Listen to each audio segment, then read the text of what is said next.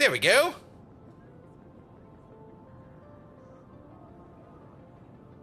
Bum, ba, bum, bum, bum, bum, bum.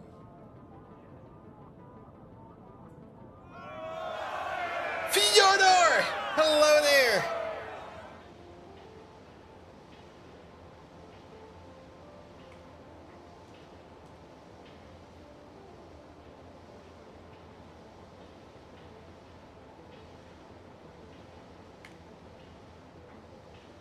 Thank you so much for the resub, Fyodor. How you doing? Was there someone talking? Maybe.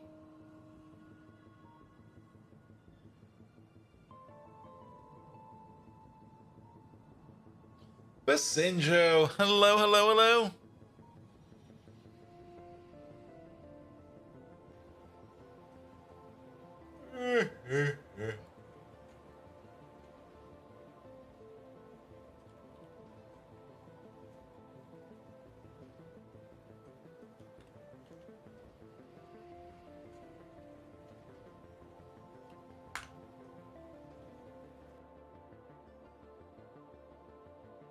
There we go.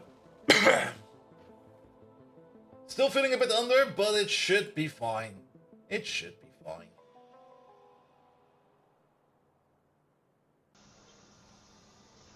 But you over there. Life has been life. You guess? No. Life has been life goes nah after that. That's how that goes.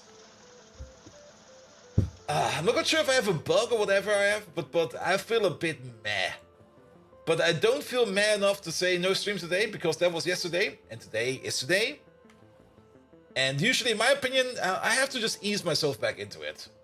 And just take it a little bit slow. So that's exactly what we're going to be doing today. We're taking it slow. We're going to be getting distracted very slowly. And we're going to recover from being distracted even slower than that. Orihara, hello there. Welcome, welcome, welcome. Good. Distractions in 3, 2, 1. Maybe go with distractions in like 60, 59, 58. And then we do other stuff. And even more other stuff. Today's definitely going to be a very, very, very slow stream. But that's fine. Every now and then, you can do a slow stream. That is perfectly fine. We don't need to be super hyperactive all the time. Alright, let's wait for the ads to roll over, and then we shall get going.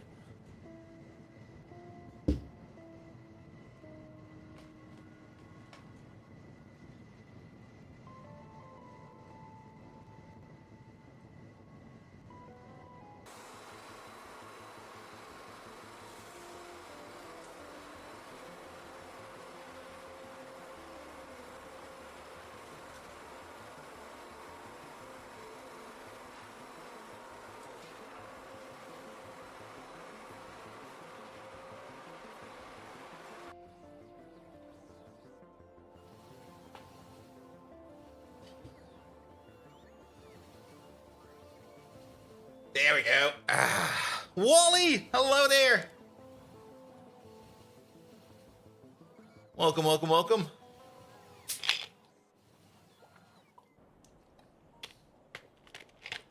Let me maybe do one thing real quick. Shut up, game.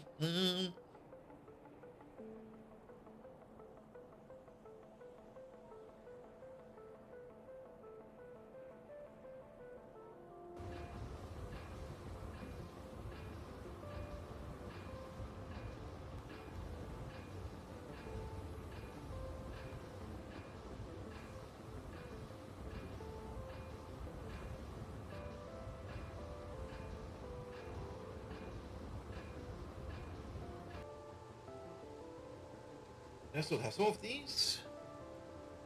Let me check one thing real quick.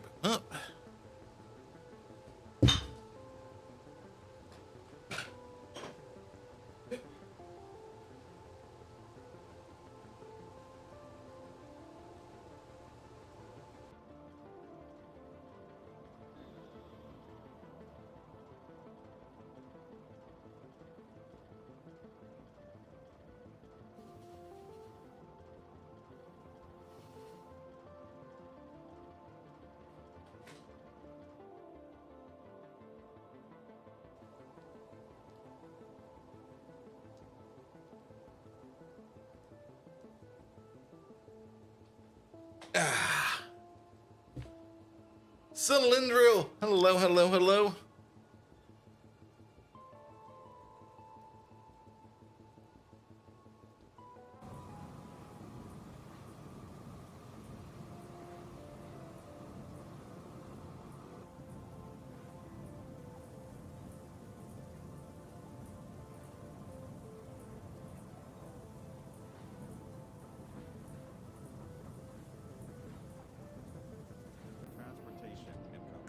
Alright, that should be fine.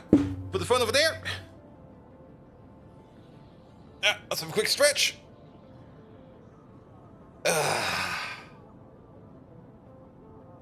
Here we go. I don't think it's my own game. It's my own game. There we go. There it is. Good evening, Twitch, and welcome back to Factorio. A game we didn't play yesterday because I just really was not feeling like it. Like I was feeling like nothing yesterday at all. Even though I did go to work, which was fine, but well, I wasn't very active. It was more like, yes, I'm here. Please, if you want anything from me, talk to me. That's it. And that was basically my day yesterday. I'm not quite sure if I have a little bug going on or whatever. On Sunday, I woke up and it was more like, hey there. Make 1P, thank you so much for the resub. Distraction anyone? Let's do it. Bold be love, bold be hype. So I did the Garfield? No, I did an Uber Garfield. On Sunday, I woke up and I was like, ugh, I feel like shit, man. I don't want to work today. So I took out my phone, was about to like call into the office to say like, I'm not coming in today because I'm feeling like shit. And then I kind of realized it's Sunday, and I'm like, wait a minute. You got like the whole day off today. You don't need to call in sick today.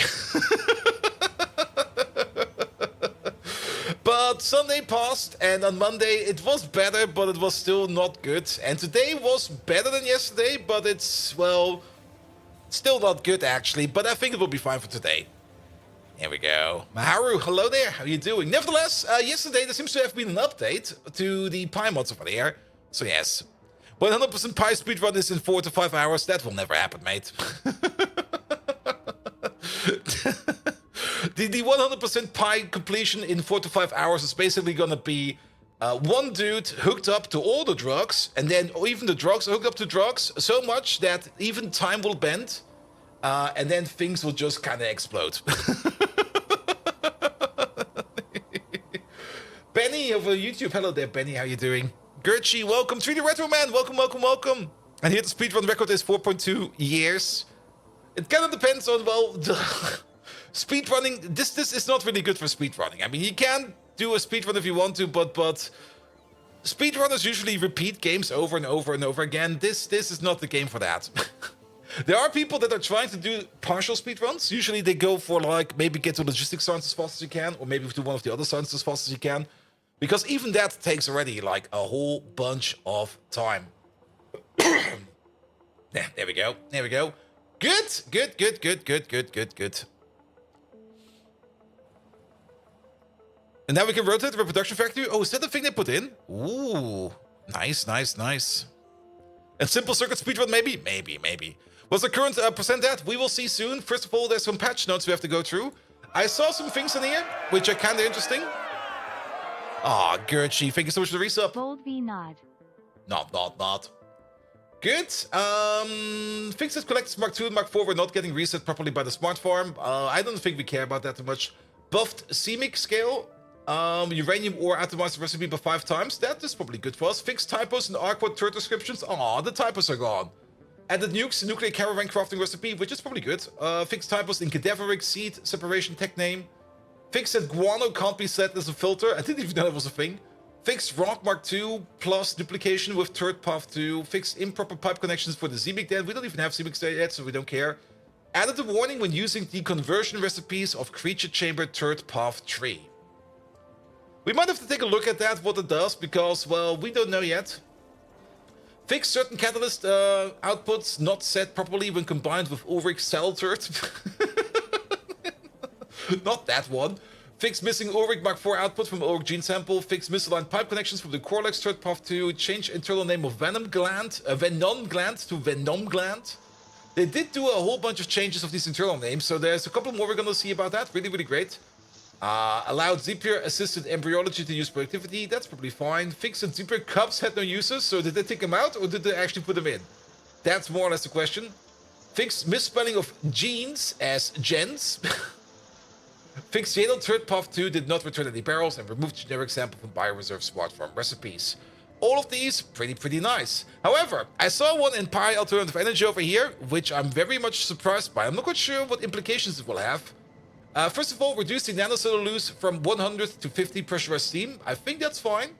But it's basically down here. Enabled modules for biomass, coal, gas, and oil power plants. Does that mean we can put energy efficiency modules in them now? If so, nice. If not, why? We're gonna check that out right away. It's the first thing we're gonna check. Fix an issue with some resources not being able to be disabled. Yes, de-acronymized item names from EVA and niobium iron boron alloy, so it's easy to search. Allowed productivity in human food and fixed the react crash, yada yada yada. They also did some nuclear work over here, re-enabled the MOX cycle for molten salt nuclear reactors, added nuclear MOX reactor Mark 1 to Mark 4, added plutonium dioxide for the MOX reactor fuel, added MOX reactor waste and recycling, adjusted the recipe times and items in the particle accelerator recipe to reduce the amount of required entities. That's probably also fine. Adjusted pressurized steam numbers to reduce fluid volume of the entity count by 4. Hap! Hey there! Half lurk. Thank you so much for the resub, mate. Prod modules for infinite salt? Ooh. Yeah, you can, really? Oh, that's gonna be amazing. That's gonna make those power plants even better. Then we can stack our power plants even more. Good. Anything stupid hidden in here? Nah, just some icons, that's fine. Fusion energy. That's more or less more of the same. We don't really care about anything over there. High tech. Improve the description for phosphate deposits. Fix some resources that couldn't be disabled in map setup. That's also all fine. Pyanodons Industries increase the recharge rate from 180 kilowatts to 350 kilowatts and slot count to 1 to 4 on Roboport Mark 1. So they'll suck a bit less. This is such a good change, man. I love this change. Like, the recharge rate is still kind of low, but we now can charge up to 4 bots on the simple Roboport Mark 1, which just makes them so much better. Good. No, not the prod modules. I don't think I want to put prod modules on my power plants, but, well, we will see. We will see soon. Fix Thickener Mark 1 had a double recipe, that's fine. And fix some resources couldn't be disabled, we don't care about that. And then, last but not least, raw ores. This one over here removed phosphate big mines from the productivity list. Not quite sure what it means. Maybe because, well, it doesn't really matter. And fix some resources again, that is also fine. Good, update them all. Let's hope nothing breaks, and then let's check out things. The game has been running in the background all day today. We already have nuclear research done now, so we can start looking at the nuclear power plants, but I think we do really need coated containers, and, well, we're still missing, like, a whole bunch of prerequisites for those. But we can at least put some stuff down, and we can maybe at least already start figuring out some of the ratios for the nuclear power plant, just so that we know what we need to do and what we need to build, so it will be fine. In the background, sure, it was in the background. Like every hour or something, I would look in to check up on power, and I only had to brown out once. Because, of course, something happened, but it was more or less just sitting in the background. Good. All right. But yeah, I didn't really touch the game at all over the weekend. I didn't even touch the Minecraft game over the weekend at all. I did play a bit of Stardew Valley, but yeah, it's like having this low energy mode right now is not really helping too much. But well, I hope it will be over by the end of the week. Good, come on, load faster. In the meantime, have a drink.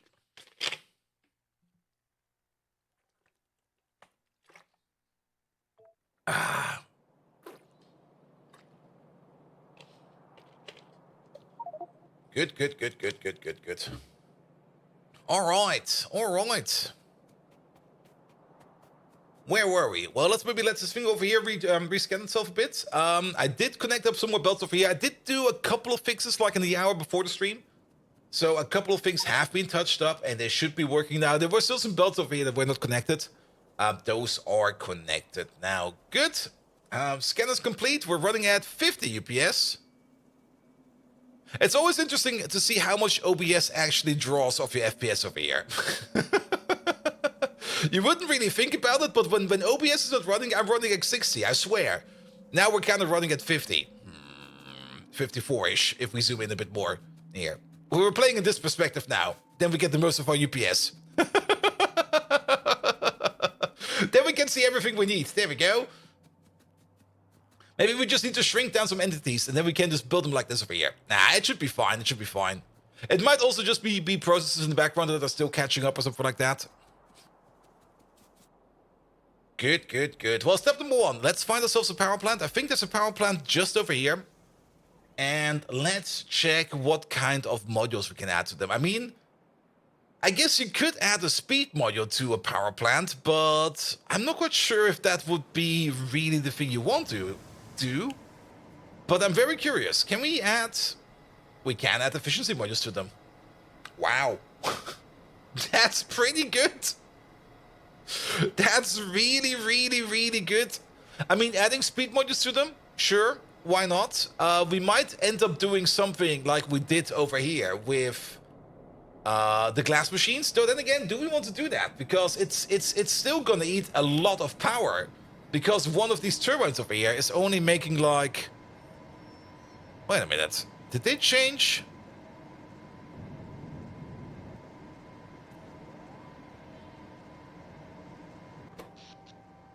What the fuck?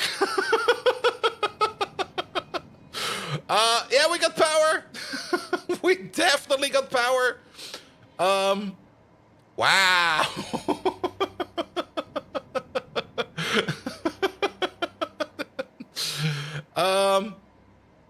Yeah. I don't think we need to focus on power plants no more for a while. You know what? Nuclear power, that can suck my ass right now. And that was that in the patch notes? Wait. Was there anything of that in the patch notes? I mean, even better, we can add efficiency modules to this. Keep in mind, you don't make enough steam to get that much power. No, we do make that amount of steam. Because these over here consume 60 steam per second, as they usually do. The Mark II turbines over here. Where's the Mark II turbine? All the way down here. These still consume the 600 steam per second, unless... Did they change this up over here? Oh, did they fuck around with this? This looks different.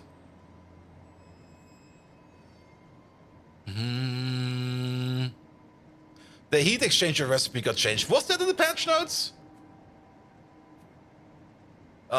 Did we get fucked over hard? Let's have a look at this. So this thing over here, what's the crafting speed now? Crafting speed is 2, that's fine. Is the crafting speed still the same for these? Crafting speed 2, crafting speed... Doesn't say. Let's look for one real quick. Crafting speed 4, that's still the same. And steam turbines Mark 1 make 473 instead of 118 now, it seems. Yep, they do.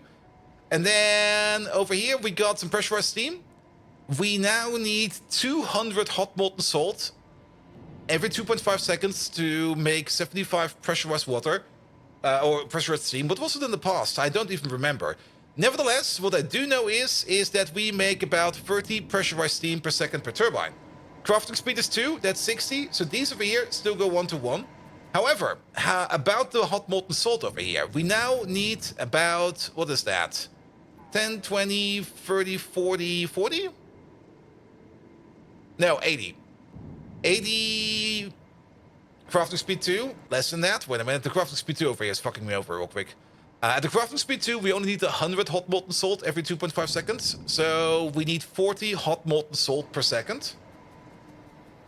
The coal power plants over here are currently making 20 per second. No, 25 per second.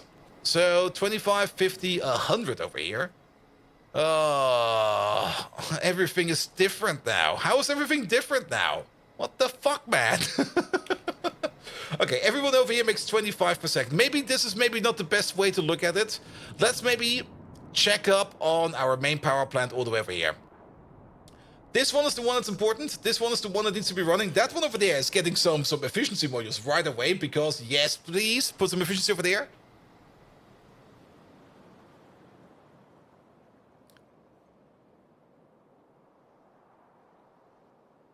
And you wondered if they buff the reactors. We'll have to see. Basically, you now need 4 times less the heat exchangers and turbines. Alright, alright. Yeah, I remember seeing something like that in the patch notes, but I thought it was only for uranium. At least it sounded like that in uranium part. So basically, oh, that might actually make power unstable if you think about it. If we are now blowing through all our steam faster, but then again, we will only blow through it faster if we're using more than we can make, and we now no longer really know how much we can make, which is of course a bit of an issue. So we're basically still in power issue land. But I just want to go down over here real quick to the advanced power plant we made, the coal briquette power plant, and we'll just run our numbers over there real quick. So at tier 1, nuclear reactor goes to 25-ish tier 2 turbines. Maybe. I mean, the good thing is we do have the nuclear power plant parts made. The problem is, we are probably still going to need things like... the power plant is over here. This way. We're probably still going to need things like coated containers. And coated containers is the one thing that we're currently not doing. Where's the power plant? Oh, it's further down. There we go. We're still going to need coated containers. And coated containers is the one thing we can't do right now. Because the coated containers do go into lithium hydroxide. And I think that is something that we do need for the lithium plates. Which we do need for... the control rods, and I think the control rods is what basically is running in the power plants. But to be perfectly sure about that, we'll have to make one. Good. All right. Big boy power plant. Well, step number 1. Sure. You now only eat 8 megawatts of power. I'll take that.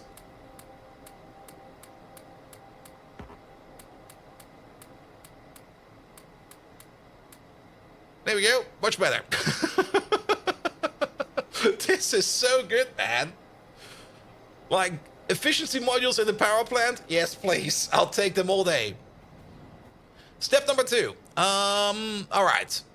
You over there have a crafting speed of 2. The recipe is still more or less the same. At the crafting speed of 2, we're going to be making 500 hot molten salt every 20 seconds. Crafting speed 2, that is.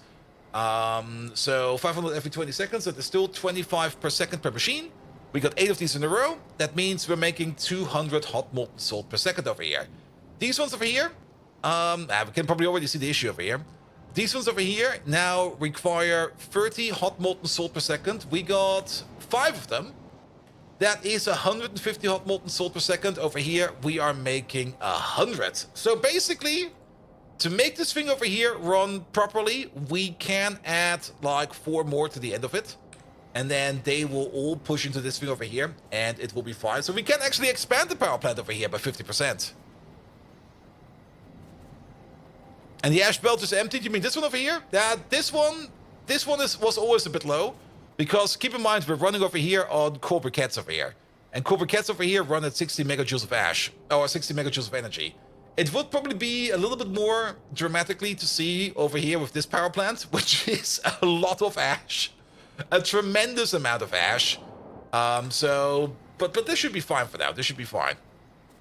So, to compensate all of this, we can't just extend the power plant back by like 4 more plants, or, yeah, 4 more plants per row.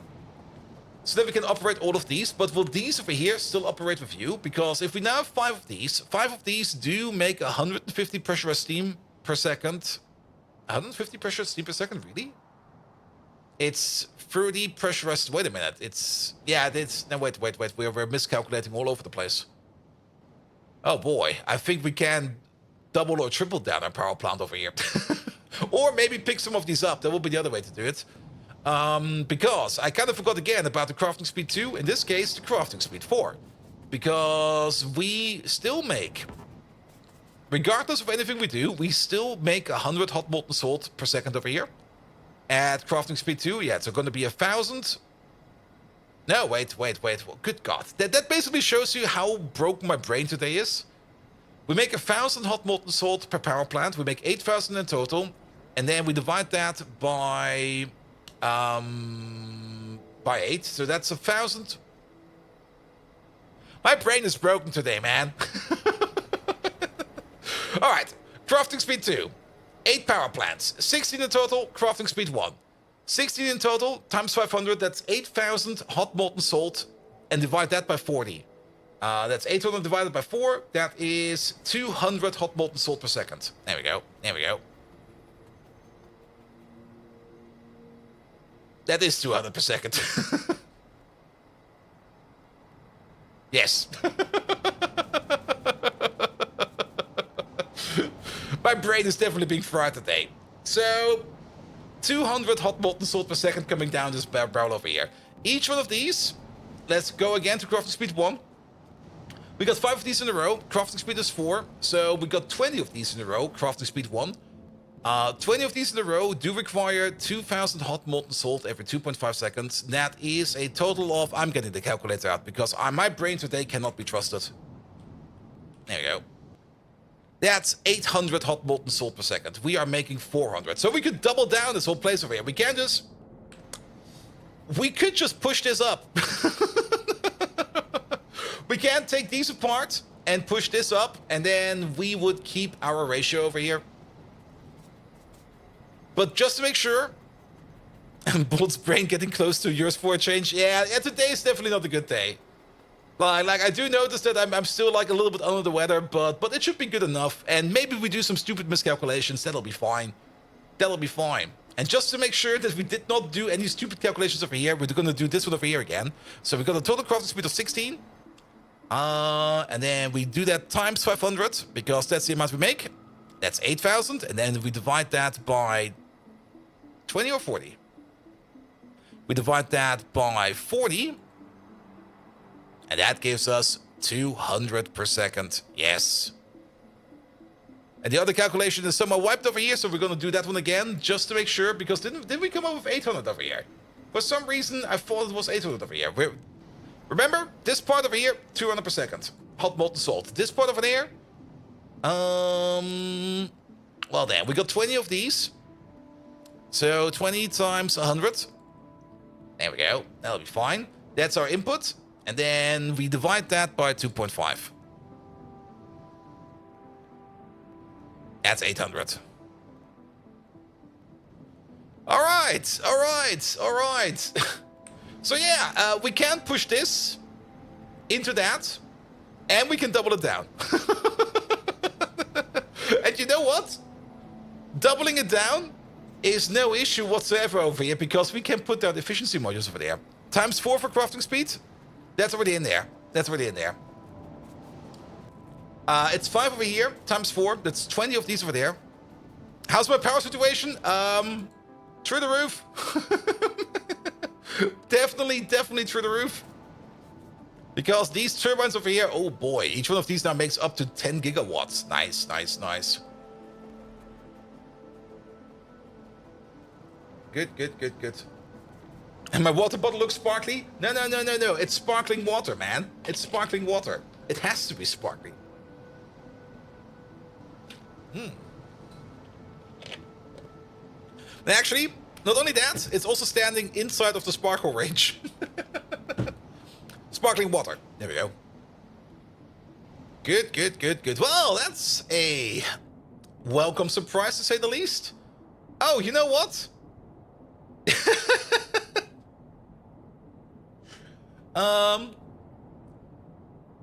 We can just take out these turbines over here, these turbines over there, these turbines over here, flush everything up in there, and maybe call it a day?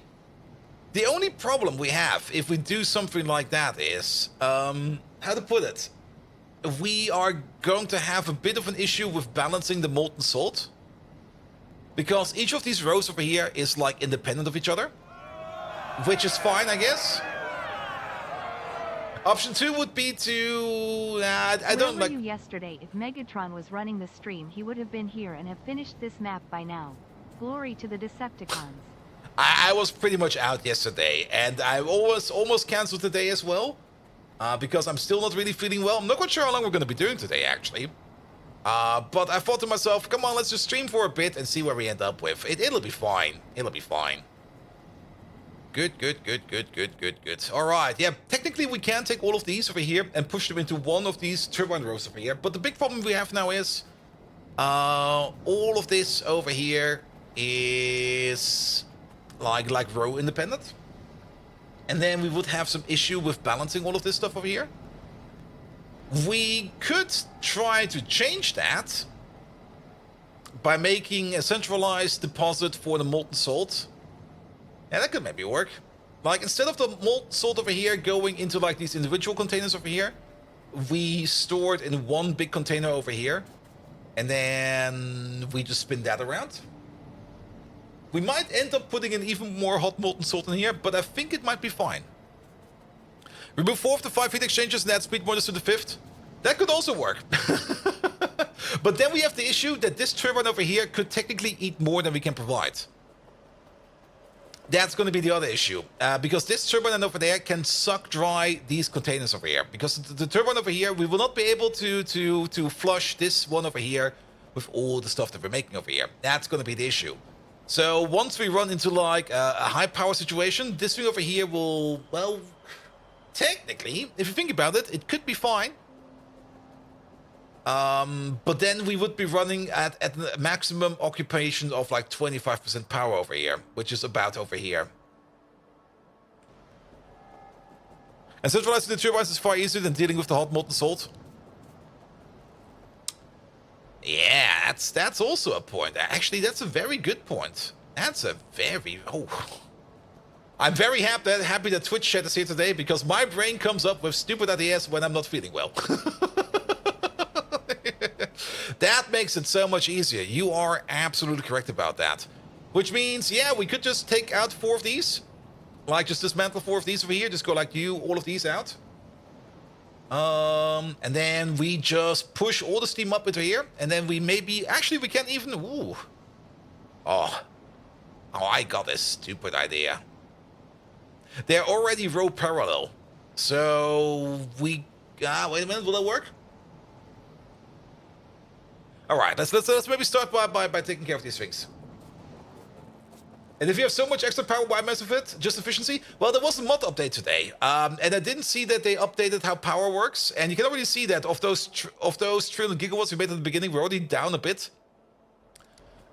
Because they kind of changed how these heat exchangers over here work. And we can know this power plant over here is no longer stable. It's unstable. We can only run 3 of these turbines, not 12. 12 of these turbines over here is not gonna be stable. But then again, wait a minute. Do we still... Yeah, that'll be fine. That'll be fine. And then run the turbines like that. Yeah, that'll be fine. Alright. Let's start at the end. So let's just take the recipe out. That should also flush the contents back into the pipes. There we go. Let's hope that we don't lose too much. And then you over there, you want to get some speed modules? Sure. That should be more than enough. They messed with the pack, that makes sense? Yeah. And now we have to make sure that we can fix stuff over here. Good. And what we can do over here, yeah, this is how we're gonna do it. We're still gonna keep these tanks, I think. These tanks over here will still exist. Over here, in this row, we're gonna take care of... This one will remain, and then in the row further below, this one will remain, and the row further below, this one will remain. And then we just flush all the steam up into these tanks over here, which will still be remaining over here. And then we pump them over. Good. All right, let's start by... Okay. This is gonna be a nightmare, man.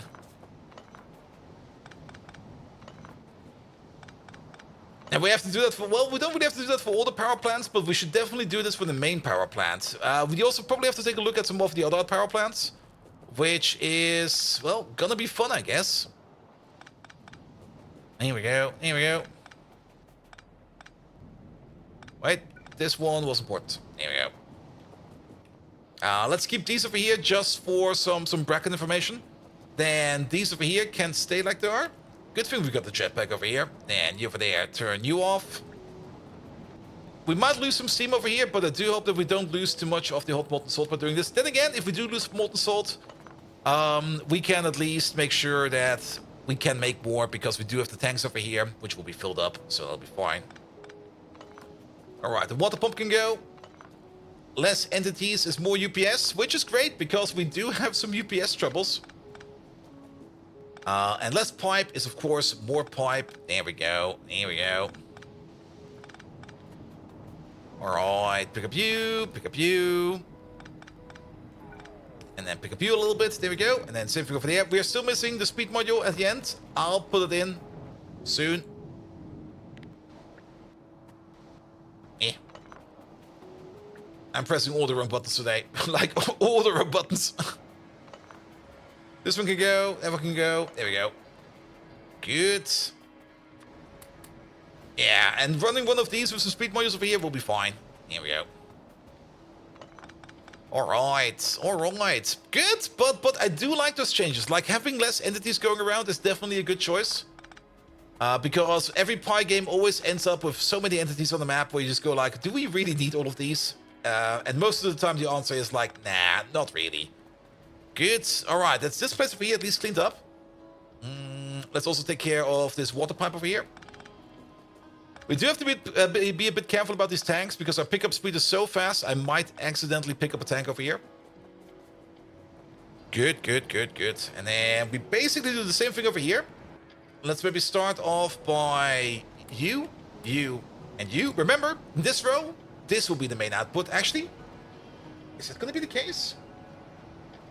No. I think this will cause us more trouble than we think it might be. It might be... We got a little bit of this natural flow incident over here now. There's probably going to be a couple of pipes going completely haywire into space now, but that is fine. So be it. So be it. Things we're definitely going to be disconnecting is you. You can go. No longer required. You can go. And you can go. The lamps over here will also be removed. Here we go. Ooh. Oh, I just got the perfect idea. We're basically going to make a large S connection. The output over here is going to go into the tanks over here so that we can keep these tanks over here as a big buffer. I mean, having more buffer is fine. And Tim Rambo, hello there. And then the output of the power plant all the way down here is going to be fed into the input over there. So that we basically just have like one large snake of tanks and we don't need to worry about too many different things over here. And that will probably also make this over here a lot cleaner. So let's do exactly that. Good, you over there. No more recipe for you. Deactivate all of these. No longer required. Also, turning on your jetpack seems to wipe your copy paste or your shift left click and shift right click, which is kind of annoying, but so be it. Good, good, good. I mean, in the meantime, the bots are being... Wait a minute. That was a bit too much. The bots are being busy in the background, I think, if they're still working on it. Let's maybe show this off real quick. We had a little bit of an issue over here with the Potato Palace, because Potato Palace over here is either not working all the time or is not fast enough. At the moment, it's not working because we are... What are we missing over here? I don't even know what we're missing over here. We're missing fertilizer, actually. So I was kind of looking into making Potato Palace better, and I've kind of started a rebuild for Potato Palace, which is now sitting over here with the new, bigger potato farm, which is going to be this thing over here. And I also kind of tried to make it less of a stitch build, because those stitch builds usually eat up a lot of undergrounds. This should eat less undergrounds and just be a little bit more consistent in its throughput. Also, there's still going to be like a bit of a mix of things that go stitch and things that go direct into loaders. And if we take a look at the best recipe we're going to have available at some point in time, it's basically going to be this one over there. You can basically see which things are going to be coming in on loaders and which things over here will be coming in on belts. Pesticide Mark 1 and Mark 2 will be coming in on a shared half-half belt, as well as the lamps and the blood meals will be on a half-and-half belt. That's basically these two belts over here. And then things like the coarse fraction, the biomass, the fertilizer, and the ash, that's these four over here, will be coming in via a main belt. And then the only thing that's remaining is the 2 per seeds, which is 20, and the soil, which is also 20 per second, which will be coming in from dedicated seed makers right next to the facility, as well as a dedicated soil maker right next to the facility. And the reason why we build it like this over here is if we do need to increase the speed of these machines over here, we can easily place a beacon right over here. Like easily place a 3x3 beacon over here. Let's maybe actually look over here. So that we can speed these up over here even more if we need even more dirt coming up over here. And if we do need more connections over here for more dirt, we can even put in more connections for dirt. So that the soil or the potato factories over here will always have enough dirt going in and out. Good. But there's still some parts missing over here. And I do want to keep the old potato farm for now. Maybe deprioritize it at some point in time, and then if we really think we don't need it anymore, we're gonna dismantle it. But we're not gonna dismantle it now because it's still making potatoes, and those potatoes are still in high demand. Because these potatoes are going into, of course, the milk maker, where they're currently, well, not really backed up, but they're being consumed quite fast over here in the milk maker. And making more milk is definitely very important because all of this milk, finally, we got some milk down here. All of this milk will be turned into things like,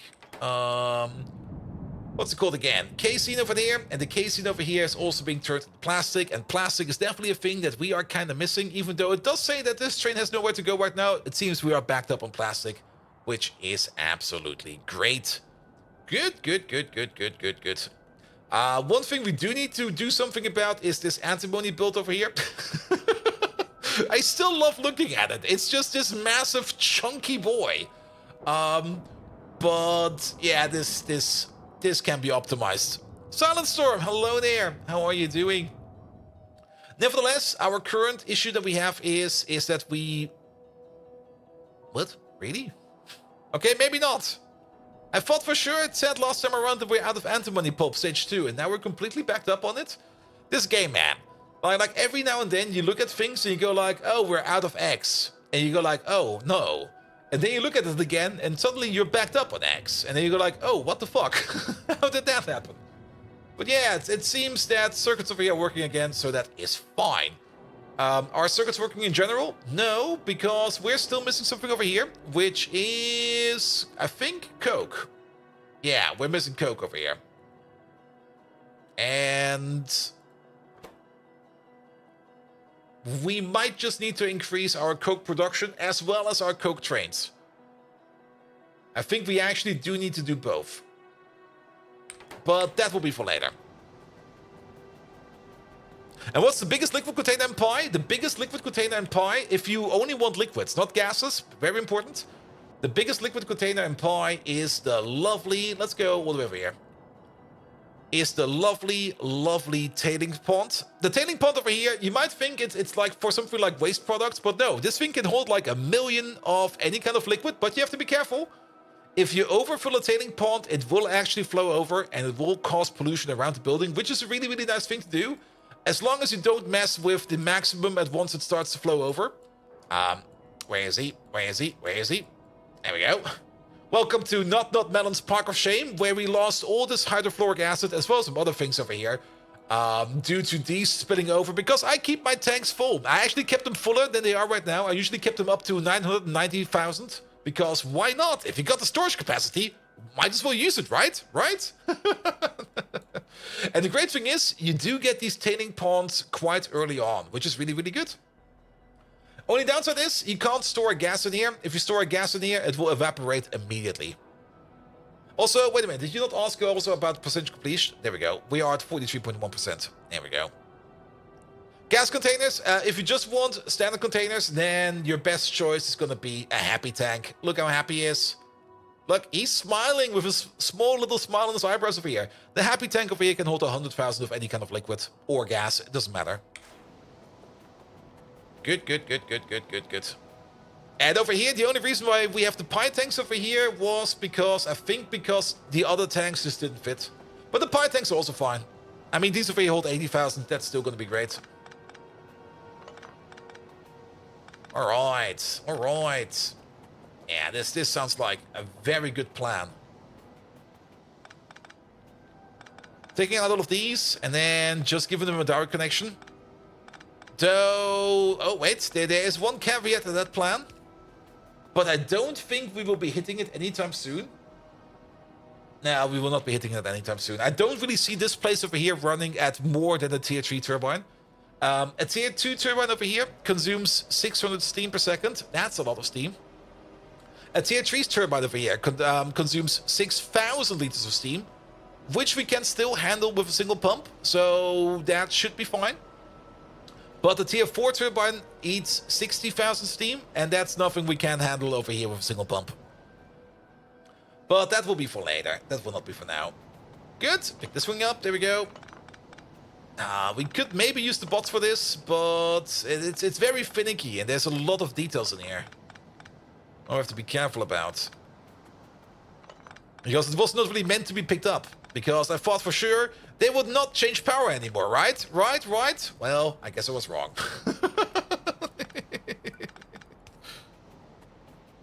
Yeah, actually, so love would see somebody maxing out the tier 4 turbine. Well, keep in mind, maxing out the tier 4 turbine also means that you have a power draw of exactly that. Oh, wait a minute. Oh, that's the other water connection over there. Oh, do we need... No, we don't need these either. These can also go. We only need one water pump over here. Oh, speaking of the water pumps, is the water calculation still going to be fine? I mean, you do need 30 units of pressurized water per second per crafting speed. So 120 pressurized water per second. This thing over here makes... Oh, actually, we can... Oh, that's perfectly... Oh, yeah, we're good, we're good. Actually, are we good? No, we're not. We're far from good. Because this thing over here, they do have the same crafting speed, which is great. This one makes 200. This one consumes 75. But you got... No, actually, we're gonna be... Ooh, it's close. It's close. Base crafting speed over here is 4. So we need 150 pressurized water compared to this one over there. But you over there, you're running at 7.2, which you don't need to max out. I think a single water pump over here might actually be fine. Worst case scenario? Done. Tier 4 is now 2.4 terawatts. What? I want to see that. Where's that thing? Tier 4 turbine. There we go.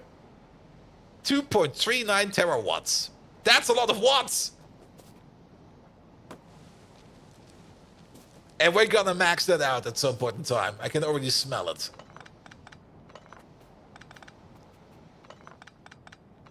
Alright. And this over there can go, that over there can go. Good. The good thing is, whatever we do over here, we can copy-paste this solution down over here to that solution, because that's basically a copy-paste from this to that. And then the only thing we need to make custom is connection from over here to over there. And then that's basically it. So it's not too bad. It's not too bad. Good. Alright, let's start with your connection over here. So you still got one pressure pump output over there, which we now want to redirect. I guess we're gonna have to do it over here. We're gonna move you out by 1. We're gonna move you in by 1. There we go. We might want some additional pumps over here. I'm not quite sure yet about that. We will see. But we now just redirect the steam over here. And Frank got the video on cotton guts. He was rather confused and tried to figure out to mass produce them small percent creation. Yeah, the cotton guts are kind of annoying. The cotton guts, especially the naming of them, where you got like the cotton guts, the cotton gut studs, the cotton gut pups, and the cotton gut stud pups. I think is also a thing, isn't it? Yeah, the cotton gut stud pups are also a thing. That is so fucking confusing. Because beacons cost constant power, and power inflation makes it a little cheaper, right? Yeah, but we also do turn our beacons off if we don't need them. Which is also a really nice thing to do, in my opinion. That's maybe a little bit... Let's maybe build in reverse. Reverse might be easier. And then we can also see where we need to put stuff in over here. So there will be like... There will be one pump over there. One pump over there. And then I guess this one over here. Over here again, maybe? Yeah, that could work. That could work. And then you're going to be the middle connection. You're going to be the top connection. And you're going to be the lower connection. There we go.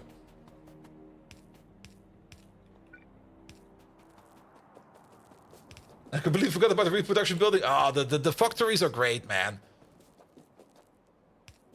But yeah, they definitely changed things up quite a bit since the first release of Alien Life, which I do enjoy quite a bit. I do enjoy that the mod pack just keeps getting better and better and better, but I do sometimes hate the mod developers for changing and breaking things I've built. Those damn bastards. But they do change it for the better, at least. So that's good. That's good. All right. Perfect. So the steam output over here now flows into there. So that will be fine. And then we basically do the same thing further down below. We can copy paste this. Just something like this. And then let's go down first. Let's maybe make the connection down below first, and then we try to get it all the way over there. Actually, you know what? No, let's start over here. Actually, I think over here is fine. And we just do it the exact same way with like you over there, right? You over there, you over there, and you over there, and then you go this way. You go that way. And you go that way. And then we got a slight issue over here because there's, of course, a massive train station in the way. That's a salt station even. I mean, we can go through the iron oxide. Sure, why not? Yeah, let's just start from over there. There we go.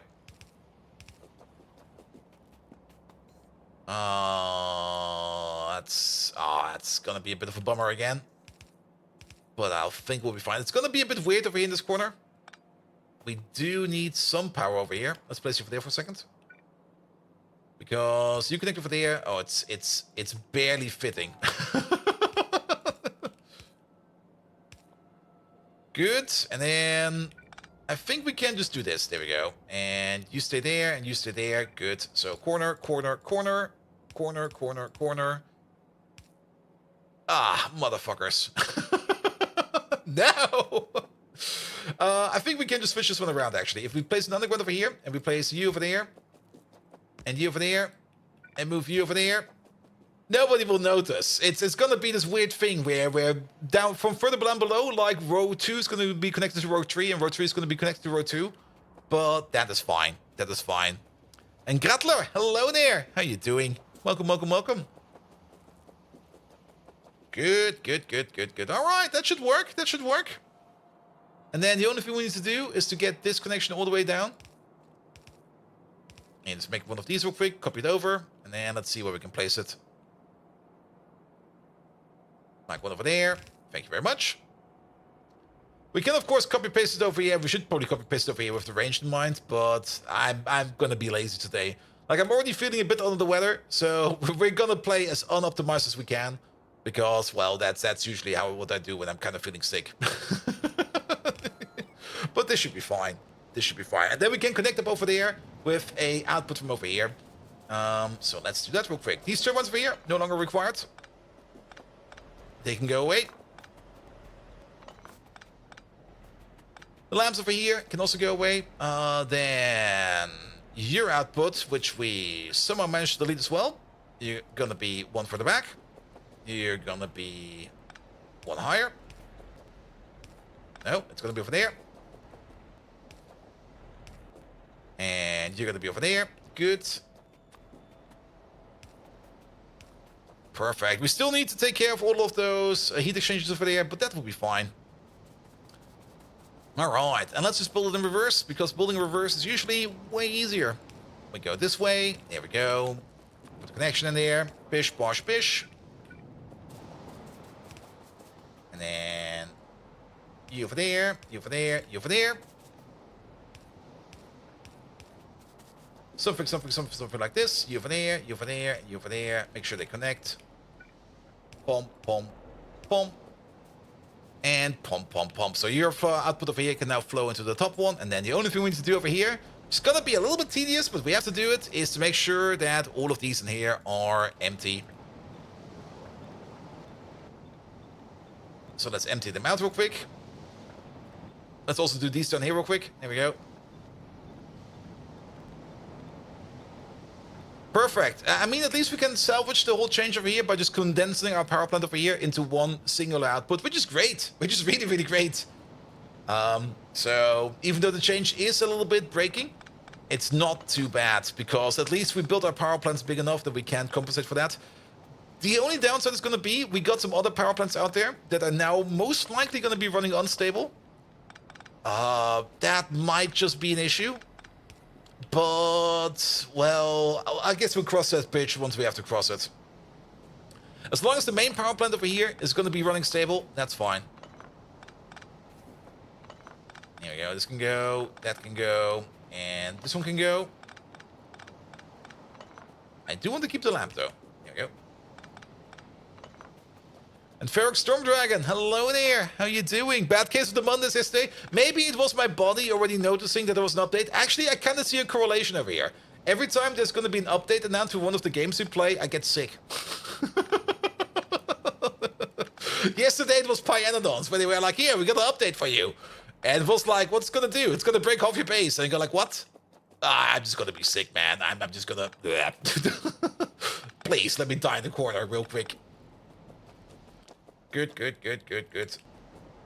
Nah, it's a good update, though. It's a bit of a tedious update, but it is a good update because it will cause us to have less entities, which is gonna be great. We're not saving on lamps, though. Purely coincidental. Nah, I was already feeling sick on Sunday. Actually, on Saturday. I mean, it already started on Saturday. Like, Saturday after the stream, I was still working a little bit on the Minecraft base afterward for like a couple of hours. And I went to bed at like, I think 2 or 3 a.m. Which for a weekend is fine. Like, for a weekend, that's a perfectly fine time to go to bed. And then I woke up at like 4 a.m. Like, after an hour of sleep, and I was like, huh. I'm not tired no more. I'm like, ah, shit. It's gonna be one of those days. I guess it is. So, basically, I was tired the rest of the day because, well, I just couldn't go back to sleep. And then during the midday, I was so tired that I tried to take a nap, but I was too tired to take a nap. And I was like, what the fuck, man? This is not even remotely working. And then the whole day passed, and then Sunday was even worse. Well, on Sunday, I was feeling so ill, like I already said at the beginning of the stream, that I was just about to call into work, that I will not be coming into work on Sunday. And then I kind of realized, for one, wait a minute, Bolt, you don't work on Sunday. And two, it's Sunday. You basically have today off as well. What the fuck, man? Good. Here, take out these. Take out those. And let's hope this fits. There you go. Also, for faster movement, don't drag your blueprint around like this. Put it over here. Because this eats UPS, this doesn't. Can anyone do a rundown of the change? Yes, they basically optimized how heat exchangers work. And now you need way less of them. Here we go. Basically, to put our power grid into perspective, yeah. We can technically make that much power. It was at 300 gigawatts at some point in time. It no longer is, of course, because all those power plants are not meant to be running at that much superpower. And I think you read about the relative stations by the Factorio effects. Yes. Though I think I already forgot most of them again. What else in there? They definitely talked a whole bunch about rail stops and train stops, which was great. A whole bunch more about train systems. Yada. I think I forgot everything in that Friday Factorio effect. I do remember reading it and was going like, yeah, that's great. I love these changes. And then basically my brain just melted afterwards. What was in them? Pom. There you go. Scroll up a bit. It's somewhere in my Discord. I think I even commented on it, and then I was just like, I'm out.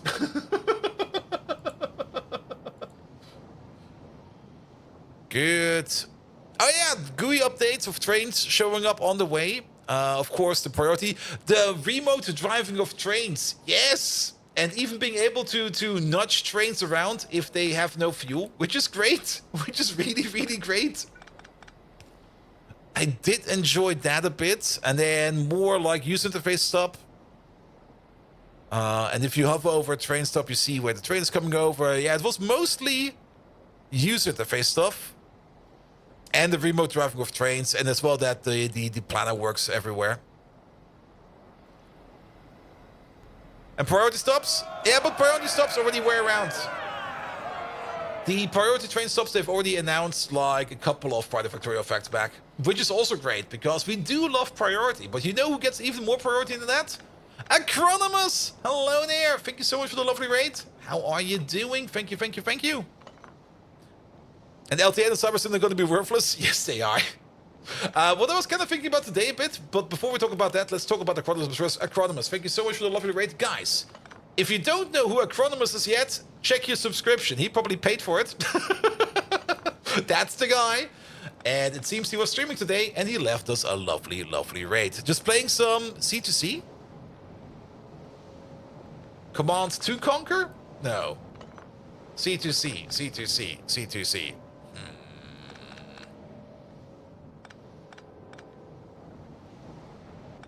Or Caveman to Cosmos. Oh, that one. The mod for Civ 4, which is a Civ game I haven't played in ages. But sure, why not? Why not? Good. But guys, if you don't know who Acronymus is, go check him out for yourself. Leave him a follow if you want to, because it's always nice to leave followers. There we go. Basically, it's more taken to its logical conclusion. Yeah, I do remember there were a couple of really, really fun mod packs or mods for Civ 4. The one I played the most was Fall from Heaven 2, which I think at some point in time got turned in a standalone game. And then at some point in time, people kind of thought to themselves like, hey, let's maybe make this better. Which I think is also why things like Endless Legend or Legends exist and stuff like that. Endless Legends is a lot of fun. Even though it is a super buggy game. Like an extremely buggy game. Good, good, good, good, good. Millennia is pretty good. Ooh. Here we go. Alright, speed these up. And then the only thing we need to do over here is put you in. Here we go. Now, we copy-pasted some of these pipes back. Paradox take on Civ. Sadly, Hex Tiles. There's a Paradox take on Civ. I will have to check it out at some point in time. I might even have a key of it in my key bin. There we go. I don't think we need these over here. There we go. Hex Tiles POC? No, octagonal tiles. That's where the fun starts. Hex Tiles are for beginners. Octagonal tiles. Yes.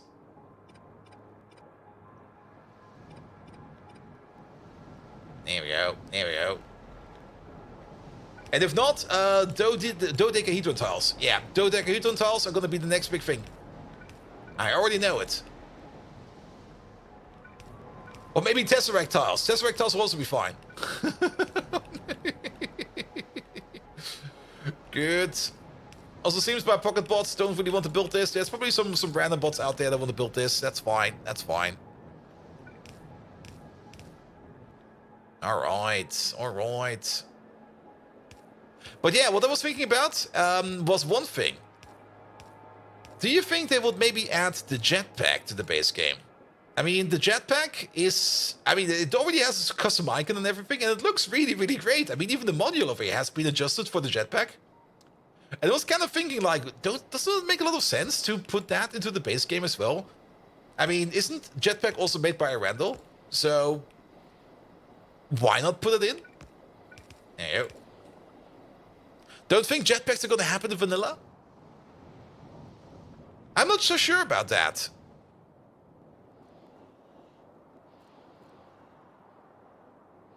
And some poor bot 5 minutes on the way turns around. Well, that's his problem, not my problem. Good, good, good, good, good, good, good, good.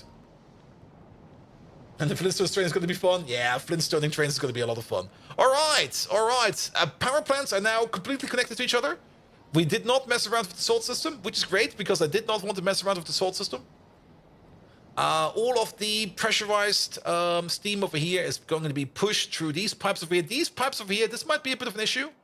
At this stage, it's not going to be an issue, but maybe once we upgrade to the tier 3 turbines, we might need to put a pump or two in here, just to make sure that this steam from over here goes up here faster. But overall, we got loads of steam now, which means that these turbines over here can definitely run for as long as they want. And we basically just condense down the turbines and the heat exchangers over here into 3 turbines, which is great. Which is really, really great. And there's a lot of pumps between those tanks when pumps cause some UPS issues? Yes. It's not as bad as you might think it is. It's, I think, this over there. It is causing issues. Pumps, we were spending about 2 milliseconds on our 18,000 pumps. It's definitely causing issues. It's basically the same amount we spend on inserters and loaders we're spending on pumps. It's definitely an issue. But it's, I guess, one of the hills we're just going to die upon. I mean, we have to make a choice at some point in time how we want to do this over here. And the pumps are definitely, well, for this one over here, we could maybe kick out half of these pumps over here. But once we get to, like, transfer speeds of, like, 6,000 steam per second, they have to be back in. And is the Spidertron basically the vanilla jetpack, at least in terms of factory traversal? Also true, also true. Yeah, that would be an argument against the jetpack, sadly. You are correct about that.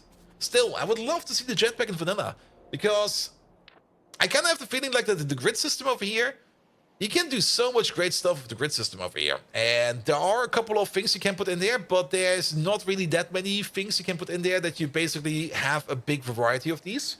You usually end up with one build every time, all the time. And maybe having like a little bit of more options of variety for that would be absolutely great. Alright, alright, alright. Perfect. Well, at least this power plant over here is now considered to be good again. We got way more efficiency modules back in storage, and that's the other thing. And that's actually a thing that I find incredible. Again, you can now put efficiency modules in your power plants. That's insane. You know where that is going to be absolutely amazing? This power plant over here. Though this power plant over here is also... Oh, whoa. Oh? Seems to be fine. I guess we ran out of kerosene for a bit. Sorry about that. One roboport, there's many exercises you can support. Good. Yeah, this is great. This is great.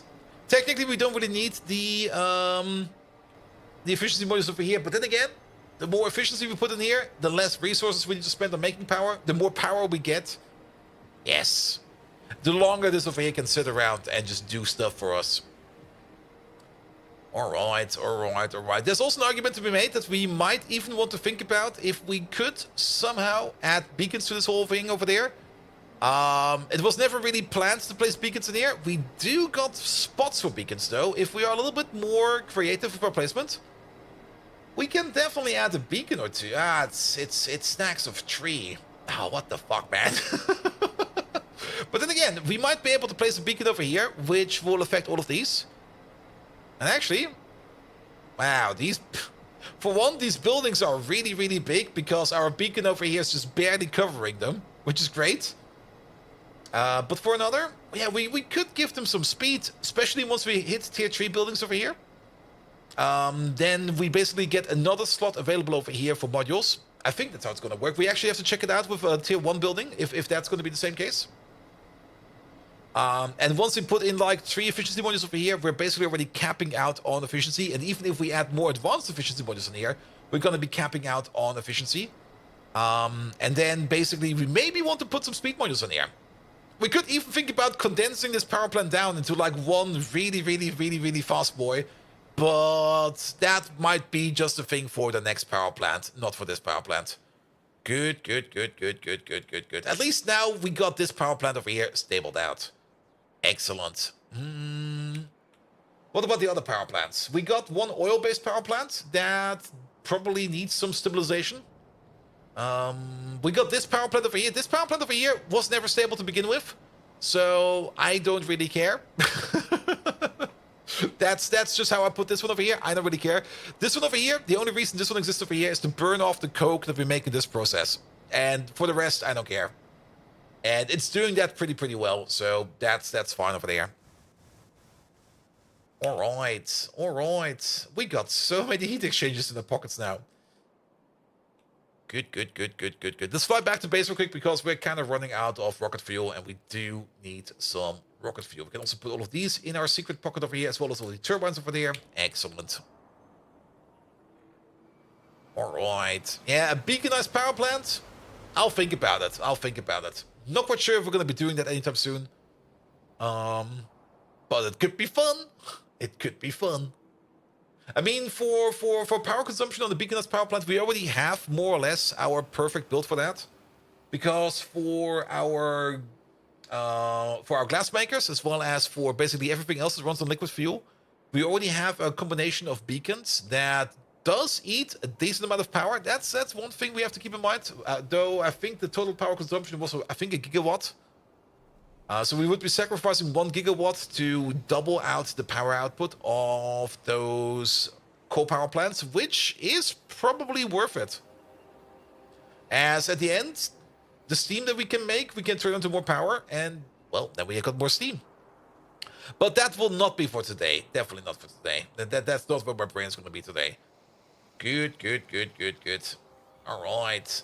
Let's park it over here somewhere. Here's fine. All right. Here, stand next to the dish of victory or something like that. Perfect. The Arcwet research is going. Actually, research has been going on in the background for quite some time. We're just about to hit the Pi Science Pack Stage 3 recipe over here. We're nowhere close to even be able to do this because we still need a lot of extra creatures just to make this able to run. And to get to those extra creatures, we still need to work on the what I called again, the Arthurian eggs over here. Because we never really finished this up over here. We might end up finishing it up. The reason why we didn't finish it up was because we were out of red undergrounds and stuff like that. We do have a decent amount of red undergrounds now. And I just noticed that there's only... You know what? Here we go. Can we... There you go. Let's unlimit this chest. I see no reason to not limit our undergrounds.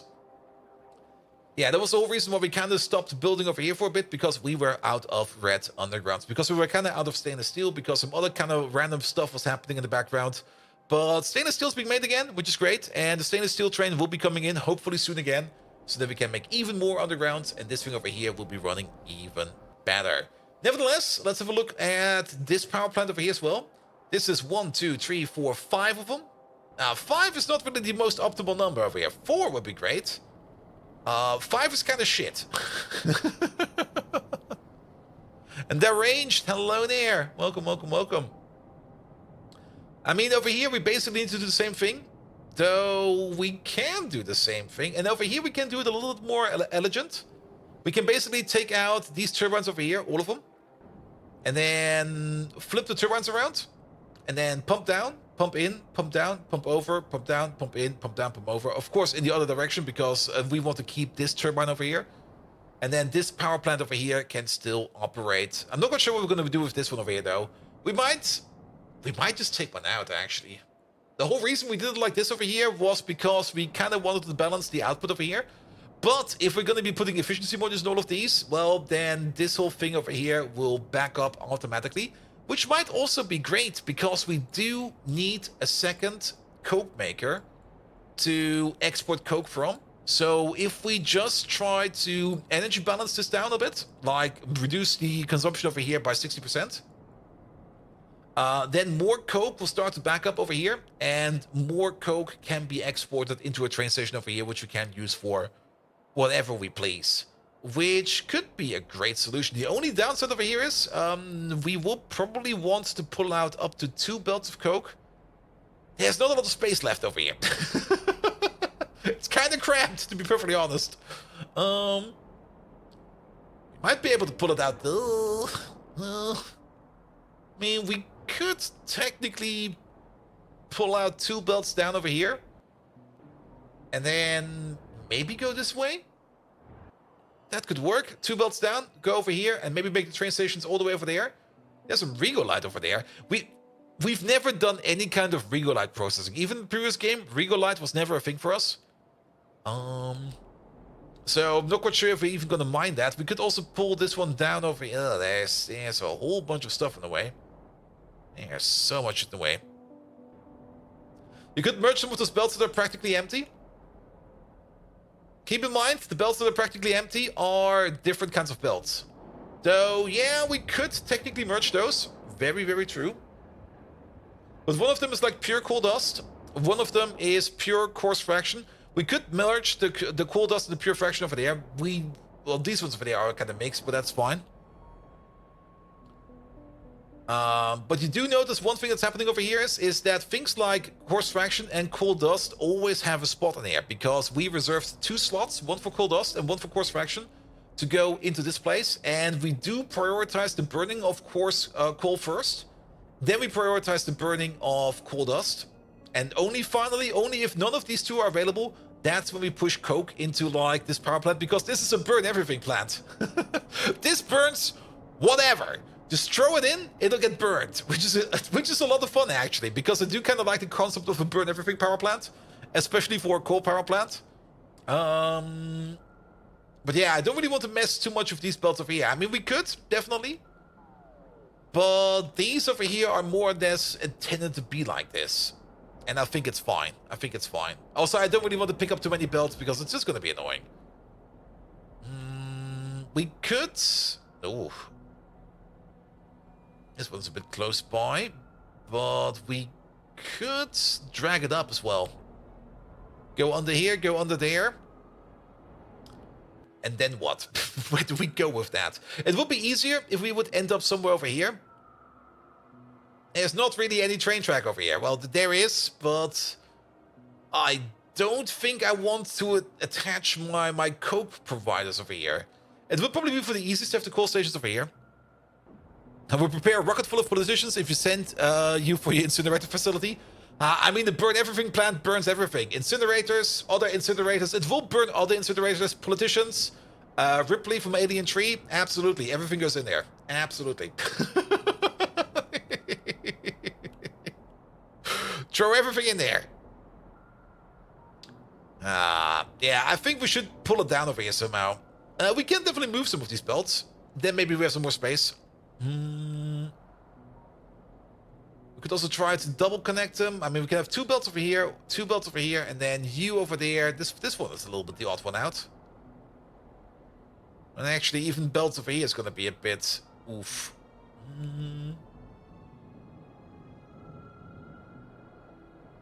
Good. Or we just pull it down. I think pulling it this way is better. Because then we only need to go this way, and actually... Yeah, we have the space between the tanks over here. And then we just leave over there, we go down, come back together over here, and then put it into 3 different train stations, so that we have a couple more coke providers. It might be a bit of a reach around, but then again, those are fun.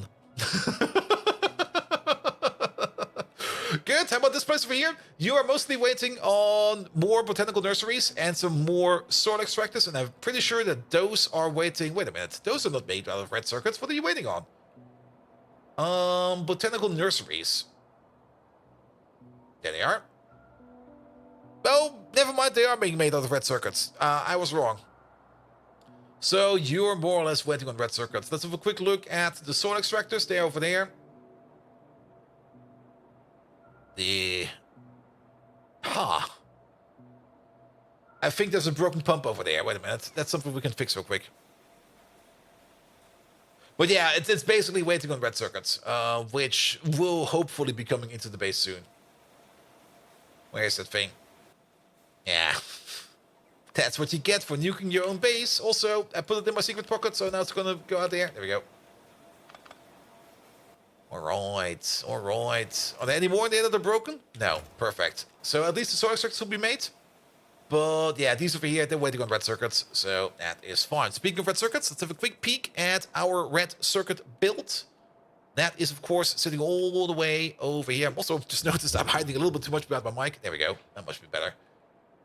There we go. There's the train sitting over here. And he's being filled up fairly slowly. The train does have a timer time over here, which will hit at some point in time. So whenever a train comes over here, if he can't be filled up enough, he will go over. And there's already like almost 5,000 circuits in there. And we are making some more. It looks so slow over here. It also looks so slow over here because we're sitting at 47 UPS. Because map, wow. Even zoomed in? Wow. I thought for sure that if we zoom in... Is this still affecting everything? Well, that's kind of interesting. Even though we don't see the icons, the recipe icons over here on the minimap is still affecting it. Is it possible for a splitter on the edge outputs of a factory assembly which would go to the additional belt from that underground? Maybe. Sorry. The range also, my brain today is a little bit on fire because I'm still feeling a bit under. So if you come with complicated answers, you get nonsense answers from me. Good. Well, it should be fine. At least we're making circuits again. So, there we go. And I'm also kind of happy to see that we have like up to 4,000 electronics Mark II over here. Even though the train over here is not really filling up, we can just do this real quick. There you go. Put them in there. We don't really need electronics 2 that often, but the more we have, the better. And time to use the second PC for streaming to push for UPS optimization. Yeah, the only reason why I get that idea to do that is whenever... Well, actually, I'm not quite sure. Yeah, no, it should work. It should work if I do it in that way. Yeah, the only time I get that idea for a second PC for streaming is when I play Factorio, especially late game Factorio. like for any kind of other situation, you don't need that. Late game Factorio, yes. And funnily enough, I'm still looking into my PC upgrade, and I did find a case where you can put in like a full PC, and there's even enough space in there to put in like a mini ETX mainboard, which I thought I could just use for the second PC. So I have basically both PCs in one PC. The only reason why I did not do that yet is, let's put it like this. My whole desk over here is being powered by a single wall socket. I don't dare to add anything in there anymore, because I'm pretty sure if I add even more power into that wall socket, that power line will catch fire. It will just be like, all right, let's boot up everything. Whole apartment burns down. Now, I think with a normal PC upgrade, we should be better. Good. All right. We're getting distracted. I love it. What was the plan for us? Working over there. Good, let's work over there. Let's get more of the power under control, because getting power under control is going to be important. We also got some other power plants, which we still need to look at. Well, it'll be fine. We're definitely going to touch up on the oil power plant. Also, we might have to take a look at... Okay, we still got one scoop left. So that'll be fine. And only Factorio, the game you play 90% of the time. All right. I get it. Good. Yeah.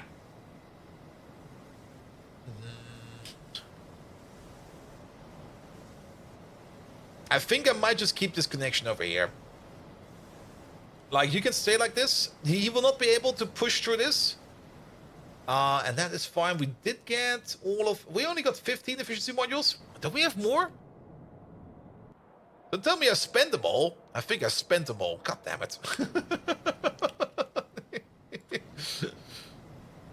And Simrock, hello there. Welcome. Did you miss anything? Nope. The only thing you missed is that we now can put efficiency modules and things over here, which is great. Which is really great. And we should put these pretty much everywhere. Actually, every power plant out there should get an efficiency module. So let's put it in over here. Cool power plants. Efficiency. What the hell? Wait a minute. Don't put the fish in there.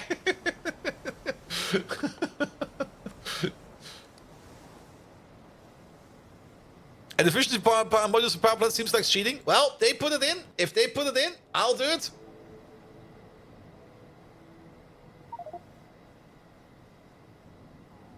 What? What do you mean productivity modules?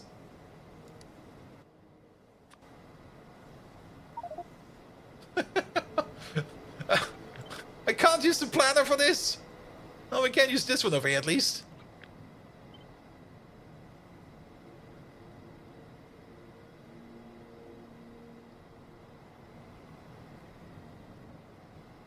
There we go. Good, good, good, good. Well, your current specs seems rather beefy base and it's already pretty big.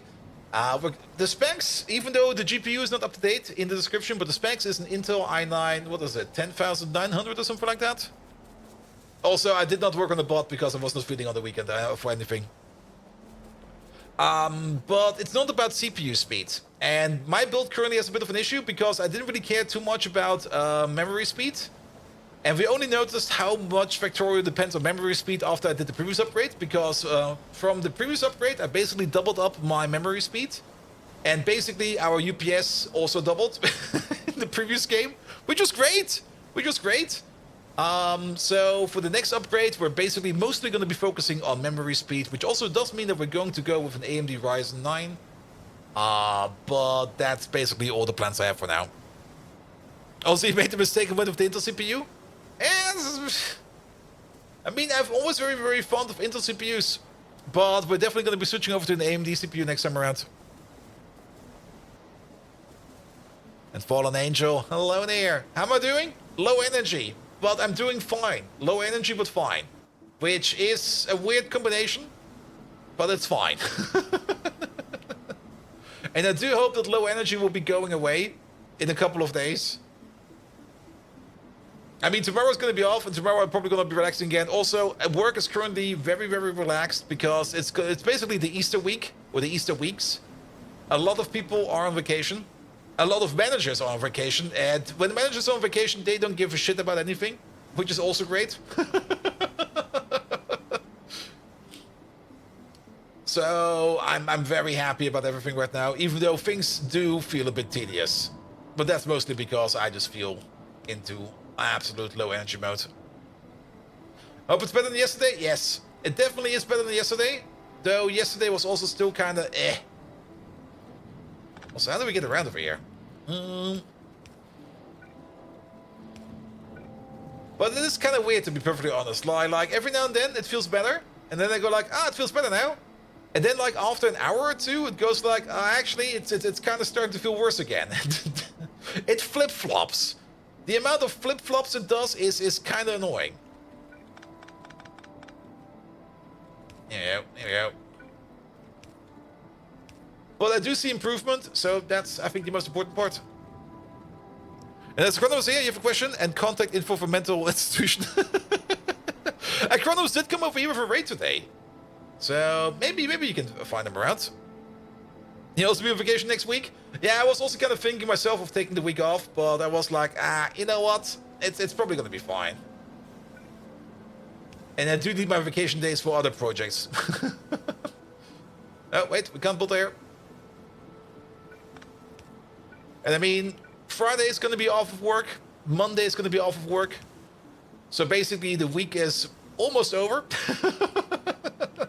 I mean, to be fair, tomorrow is going to probably be like the most work-intensive day of the whole week. And then everything after that is just going to be like, everybody's gone. Nobody cares. And then you're going to be like, great, nobody cares.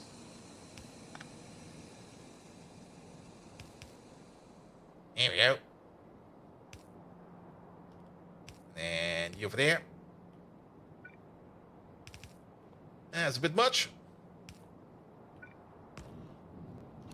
Alright, turn these around. There we go. Don't remind you of the weekend, quarterly yearly drive to the Republic to visit people.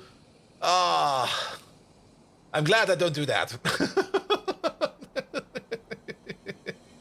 I'm very glad I just go like, nah, I don't celebrate Easter. I'll just stay home. Get the fuck out of here. Good. So we did the same solution over here for the other one, where we more or less combined all of these. How about the hot salt pipes over here? Yeah, we can do the same thing over here as well. We can basically drop 4 out of 5. And then we're going to keep you. You're going to get some speed. And everybody else over here is not going to get any kind of extra pipes over here. Here we go. And 3.5 hours of train for you tomorrow? Oof. You know what's going to be the worst thing? Like doing groceries on Saturday, where it's just going to be like, ah, yes, it's Saturday, Easter Saturday. And everybody's going to do groceries because everybody seems to forgot to do their groceries. And then you just go like, ah. Let's keep this pipe over there. Good, good, good, good, good. All right. So this one over here will be able to compensate for all of these over there. I don't think we need to put in any speed pointers over here. We're just going to keep these. It'll be fine. Profi Spieler, hello there. Not only did I forget, Friday was closed and Sunday and Monday was closed as well. Yeah, and then it seems the only way to do groceries is on Saturday, right? Here we go. Pick up these. Pick up those. There we go.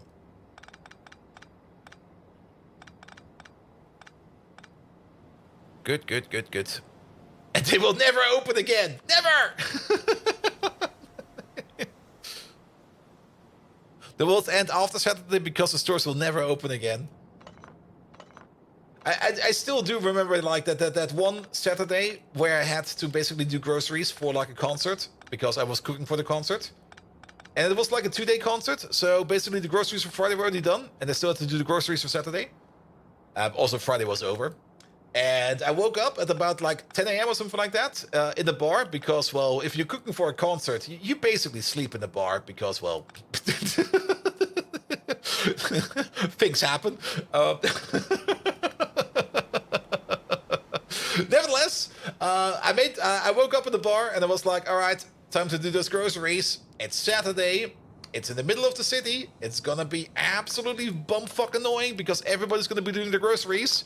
So, better start the day off with a beer. So I went over into the bar, opened up a bottle of beer, drank it down, and went shopping. And the store was empty. There was nobody there. And I was like, what?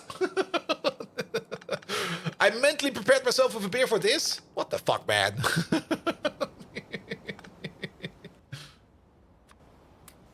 Good, good, good. All right, all right. There we go. Let me have a sip.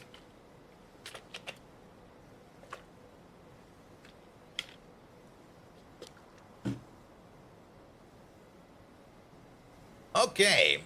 So this power plant over here is now also optimized. All of the hot steam over here is now going to this turbine. And this turbine can handle it because this turbine can handle all of those steams.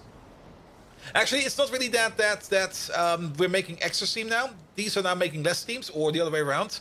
These over here consume more. How did it go, actually? I already forgot the whole calculation over here. I think these over here make less steam now. That's how it works. Doesn't matter. We did the math. The math checked out. It should be fine. It's not the other way around. It's less full when you shop on the days that are supposed to be full. Yep. All right. And then this thing over here, we're just going to keep it like that. This one will be fine. And then at some point in time, maybe when we upgrade it to tier 3, maybe then we can integrate this one over there. But this one can keep us a little bit over there. All right, all right. Now, the efficiency modules are not coming in yet, so nothing much to do over here yet. Now, however, what we do kind of notice is if we just compare... What's actually happening with you? You're backed up. Because we are really backed up on Steam now. That's good. That's good. I was kind of hoping we could compare these over here. It still is a bit suspicious to me that we're now using less coal to make the same amount of power. It feels a bit off, to be perfectly honest. It feels a bit off. I mean, we're getting closer and closer to our actual power generation, which is great. But yeah, it feels a bit off that only this one over here is running. And these over here just decide to not run because everything is backed up. But yeah, the math did check out, and I don't want to do the math again because we do... These over here make like 200 per second of hot molten steam. Each one of these runs one of these over here. And we're doing the math again. I'm so sorry about that. You're making 30 steam per second. 30 pressurized steam per second at crafting speed 1. Crafting speed is 4, that's 120. Oh, wait a minute. Oh, ooh. Wait a minute, we can integrate you. Oh. Actually, I kind of remember that these over here are actually not being able to run at full capacity. That's fine, though. That's fine. So this is the power generation episode. Nah, there was an update, Spectre. And they kind of changed a bit how power entities work. They basically improved it, and it will not break for you if you were not redlining your factory. If you were redlining your factory, you might have issues. But as long as you're not redlining your factory, you will not run into power issues with the update.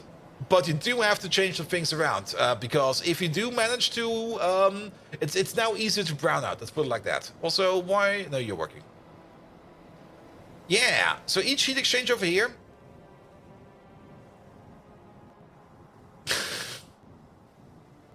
my brain is borked, man. It's so borked.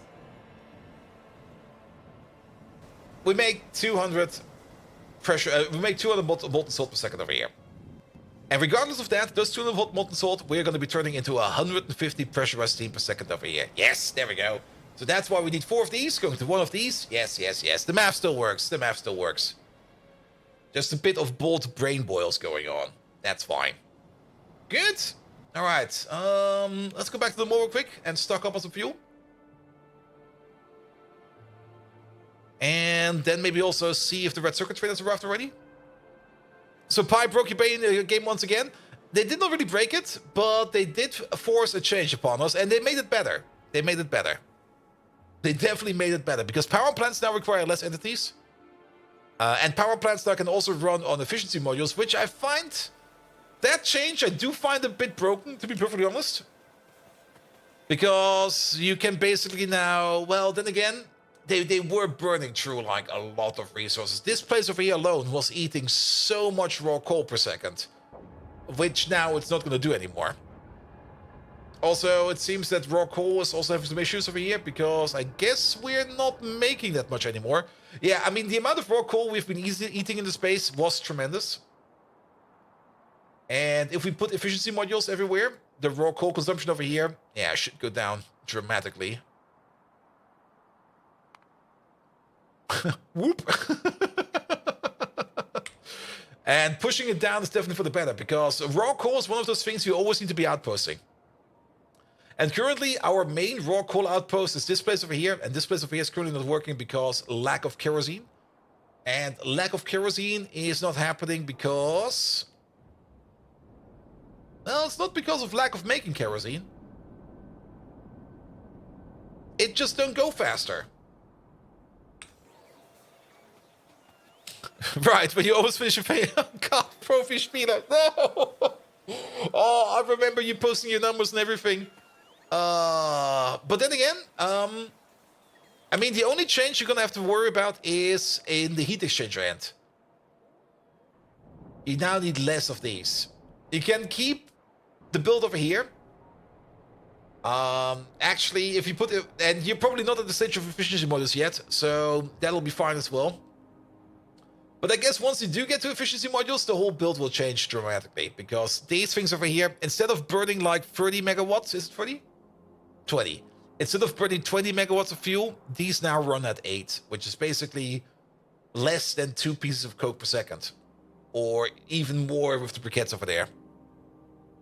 Which also technically means we need less of these buildings over here, less of these FTS reactors. I'm just going to keep them for now. It's going to be like this. It's only like one building, and that's fine, I guess. Well, it was around 60% finished. Ah. How's powering? Way too good, man. Way too good. I mean, it's basically over 9,000 megawatts. Though it's not really that valid, because we can't really consume that much. If we consume this much power, the whole base will burn.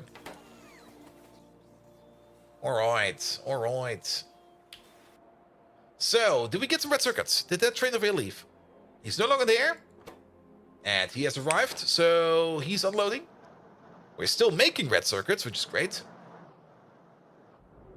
Currently, we're mostly waiting on your production, and your production over there is mostly waiting on coke.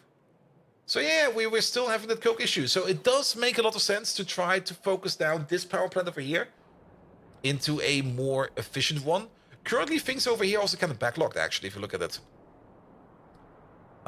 Because, yeah, things are just backlogged. So we could definitely put in the overflow over here and make sure that we can tap that overflow so that we can make some more coke trains. So let's do that. And nuclear power when? I do got the nuclear power plant parts in my pockets. We're definitely going to be building like an experimental build. But I'm pretty sure we will realize that we can't do this one yet.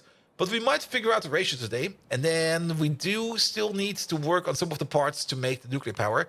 One thing we need to make is going to be lithium plates. Because I'm pretty sure we need to make these control rods. And where are we going? We're going this way. And the control rods over here, they are most likely part of the nuclear power process. I'm pretty sure they're part of the nuclear power process. But the nuclear power process, as we have seen, comes with a lot of parts. Like, a lot of parts. Where's the nuclear power process? Nuclear. There we go. There's like all of these recipes in here. And we still need to make heads and toes out of all of this. Because just from a glance, I can't tell you what's going on over there. The only thing I can tell you is that pi still can't count because it's recipe 1 over here, recipe 2 over here, recipe 3 over here, then comes 5, and then comes 4. Yes. I think with the rods, you make hot salt. We will see, we will see. Alright, alright. Well then, let's plug in the overflow then. And let's start over here. It'll be like one belt going this way. And then you go one over so that we can go past the pump. Sure. And then, very important, we only want to export coke. There we go. And not only that, we also want to make sure that we are only going to be putting out the overflow. Enable if, in this case, we do want to check up on coke. Because we don't want to enable this if this is filled with other stuff. And if coke is going to be larger or equal than 75,000, then we're going to open up. Here we go. And let's maybe align you so that you are next to each other. Can we double skip? No. So that's going to be a bit annoying. Actually, kind of thinking, can we place them both? Wait a minute. Yeah, my eyesight is off today. You're going to be fine because you can go straight. There we go. You need to be going up one more. There we go.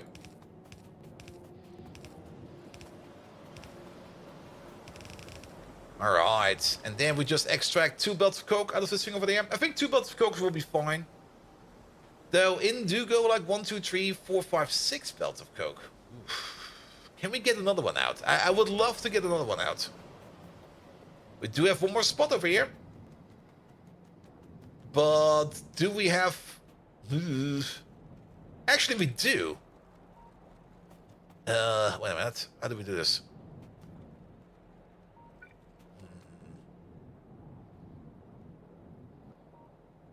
A moment. We can go this way. We can copy paste you over there. We can place you over there. That works. Let's get the green wire out. Put you in the corner over there. So now we are over here. This thing over here can connect up all the way over there to that thing.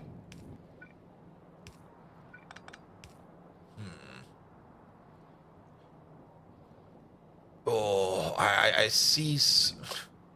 Wait a minute. This might be horrible. This might be ultra cursed. Oh, that works. Third belt. There we go. Just never look into this corner over here, man. Never. Never, ever, ever. Let's align you a bit. There we go. And your CPU is not happy for watching the stream while playing the game?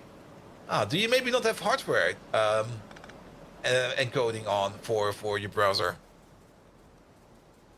Alright, alright, that could work. Can we copy paste it over to the other place? No, it's gonna be different over here.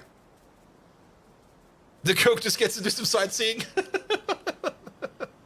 It's the lazy Susan of Coke belts. There we go. Alright, this one over here might be a bit easier. We still get these two over here. And of course, we want to go out this way. Let's maybe see where the belts over here will be. It would be lovely if the belts could be, like, right over here. Because we got the space over here, and there's basically nothing in the way. Also, we're not really doing anything stupid like undergrounds and undergrounds, which I do kind of dislike a bit, but if we can't do it any other way, we do end up doing that. We can also connect you over there. We can connect you over there.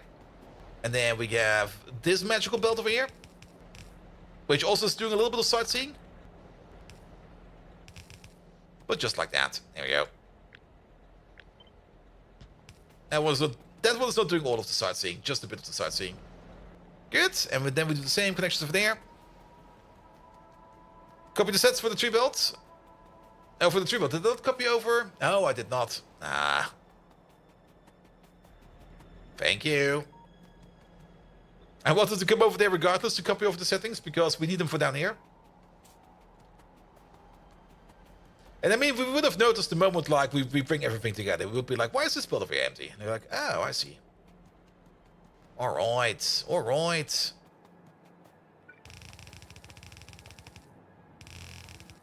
Here we go. How far can we go? All the way? All the way. Excellent. Good. We'll collect them over here afterwards. We might even pull these down over here. But now we get to this output over here. This one is also custom. But this one over here might be a bit easier. Because for this one, the only place we want to go is down. We don't really want to go anywhere else with this one. So for this one, we can just do something like here. You go down.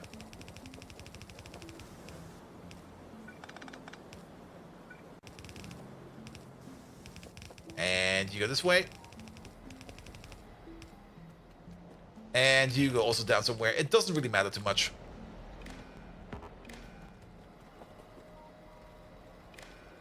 Yeah, and then paste. Wait. Did I lose my copy paste again? God dang it. And theoretically everything works for you? That's fine, man. Good, good, good, good, good. Yeah, slow and steady today. Very slow and steady. Though it's always this interesting thing. Like whenever I think like I'm feeling too sick for something, once I start working on something, I do start to feel better.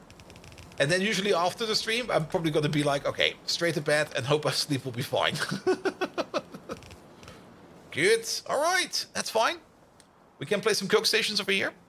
We do need to do something about this turning point over here because no train will be able to reach this turning point over here. But we'll see about that soon. We might just move it back a bit. Or maybe just make some kind of silly connection. That might also be good. Here we go. And we're gonna leave some space. We do probably want to align a bit. We can also use the space down here for some kind of other build, which we might just think about once we, well, have another build. But nevertheless, we do kind of want to build this as optimally as we can. So let's get ourselves like one of these over here. Put you over there. Put you over there. Oh, there's a tree in the way.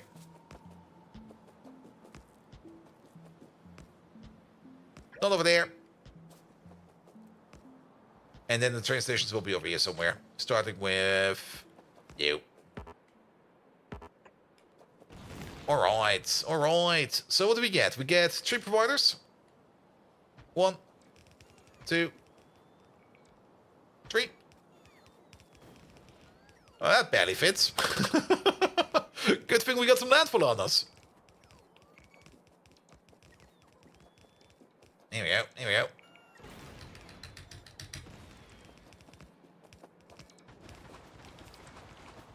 Okay, move over there, move over there. That should be more than enough. We don't need to landfill too much over here. These then go back. Good. And then we just put down 3 more coke stations over here, which means we need to get the belt from over here downwards. This belt over here downwards. This one will probably go through here, through this middle part. And then this one will go through here, just across the aluminum, just under the aluminum, so that we don't build into the aluminum part over here. Also, there's some random trees around. There we go. Get rid of them. Alright, Arcwood Science is going fine.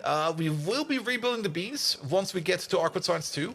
So that's definitely going to be a thing, but I'm definitely not feeling like the bees today. But yes, the bee rebuild will be coming soon, because we do need the bee rebuild if we want to go into Pi Science 3. So that will be coming as well. Good. But definitely not today. Today is just gonna be like some very simple and stupid builds, because that's how I feel today. Simple and stupid.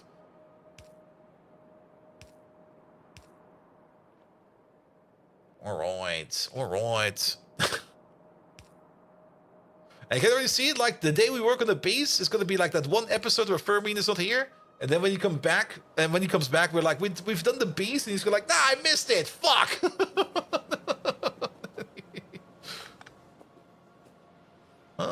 We can't pull this all the way over.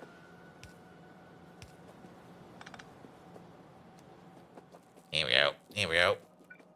Oh, there's some random landmines still around. What the fuck?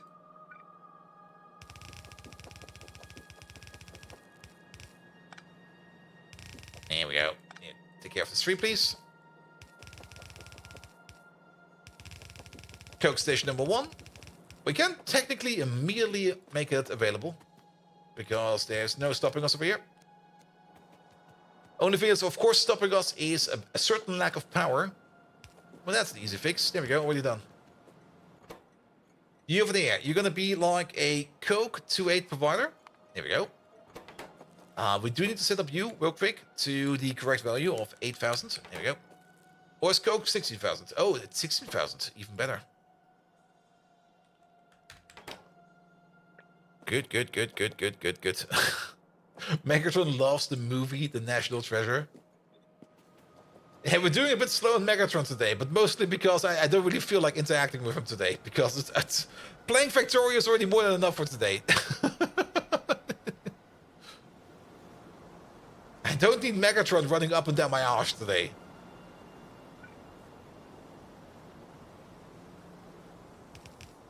There you go. Let's put you over there.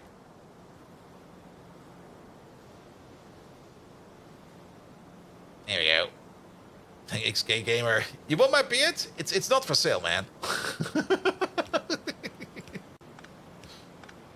There we go. My beard is also not that good today. My beard is very, very fluffy, because I've not really been taking any care of it these last couple of weeks.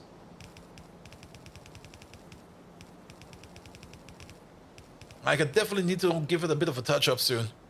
What do you mean you'll miss it? Panic! We're just gonna check every time if Firmin is around. And if he's not around, we will definitely work on the bees.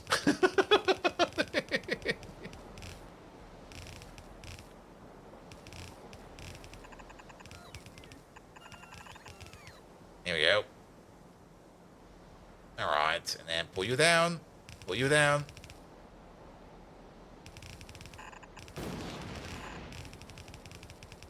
And then we just barely scratch the corner of the aluminum, which is fine, because the miner can reach underneath. So we don't need to worry about that.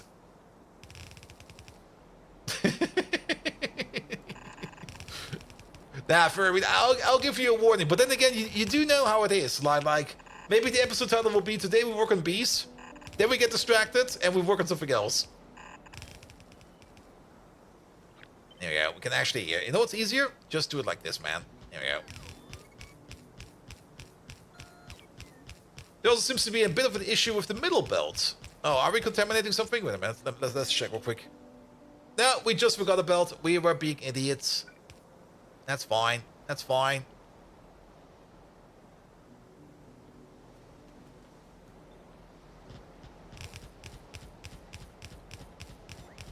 There we go.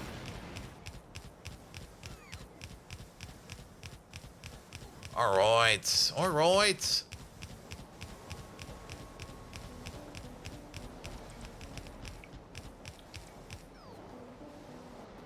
What the hell? Good. Let's connect some stuff together. We could still pull the other belt next to this one, actually. It's currently over there. And just building undergrounds over here everywhere is going to be super duper annoying. We could just do this. Though... there are still trees in the way.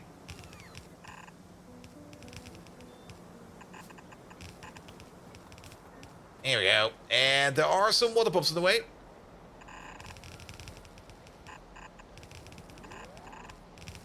But that works. Oh, we missed some. There we go. Good. Big coke belt. Lovely.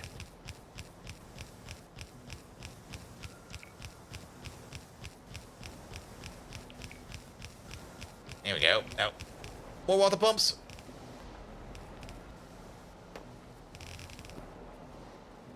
Good. So 3 of those will go in over there, and then the other 3 will go into there. Let's see if we can somehow build this over here by means of building it in reverse. These 3 will be over here. Let's pull you up a bit. Let's pull you up a bit. Let's pull you up a bit, and let's pull you down a bit, just so it looks a little bit better. Also, maybe don't break it. There we go. And then I guess we go this way. Yeah, press something over there. So that will be your input. You can put over there somewhere, and then you go into there. And then we got another set of inputs somewhere over here. Which also does need a couple of undergrounds. 1, 2, 3. Yeah, we can place one over there. It's a little bit off, but that is fine. Because the other 3 coke belts will then be over there. And this is not how we do it, because this is kind of stupid. This is better. Here we go. Good. Yeah, move you over there. Also, building in reverse does mean we can pick up these over here without filling up our inventory with all that damn coke. Here we go.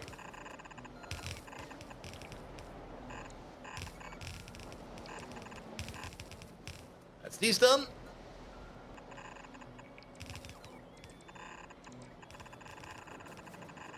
Oh, it barely fits. I love it. I think I ran out of red belt. Yep, I did. Fenring, hello there. How you doing? Welcome, welcome, welcome. Welcome to the slow stream. Because things are kind of tedious. Here we go. Here we go.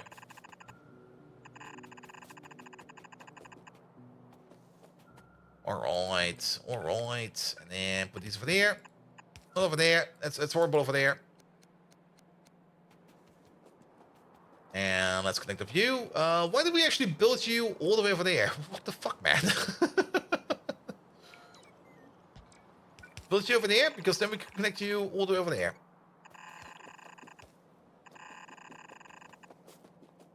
Here we go. And then 3 of these. Rotate them in. Excellent. Are these set? These are set. Copy paste over the station name. Here we go. Here we go. And then just move this thing over by a bit. I'll just pick it up by hand real quick, because how to put it.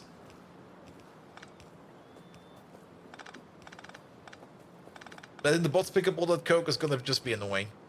You over there, you over there, you over there, and then this way, that way, way. Good. So now we've got the coke overflow available over here. We can only see that the coke overflow over here has already stopped. Because it seems that there's not that much coke going in over here. And production over here is now just going as fast as it needs to go. But this is also the place over here that's burning all the time. Actually, if you think about it, of all the places where we should probably rediverge our coke or our efficiency modules, it would probably be down there. Then again, it does seem that we are making efficiency modules, because there's already some over here, and they will be coming over soon. So I guess it's just going to be like a temporary issue. So it'll be fine. It'll be fine. Good. And actually, you already have some efficiency modules on you. Very good. And so do you. And not you. Good. Alright. Most important question is everything over there covered by some kind of thing? Yes, it is. And even more important is, well, no train can come over here because, well, the track just ends over here. Here we go. Alright, that might be a bit too close.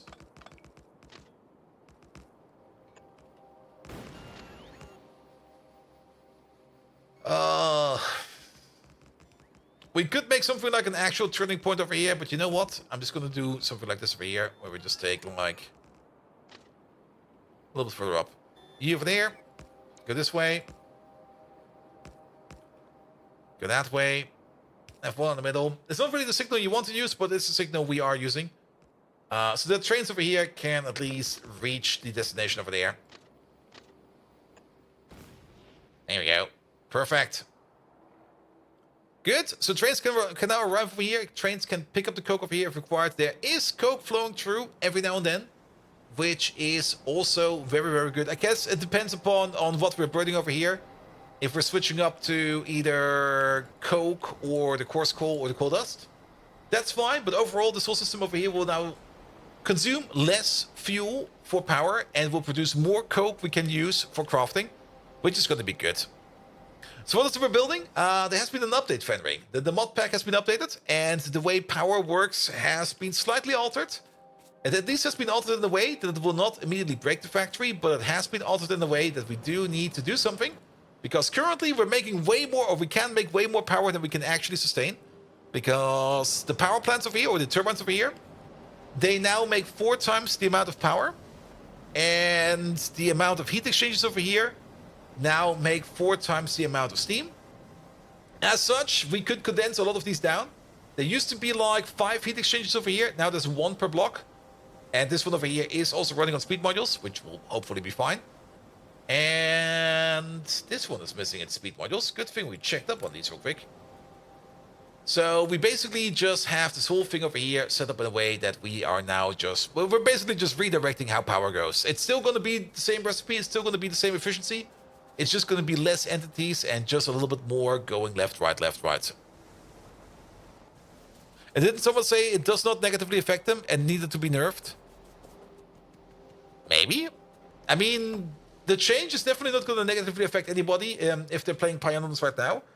It's only going to affect them if they, for some reason, are running their factory like already on yellow power. Or like on below optimal amounts of power. Because if they have some kind of backlog over here, these turbines will just blow through them real quick. And now you need to hope the next update doesn't say steam turbine output reduced 75%. Eh. Nah, I think this will be fine over here. Good. I mean, this over here, what was it? Was it like 1.2? No, it was 2.4 gigawatts per turbine. And we had 12 turbines over here.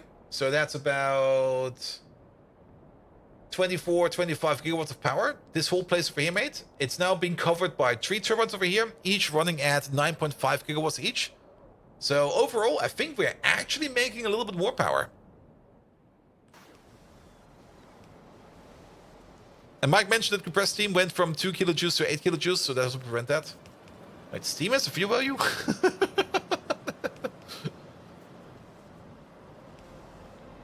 There we go. There we go.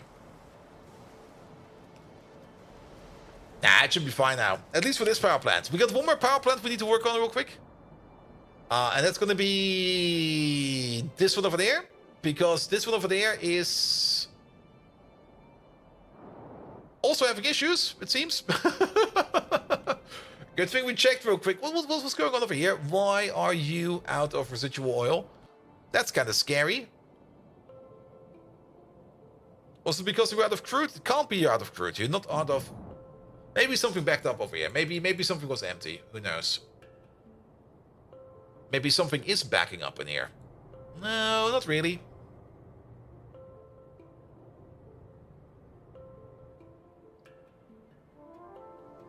But I do see things over here not running that optimally. So something is backing up.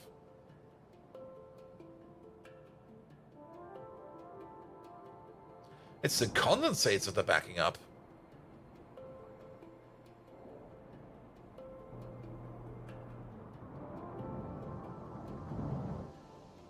There we go. Condensates going to there. And the condensates are backing up because we're backing up on BTX. And BTX is backing up because... What are we doing with all our BTX? BTX is all going down this pipeline over there, that pipeline over there. I mean, BTX is one of the resources which we do limit and clip at some point in time.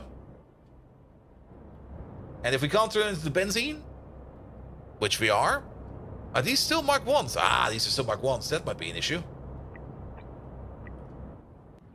Make them into Mark 2s, please.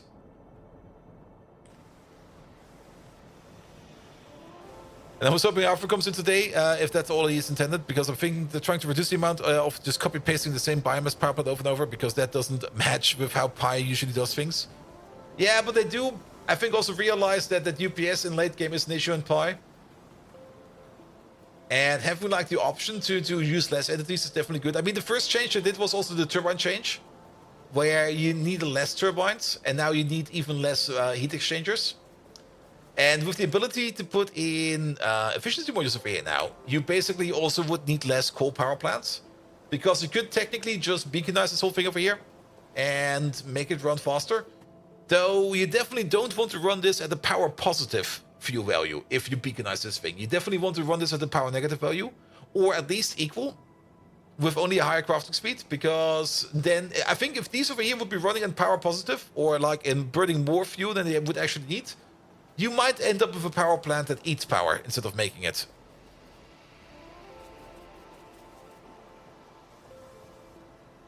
Good.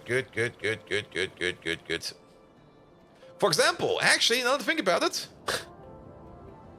a place where we might want to put some speed modules in is in a biomass power plant, because this thing has always been backing up over here. Look at that.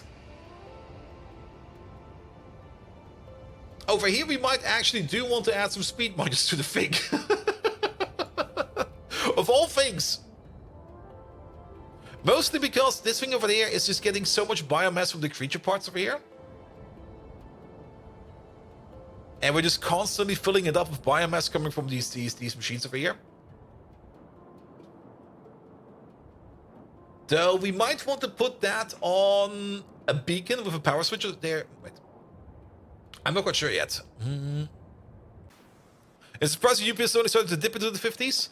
Yeah, that's fine actually. When the streaming software is off, it's sitting at 60.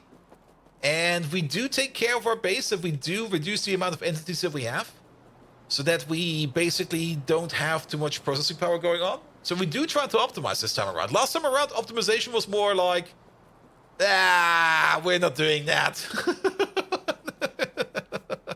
This time around, we're trying to optimize better, and it does work. And there's still some changes we can do in here, which will help us with more optimization.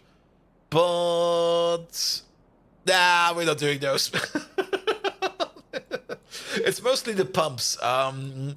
Every liquid station out there, we basically need to set up these pumps over here onto a wire, so that we can more or less turn them off if there's no train around, because these are always on, they're always working, even if there's nothing to push around, but they only need to work if a train is inside of the station. And the only reason we did not do that yet is because it's gonna be annoying. And upgrading all your yellow and gray inserters to blue inserters is also a huge save on UPS. It is? I mean, definitely upgrading things like hand sizes, that will definitely do something. But it could be worth it? Yeah, if I'm feeling like it. Currently, I'm not feeling like it. Inserters are active the whole time they swing. Oh, that's what you mean. Yeah, that will also save you a little bit then. Some of these inserters swing like almost all the time. But yes. All right. We did get some red circuits over here. And things are being made. Are bots being made? Oh yeah, we made some more bots. We're actually almost at the point that our entire bot network over here is almost entirely Mark II construction bots. We've made a total of 974 construction bots Mark II. There is a total of 1,000 construction bots Mark II in the network. And then we got 50 in our pocket over here. So there is almost no construction bot Mark II left over here, and it's rare to see one around these days, which is great, All right, aluminum has arrived, that's fine. Let's have a quick peek at red circuits. Red circuits have currently stopped, mostly because you have stopped, mostly because lack of coke. So it was actually a good thing we did right now over there. Having 3 additional stations over here, slowly filling up with coke. The only thing that's missing over here is a bit of belt. And all the way down there, there is no roboport coverage, so there will be no bots coming down there to fix up the things over there. So let's put down a roboport. Hello there, not this one. Construction zone extend. Actually, we could put down one of these, because we do also need fuel over here. And I think I still got it in my... No, I don't. Here we go. Makes no sense to not call in fuel. Here you go. Good. There's still a rare Mark 1 bot here. Let's pick him up real quick. Whenever we can see him, we should pick him up. And then at some point in time, they will just be out and gone. Alright, this thing over here will now be finished up in its build. So we don't need to worry about it. Okay. You are remove 1 belt line. Come again? You are remove 1 belt line. Oh, I see what you mean.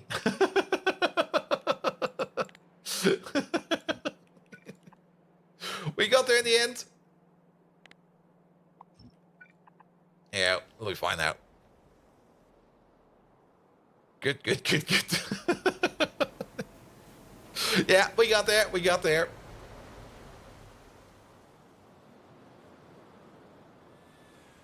All right. Ugh. Yeah, I'm definitely still feeling a bit exhausted, but let's push on a bit more. If we don't do too much mind-taxing things, it should be fine for today. All right, let's load up with the stuff. First of all, we are going to be... Well, technically, we don't need to fix this one as a priority. It does need fixing over here. And basically, the thing we need to do over here, it's 1, 2, 3, 4, 5 again, which is a little bit annoying. But all of these outputs over there need to be connected to the same turbine at the end. And what makes it even worse over here is that all of these over here are basically going into the middle. Well, actually, that's not too bad. Because we can just flip this thing around and go like either left side or right side. And then fill it up from either side. And we can even alternate. Sure, why not? That will be easy. Also, all this coke and all of this stuff over there needs to go. I do want to keep that meat though. Alright. Now that we got some red circuits, how's this place over here looking? Okay, well, we're still missing a couple of buildings over here. And radar coverage over here is not the best yet. There's going to be another radar down here once we put down the train stations. But I just wanted to have like a bit of a coverage over here so that we can at least see stuff over there. The most important part is that all of the Tupra farms are in. And all of the Tupra farms over here are set up with the Mark II Tupras in them. So that's going to be good. But they do need a little bit more love before they can start going. Also, this over here got a bit more expanded. And you know what? This is definitely a project we should start working on to make it go. Because we are going to need that sooner or later. And for that, we are going to need... Okay, there's 79 in storage. Yeah, that's probably going to be fine. There was a reason why we stopped producing over here. I don't remember what it was. But to be perfectly honest, I think because we're out of bedding. We're out of bedding over here. Sure, it'll be fine. The YouTube replacement was built just before the stream.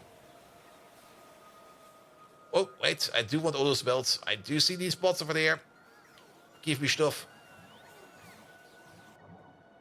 That's basically the thing I did like an hour before the stream. I just said, put this finger down over here. But, well, it took the bots a bit to work on this, especially with all the belts and stuff like that. And there's still some parts missing, which needs to be done.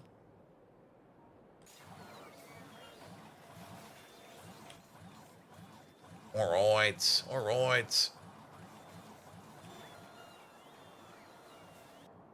Yeah, not quite sure where all these bots came from, but I'll take that belt. Thank you very much.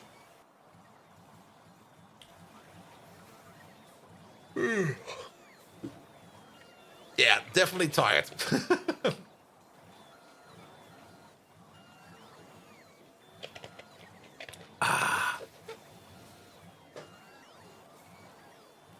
All right, off we go. Let's finish up the Arthurian build, because we do need the Arthurian eggs, as the Arthurian eggs are going to be mandatory to make the first creature of the Dingrits. Yeah, the Dingrits. Since they do require Arthurian eggs for the first incarnation, as well for the Dilmos, because they also require Arthurian eggs, as well as for the... Do we already have them? The Dilmos over here, because... Actually, the Dilmos we could already make if we want to. Though, great alien samples are required, and I think great alien samples still require Arthurian eggs, so maybe not. Necronium, hello there. Welcome, welcome, welcome.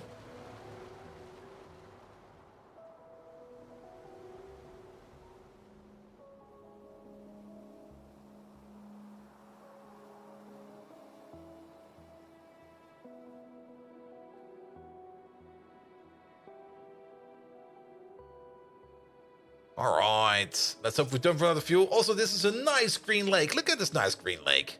It's a magnificent green lake. Are there still fish in there? Yeah, there's still fish in there. Good, good, good, good. I mean, if your water isn't green, it can't be healthy, right? Green is always the color for healthy things. So green is good. Green is good. Perfect. Yeah. The whole build is already ready over here. The only thing that we need to do over here is to make sure that we put in the right creatures over here. Where is the factory? There we go. And then put in the Arthurians. There they are. You have a green thumb? Yes. I mean, that's also why nuclear energy is healthy. I mean, it's also all green. Can't be bad if it's all green, right? All right, put in these. Yeah, it's coming. And put in those. Good, good, good, good, good, good, good. All right, those will be coming in soon. We need to put in the rocket cocoons, the cotton guts, the bedding, and the water. Ah, the water barrels. Fucking water barrels. Every damn time, water barrels. I hate water barrels. They're like the worst thing ever.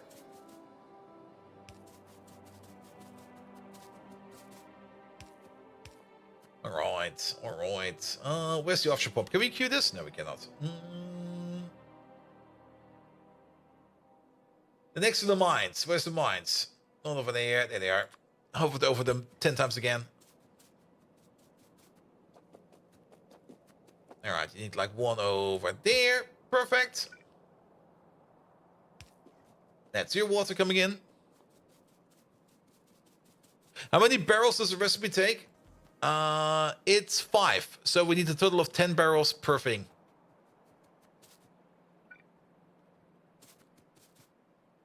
We could, of course, pocket craft those barrels again if we want to. I don't wanna.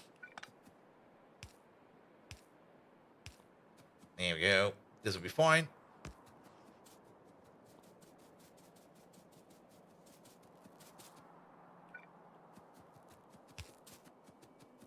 Then you all the way over there. Because we ran into the 15-barrel Ulrich trap again. The 15-barrel Ulrich trap. Is that the thing where... Oh, I think I know what you mean. Because you can probably only stack a certain amount of barrels in here. And if it's more than 15, things just stop. How do we do it for the Ulrichs then? The Ulrich build is all the way over there. Ah, we use... No, we don't use belts over here. Actually, we use a barrel machine over here. Yeah, also all in... Wait, these over here only use 10 barrels.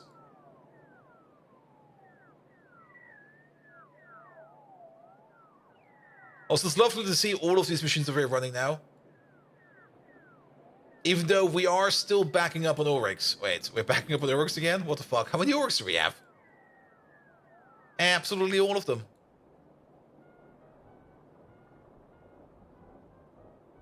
Oh, these over here. Okay. Yeah, but over here, for some reason, we went with... I think we also ran into the issue over here. Because I'm pretty sure it used to be an insert over here as well. And then we just went with a load over here. In the end, and we were just like, yeah, this is fine. But yeah, that's definitely something you do have to keep in mind. I mean, these machines over here will push out a certain amount, or can push out a certain amount of empty barrels. And if you direct insert them into a water barreling machine, this thing will accept a certain amount of barrels. If you use an inserter, if you use the loader, you don't have the issue. And it can get stuck. For example, if this one over there would be making like 15 barrels, it will be pushing out 5 or 10 of those barrels into this machine. It will then be turning them over there into filled water barrels. But because this one over here, the recipe will only accept new inputs once all of its outputs are handled with. So it can get stuck because of that. Because this machine over here can't produce anymore because it's backed up. And this machine can't accept anymore because it's still backed up with empty barrels. So sometimes you have to watch for that, which can be slightly annoying. Alright, alright. Alright, and then the only thing we need to do is to make sure that we connect things up over here. This is the provider? Yeah, this is the provider. So, let's maybe start with you. This one's by far the easiest. How many outputs? 2 outputs, but we got them filtered over there, so nothing to worry about. Inputs, what do we need? We need bedding, and we need eggs and other stuff. There we go. I see no reason to not direct connect you over here. There we go. This will be the cocoons. How many cocoons do we need? At this stage, we need like... not that many. I'm almost confident that we can use a single belt to hook up all of these things over here. Almost confident. We might be wrong about that. But we will see. Yeah, you go in like this. And then say somewhere over here. We go this way. When we get another split over there.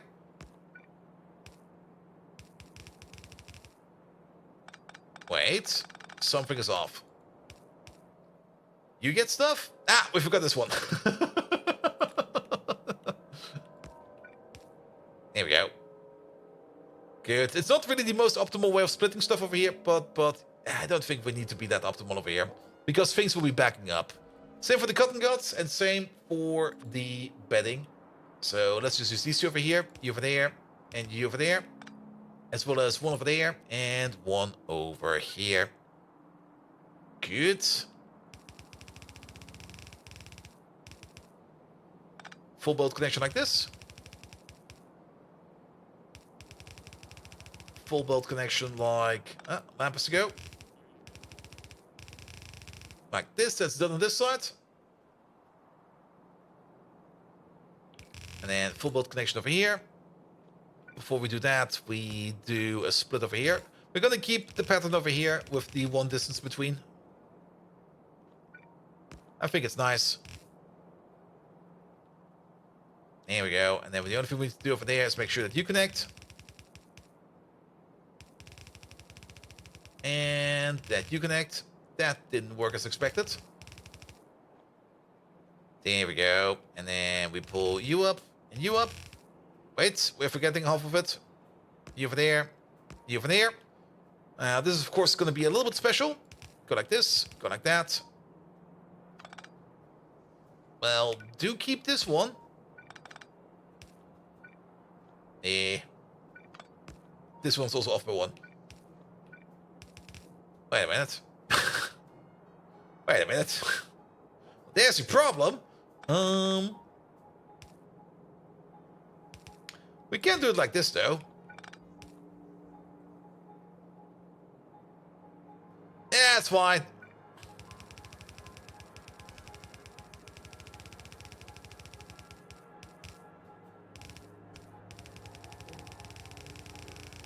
Okay, second one was up. Yeah, this one is also still going down. I just didn't do it yet because I wasn't quite sure where the belt will be going. But I think the belt will be going over here.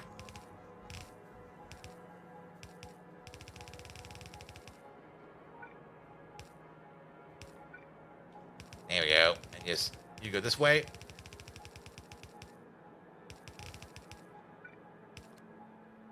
Good. And that's everything connected. I think, wait a minute, something is... What the fuck happened over... Okay, wait a minute. I yet again blame Bolt's tired brain. Bolt tired brain is definitely broken today. You going over there, you going over there. Here we go, here we go. That's also why we didn't have the issue over here. And here we go. You over there. You like this. You like that is fine. You go around the corner. You do the same thing over there. Go around the corner. Here we go. Much better. It looks so wiggly over here now. I love it. All right. And we got a craft speed of 2 over here, which does mean it doesn't really mean too much for us. That's all gonna be fine. Good, good, good, good, good. Okay, barrels. Isn't there like... No, I do remember having like a chest of barrels out here somewhere, which is just placed there because I thought to myself it might be a good idea to pick them up. I saw them today earlier when I was playing a little game run in the background, but I have no clue where I left them. Are they over here, maybe? It was just like this big random box full of barrels sitting around somewhere. Let's maybe not fly and look on our map. But that could be anywhere. Do you have factory search? No. We're just going to go back to the base real quick and pick up some barrels. We could also, of course, call upon the steam train, the steel train, and just pocket cross some barrels. But nah, we're just going to pick up some barrels real quick. How many do we need? It's 10 per machine. We got a total of 20 machines, so we need to pick up 200 barrels. We got enough space for 200 barrels. It'll be fine. It'll be fine. And before we go down there, most important... And playing, let it run in the background? Yes, it was running in the background. On the other monitor. Not the main monitor, of course. You over there. You are going to be the cotton... Not the Votten? Wait a minute. Are they not called cotton guts? What are these fucking dingrits called? They're probably called lab mice or something like that. Where are they? There they are. Cotton gut mature basic 1. That's the one we want, right? No, that's not the one we want. We want this one over there. Caged cotton gut. Maybe we don't have a train station that's named like that yet? It could be the case, actually, because all of them are going into here. And, yeah, there's no reason to look for something that doesn't exist, right? Yeah, just use a random provider. Like the fish provider. There we go. Oh, cotton or cotton. Yeah, that could also be the case. I think I've written it with the wrong letter. Cotton.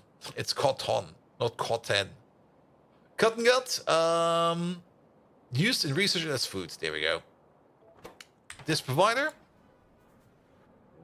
And then, of course, it's going to go into you over there. To Dark Knight Tam. No, you're going to be cotton gut. Here we go. Requester. Let me just check up on something real quick. So why does this one then show up?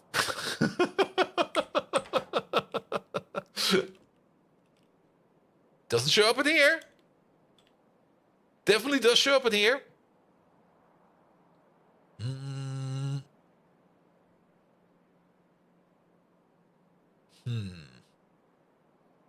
kind of looking for some random typos in here, but I don't see any. Cotton, not cotton? Yeah. It's fine, it's fine, it's fine. We do need to train for that, and we have currently no train sitting over here in the bay. So let's prep a train. Pum pum pum. Ram pum pum pum pum. There we go.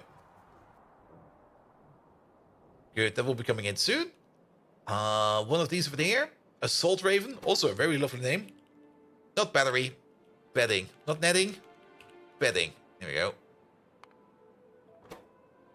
Ready to go, coming over. And you over there. Kato Andre Ulvik. Now you are going to be the cocoon. 2-8 requester.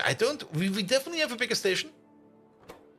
But I don't think we have even set up any kind of naming for that yet. We got this one over there. And it's full. Daniel Ackerman. No. You are going to be the cocoon 2-8 provider. Good, good, good, good. I'm pretty sure that this one for there is also not set. No. The cocoons.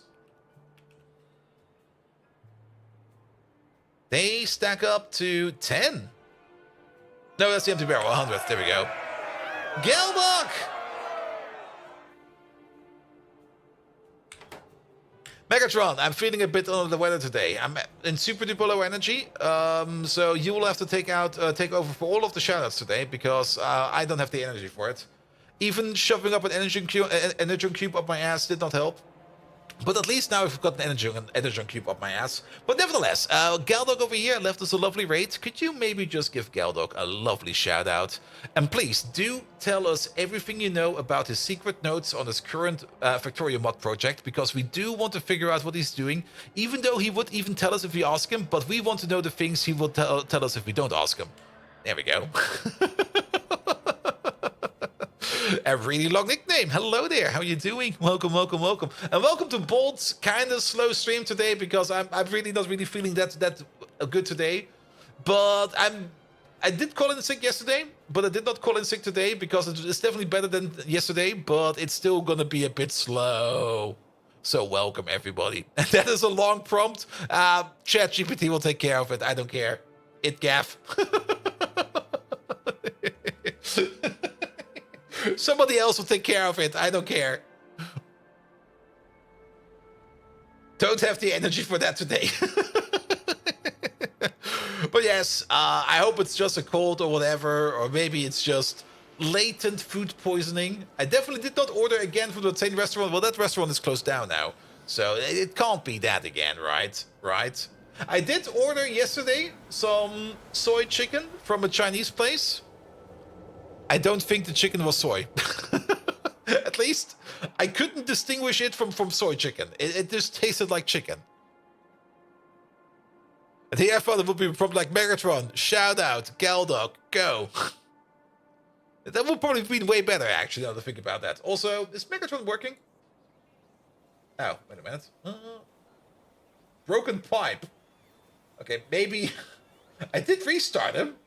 What happened over here? He did also answer.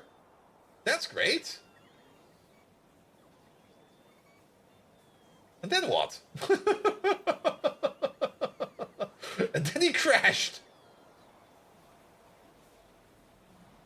The pump was too big, it broke the pipe. I don't think that works like that. Megatron, are you there? No, everything broke. Okay, let's just give him a restart.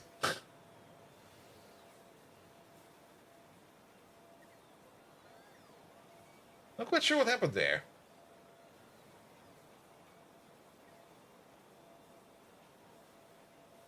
Is he not able to connect to my OBS? Is that the thing? Let's have a quick look at that. Where is that? The WebSockets? No, he is connected, alright. Alright, basically what Fermin said. Megatron, Galdog, raid, go. Wait, there was shout out, not raid. Well, he'll be fine. He'll be fine.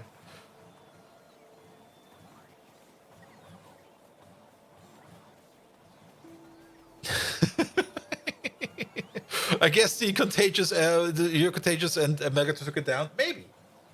Nah, I'm not quite sure what happened actually. I'll have to look into it. I don't want to look into it. Something broke. He's definitely answering. The ChatGPT part is working, but it could just be that maybe the 11 Labs part is broken. But we will see. We will see. Did I sneeze on him? Yes, definitely. Absolutely. I'll sneeze on him every day. Good. Nevertheless, Galdog, thank you so much for your lovely raid, and welcome back to the yet still bigger expanding Pi factory over here. There was an update to the modpack today, which also kind of caused us to do some fixings, because it didn't really break stuff. It actually made things better, but we can now make way more power than we can actually sustain. Raid! That reminds me of the Nut War. Let's crush them like Bold Viking under the weight of his own ego. Yes. For the Decepticons. Our prosperous band of bottle cap collectors can work together as long as we avoid pineapple pizza, the culinary atrocity. Bold Viking, ready my Minecraft boot of the Traveler. May the bee phobia of our enemies hinder them in battle. Remember my tap dance victory jig from last week's epic raid, Bold Viking. Yes. You clapped like a seal. What? Ready to see it again, you buffoon? Prepare for my battle cry. Decepticons, rise up! Crush the Autobots! Down with the plebeian masses! By the way, why don't we tell secrets in a cornfield? Because the corn have ears. Oh, the days of my youth! Riding my Donnertier through the fields, What? leading the Decepticon charge. I sometimes miss those simpler times. But who needs nostalgia when we have the thrill of battle? Raid, here we come. Who put the donut here in there? Also, why does he dislike pineapple pizza? Because somebody put it in there. I mean, everybody can change what Megatron likes, dislikes, what he fears, and stuff like that by means of channel points. I'm not really looking at the list that often because it's more fun if I don't know what's in the list. But I do see what's going in, at least by means of the activity feed over here, so I can take things out that might be a bit troublesome. Which never happened before, which is great, because if I don't have to take anything out, even better. The big bean versus pineapple pizza fight. You know what? Baked beans with pineapple. There we go. Nom, nom, nom. Actually, that could be great. Take some baked beans, put them on toast, put like some schinken on top of that, and then put an ananas and some cheese on there. Oh, fuck, yes. I might have food poisoning again tomorrow.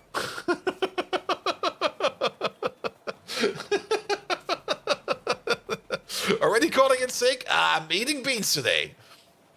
Good, good. As long as there's no cheese with the pineapple, you're in.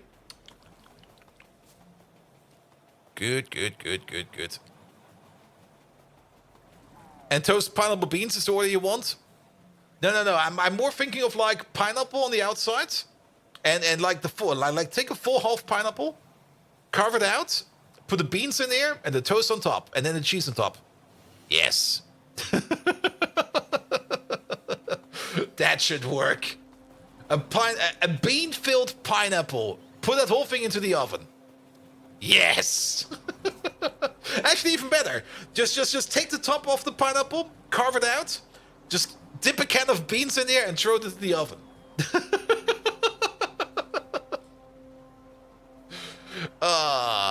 Panda Gaming, hello there. Welcome, welcome, welcome. I think this is how people fought to invent grenades. No, that's with pomegranates. There we go. I mean, I do remember that one story I had from when I was cooking for like yet another band.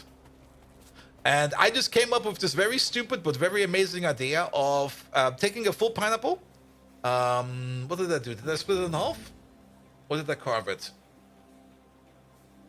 I split it in half and I carved it. Yeah, I basically took a full pineapple, full size, just took the top off and the bottom off and split it in half. Basically, in the middle, it's already kind of carved out, but I just took out the center of the pineapple, filled it up with teriyaki marinated chicken, Then close the pineapple again and basically put it together with some toothpicks so that it doesn't really fall apart that much. Then I wrapped the entire pineapple in bacon. And put the pineapple the bacon wrapped pineapple filled with teriyaki marinated chicken into the oven for like I think 2 or 3 hours. The skin the pineapple. No, actually no. I think I did. I did skin the pineapple. That's what I did. Yes, it's been a while. It's at least already like 8 years ago since I did that. Bacon or ham? Bacon. Bacon. Yeah, pineapple was skinned, but the top and the bottom were not skinned. That's why I still have that memory of that. And then basically the top and the bottom were more or less like lids for that whole container. And then the whole pineapple together with like the top plant part and the bottom basically the bottom part of the plant filled with everything went to the oven for like 2 or 3 hours. It took a bit longer than expected because the pineapple was also acting as an insulator. Which kind of had some issue with like making sure that the meat inside of the pineapple was like getting cooked entirely. But once it was done, it was fucking amazing. Like the whole pineapple also kind of leaked out. So I had like this baking tray full of pineapple meat bacon juice, which I used to make like a very, very amazing meat sauce. And then we had like the pineapple and the teriyaki chicken, which all went with some vegetarian style fried rice or something like that I made there. So that the vegetarians also have something. Or it was even for the vegans or something like that. Doesn't matter. But nevertheless, like, concert was over. The pineapple was a smashing success. I come into, like, the catering room to clean up the mess. And who do I see there? In the catering room, I see, like, 2 of the vegans just drinking. Not really drinking, but, like, picking up some bread. Dipping the bread into the bacon marinada meat sauce of the pineapple and just eating the sauce. And I'm just looking at them and go like, hey, dudes, you're the vegans of the party. I made all those extra vegan food just for you, and you're eating the meat sauce. And they go like, yeah, I know, it's good. And just sit there and go like, all right, job done. Nothing to add. They might also have been drunk, I don't know. But the pineapple was amazing. But sadly, I can't, well, the pineapple dish is definitely a dish you want to make for like multiple people because you can't really make that for yourself. It's just way too much stuff. Alright, getting distracted again. What the fuck are we doing? Barrels. Also, look at what science we're doing over here. We're finally going to do the Pi Science Stage 3 pack over here. There's still a lot of stuff we need to do to even make Pi Science 3. We still need to make the neodymium magnets. We still need to make the magnetic cores and stuff like that. We still need to make acrylic, as well as to put down all these creatures over there, as well as rebuild the beams over here. But technically, we can get there. There we go. They're small pineapples. Yeah, but I don't really think that thing will scale that well. Also, like, putting something in the oven for like 3 hours, that's not something I want to do for myself. It's definitely more economic to do something like that for people you want to share it with. Alright, over there. Cotton guts, 2-8 provider, 2-8 requester, full cargo, empty cargo, off you go.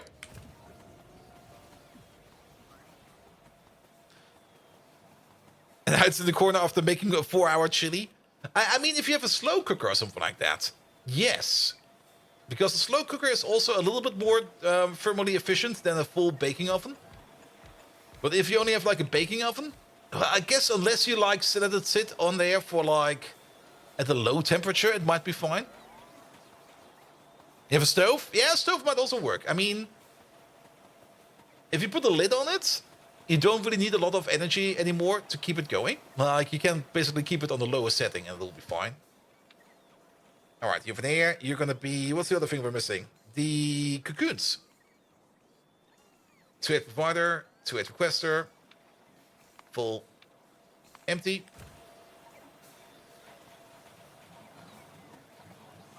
Here we go, here we go. Most of the time you spend simmering after getting everything crusty. Yeah. And that simmering process, that can take a while. Well, what I usually end up doing when I do prepare some fancier stuff is when I make a goulash or something like that, like at least 24 hours before I want to make that goulash, I already drown the meat in red wine and just let it sit in red wine for like a day, 24 hours. And once you get that stuff out, oh, it's good. It's so good, man. And not only red wine, of course, red wine, some soy sauce in there, as well as some pineapple. Because each one of those affects how the meat is getting cured. And all of those will basically make the meat even more tender. So basically, once you're done with it, it will basically melt. There we go. Off you go. Now you want the sauerbraten. Oh, sauerbraten is also amazing. That's the thing Germans do to old horses. Like, if you see an old horse going around, that's basically a walking sauerbraten.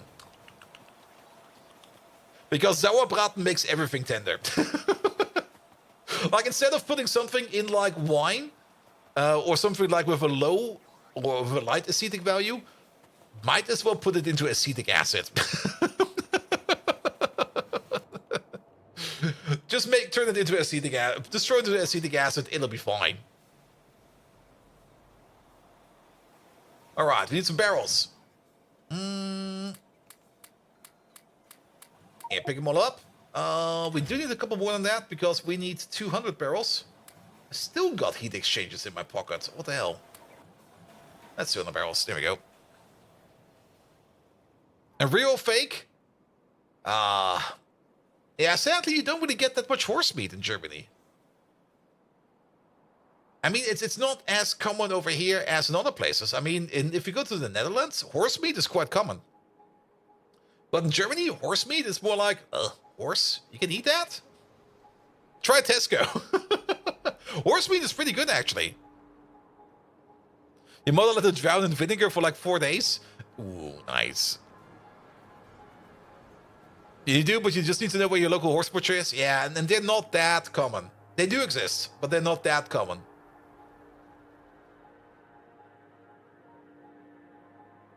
And horse meat is good. It's definitely good. There's nothing wrong about horse meat. You can't believe how overblown that scandal got. Yeah, I mean, the biggest part about the scandal was more or less that people were upset about it being horse meat instead of being like what it said on the package. I can't understand why people were upset about that. But overall, horse meat is just like any other meat. It's pretty good. And basturma is very tasty. What is basturma?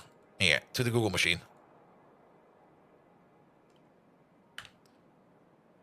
Ooh, it looks tasty, all right. Ah, pastrami.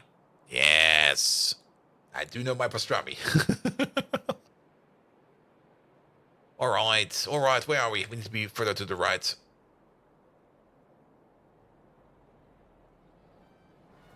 Yeah, like some real good dried bacon or something similar. Whatever you use for pastrami. Actually, pastrami is made out of cow, isn't it? That should be made out of. I'm pretty sure it's made out of beef. Yeah, it's made of beef. Whereas, like the other meats are usually made out of pig. There we go. Pastrami's beef. Yeah, exactly. All right, we of course brought too many of these because not all of these are in yet. Also, we don't need to put this over there. Actually, that doesn't matter because these machines are in and these are the important ones. There we go. Everybody gets 10. So even if the machine is missing, we don't care.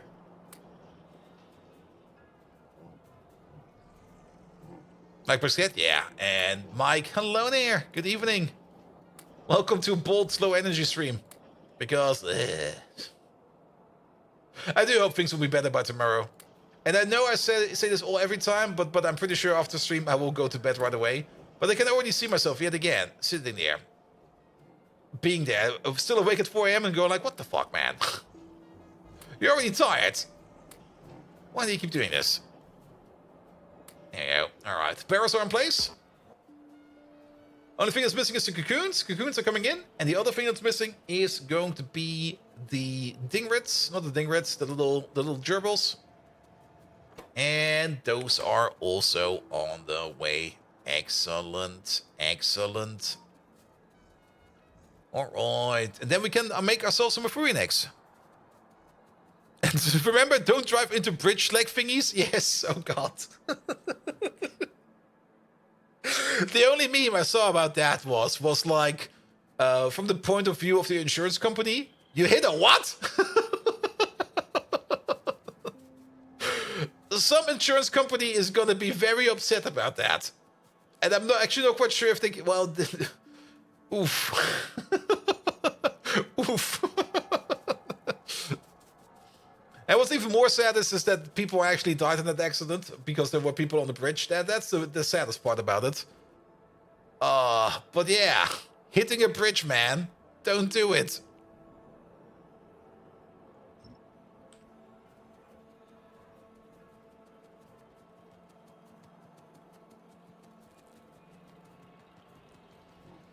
And in the vessel's defense, it was a drift. Yeah.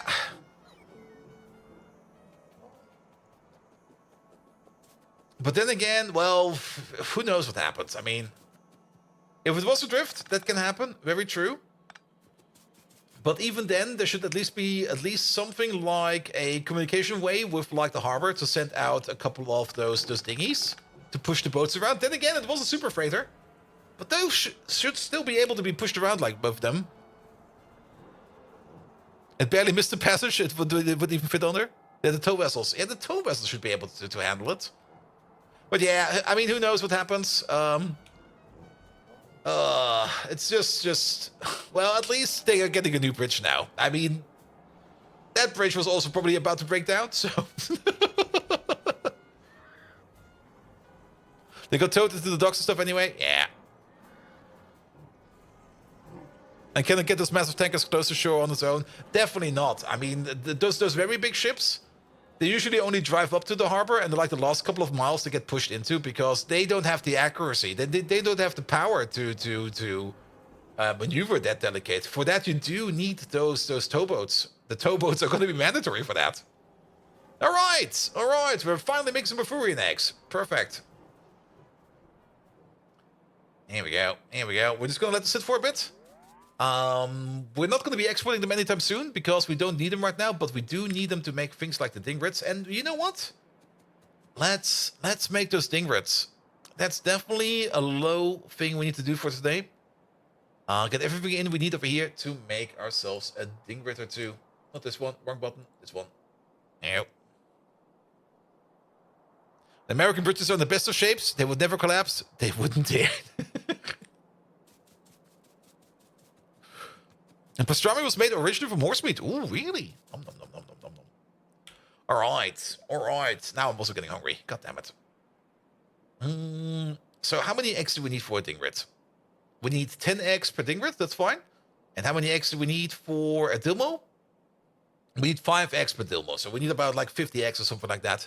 That'll be fine. Then, if we want to breed them up, what do we need for a breeding cycle of dingrits? We do need to make the pups. And for the pups, basically... Oh. We need full-blown caged Scrondrixes to make the dingrits. 3 of them as well? Wow. That's gonna be expensive, man. Oh. Alright, start with these fuckers then. Scrondrix pups. They're mostly eating meat, tree seeds, and foggies. That's great. A reproductive complex makes 1, and then we get some cups out of that. And then if we want to grow them up, we need to add some more meat, some cups, some tree seeds, some yotoi. And then we turn them 1 to 1. Actually, 2 to 1 from cups into Scrondrixes. Does anyone remember the aircraft carrier in the lighthouse? I do remember it. Here we go. Also, the fact there was a camera recording there 24/7. Yeah, but that was just probably a basic surveillance camera. And they probably checked up on it after the crash. I mean, every harbor area has like cameras like that everywhere. But yeah, I'm kind of surprised about the amount of Scrondrixes we need over here to make a dingrit pup. We also need a whole bunch of yotoi aloe. That's fine. And then we do need also to butcher them because we do need to get those dingrid spikes in as well. And it's not guaranteed. Basically, we get an average of 2 dingrids for 3 dingrid pups. They also require dingrid food and stuff like that.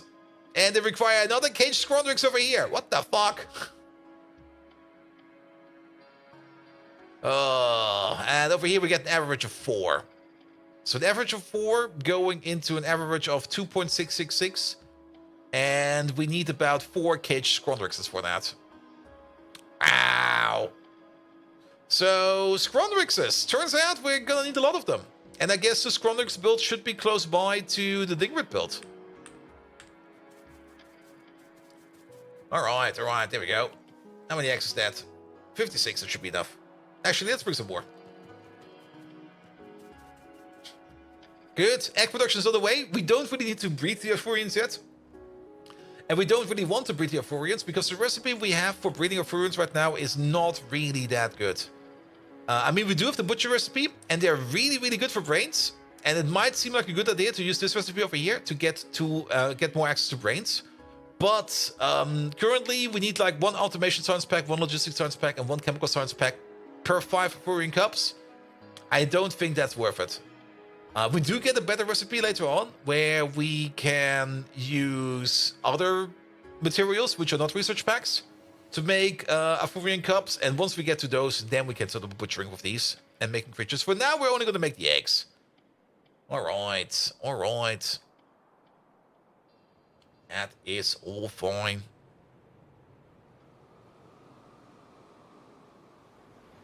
Good.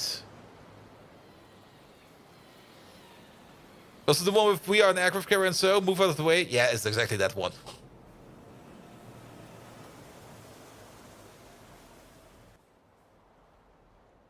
Alright, alright. So what do we need to make our first Dingrid? Actually, start with Scrondrix. Scrondrix, there he is. cDNA, biosamples, great alien samples. Are we already doing great alien samples? Oh. Uh-oh. Is great alien sample part of you?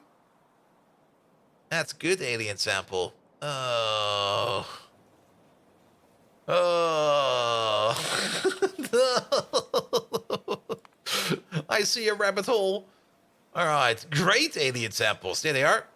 Great alien samples are made out of poor alien samples, glasswork, chitin, biosamples, good alien samples, DNA polymerized primers, Arthurian eggs, graphene roll, and formaldehyde. Those are all things we've made at some point in the past. But poor alien samples, good alien samples, primers, DNA polymerized and stuff like that is all stuff that we have not automated yet. That's where we reserved this area for. And for this one over here, to complete this part over here, we still want to make some laboratory equipment, which we should probably make over here. There's not that much space left over here. We can definitely put in 1 more train station over here, but wow, we're packed up on the electrical motors, man. But if we want to make ourselves some laboratory equipment, I think over here is the spot for that. For laboratory equipment, this recipe over here. Equipment cases, simple circuit boards, rubber, and small parts. Small parts are definitely going around. That's definitely something we have over here. Optical sets we don't. Equipment cases we also don't. But equipment cases we could bring in. Small parts are definitely there. Is rubber over here. Do we have rubber over here as well? So we don't need any of those in here. And then a equipment case. There they are. That's iron, excellent antimony special alloy, simple circuit boards, and tin plate. That's special. Is that the same alloy?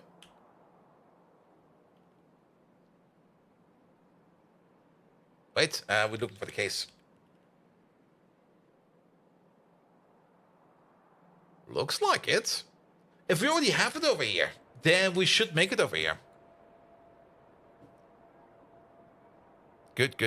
You want to build a nuclear power plant and still need to slaughter animals? Yeah, we do. We're definitely going to be figuring out what we need to do to set up a nuclear power plant, because we got all the parts already made in our pocket, at least the important parts. But for the nuclear power plant, we need to make some lithium plate. To make some lithium plate, we need to make some lithium hydroxide. To make lithium hydroxide, we need coated containers. To make coated containers, we're gonna need some advanced coating. Advanced coating is required to be made out of chitosan. Chitosan is a part over here, which is over there, which is made out of mutant enzymes and chitin and some other parts. And mutant enzymes are being made out of... Where are they? They are in here somewhere. Are these mutant enzymes? Mutant enzymes are made out of propeptides, calmodulin, binding mutant peptide, and chimeric proteins. And then these over here are made out of... This then basically delves down deep into the part of Pi alien life, all the parts we have not made yet. Also, we do need pineal glands and bodos to make the calmodulin binding mutant peptide, which is the reason why we need the scrondrixes, because the pineal gland comes from the scrondrix. And then for the propeptides, we need the dingrid spike, because, well, that's where the dingrid comes in. Yep. So there's a whole bunch of steps that needs to be done over there. So we definitely do need to set up at least... Well, I guess we do need to set up all of those... I don't want to do that today. My brain is not ready for that. You know what? You know what my brain is ready for? I want to figure out nuclear power. I think definitely nuclear power is going to be worse because it has way more parts. But I at least want to have at least a blueprint, a roadmap, or something like that for nuclear power. Here we go. Because we do got... Ooh, oh, that thing looks funky. We do have the nuclear reactor. Oh, that looks so funky, man. We do have things like the neutron moderator, which only has a single recipe, which is heating up neutrons. Sure. As well as the neutron absorber. Oh, that's a thing. And this one is also a bit weird because this thing over here, yeah, this one eats neutrons, but it also runs on boric acid. But I guess it runs up to 2 boric acid per second, and it uses boric acid as liquid power. They definitely did some weird fuckery over here. Definitely. All right. This one over here is also running on hexafluoride. Now, at least we only got one recipe to choose from. So we know exactly what we need to do over here. We push in some molten salt. We push in some uranium hexafluoride. And out comes spent reactor fuel, as well as neutrons sitting at 100 degrees. And now look at the real nuclear power plant, which is just a block of concrete. Yeah, but the block of concrete is encasing everything. All right. This is also... Wow. Who came up with that? That's horrible. I guess that's fine, though. So molten salt goes in. Uranium hexafluoride goes in. Uranium hexafluoride can go out. Spent reactor fuel comes out. And the neutrons over here, we need to do something with the neutrons. What do we do with the neutrons? This thing over here also consumes fuel rods, which we can then use probably to heat up those neutrons. But they don't go in here. They go somewhere else.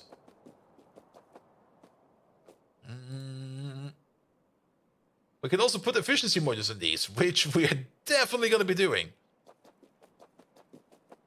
And the inside is not more than a lot of tubes. It is.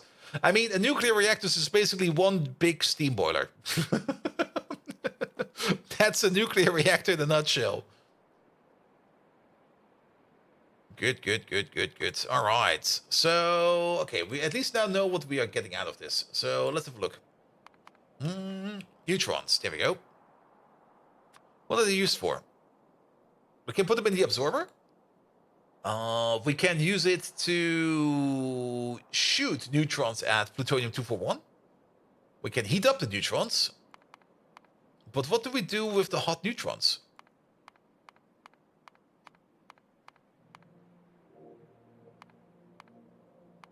There is... What, is this a specific recipe? No, it's just hot neutrons. So we can make them hot.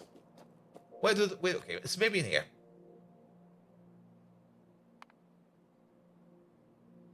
No, microwave, thermosolar, wind energy turbines. This is fusion reactors, item control rod. Oh, maybe this is what we're looking for. The entity magneto hydrodynamic generator is the most powerful compact fusion generator theoretically possible. Fluid neutron plasma. But what's neutron plasma? I want nuclear power. Use a neutron modulator to heat sub-zero neutrons to 500 degrees. Control rod. Hot neutrons and me. Sure, I'll shove them up my ass.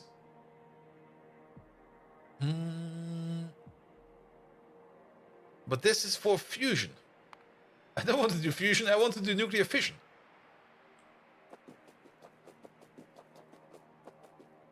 Good. Or do we use the spent reactor fuel? Maybe we use the spent reactor fuel. Because I do remember seeing something about the spent reactor fuel over here. Going with some... there we go. Yeah, we combined the spent reactor fuel with some lithium peroxide. We get some high energy waste out of that. And we get some hot molten salt. 5,000 degrees! Oh, that's gonna be amazing. Do we even have a turbine we can restore that into? No, we don't. But the heat exchanger will be running at the correct recipe. So that will be fine. But yeah, we make like 10,000 hot molten salt over here. And we get some salt solution out of that. I'm a little bit concerned that we make like 10,000 hot molten salt over here. And hot neutrons in the air. We want to meet up with you. Good. And then once we're at the stage of hot molten salt, we know exactly how it continues. Of course, we would love to use this recipe over here, but we don't have access to that. But we can use any kind of recipe over here. As long as the hot molten salt is hot enough, even if it's hotter than we can handle, we can just make the steam that we want. And it's probably going to be 2,000 degrees steam over here, which is fine. But then the question over here is, okay, we push in 20,000 molten salt. That's expensive, man. That's expensive. All right. I see where this is going. And then we do that every 20 seconds. Crafting speed is 2, so we do that every 10 seconds. Very important to see that this is crafting speed 2, because all of these over here is crafting speed 1. Are there more advanced nuclear reactor models coming in? Yeah, of course they are. Crafting speed 5, because fuck you, that's why. Crafting speed 10, 20. Oh, thank you. Bye. Up to the old the schemes again. There's also the MOX reactor. Consumes plutonium dioxide, but where do we get the MOX reactor? It's in there. Oh, you know why we don't have it automated yet? Because we just updated the pack today.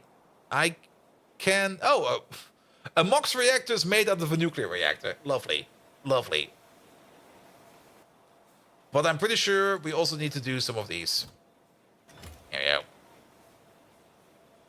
And oh, she is delicious. Hello there. I think I'm ready to dip your toe into pies, but I don't want the whole thing. What mods should I include to make the simplest pie playthrough? There is an overview on the pie website, where you can basically say what you want. There's like pie light, pie medium, and pie long. And I think maybe somebody has a link available. I'm pretty sure somebody has a link available. Maybe it's in the mod description, who knows. But, in my opinion, I mean, you can go with the smaller version of pie, which is fine. There's nothing stopping you to making a smaller version of pie. And you can go through that. But I'm not quite sure how fulfilling that will be. But if you just want to dip your toes into it, maybe, go for it. It should be fine. Let me see. I think it's on the Factorio mods pie. And is it with Pie Industries? Pyanodons installation and UPSs. Maybe. There's a whole document. Not balanced Pyanodon installation and optimization guide. What the fuck is this? There we go. But it does contain the image that I wanted to take a look at. Yeah, there's like short pie, medium pie, and full pie. There you go. Have a look at that. Not Melon made it. And it should give you all the information that you need to set up your pie. And the size of my base is intimidating? Yes, but I do build kind of large. Keep that in mind. I overbuild everything I look at. I was kind of thinking about maybe doing this differently and making it smaller. I was actually kind of thinking about setting this up as an idle game as well. But if you boil it down to that, it's gonna become super duper boring. Because if you do everything based upon bots and stuff like that, it's just gonna be something like, yeah, just make sure that resources come in, let the server run 24/7, look at it every now and then. Yes. Good. But yeah, spent nuclear reactor fuel is coming out. All of it. There we go.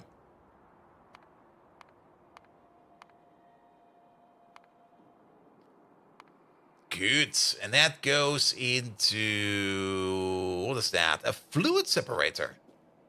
And we need 20 seconds to consume 100. You over there, you need 20 seconds to make 200. All right, all right. How up to scale will this be maybe? Let's pick up some stuff.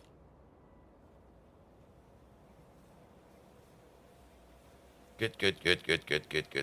And for now, we're just going to be figuring out some ratios and stuff like that, and we're going to have a look at what we're still missing. Because we're definitely not going to be building this nuclear reactor over here. The nuclear reactor will probably be built somewhere. And at this moment in time, I think one of these is going to be fine. Because if you think about it, this thing over here, it takes us 10 seconds to make basically 20,000 molten salt.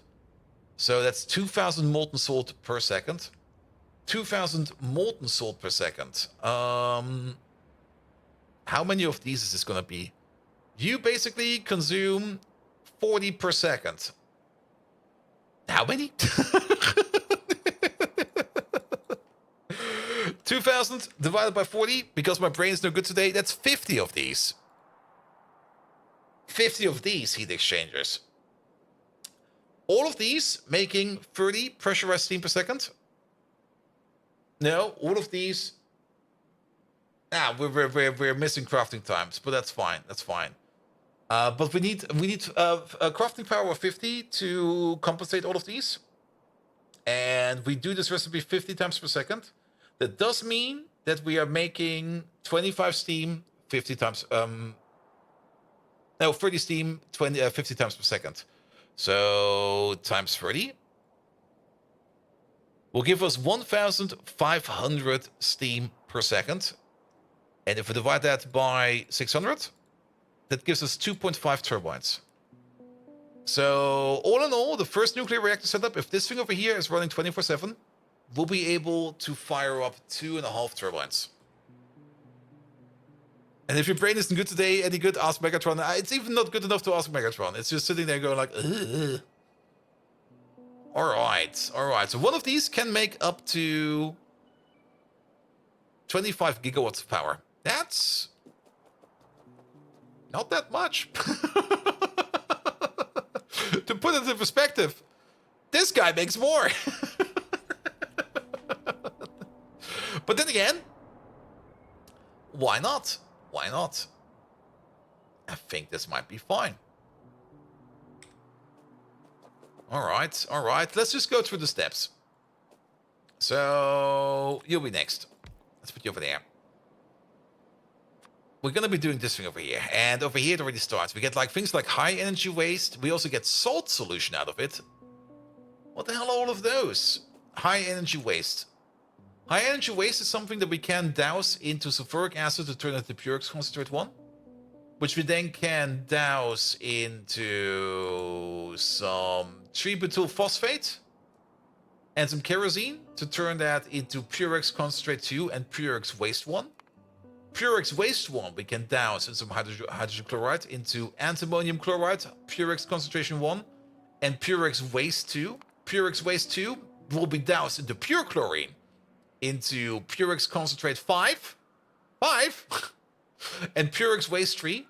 Purex waste 3 over here will be doused in some stainless steel, some sugar, some Purex waste 3, and some molten glass to be turned into molybdenum ore, vitrified glass, Purex concentration 5, and Purex U concentration 1.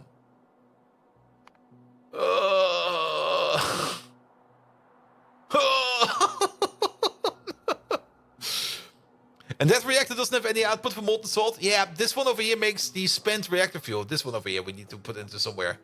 That's actually going to there. It's going to be like this. Here. Fix it.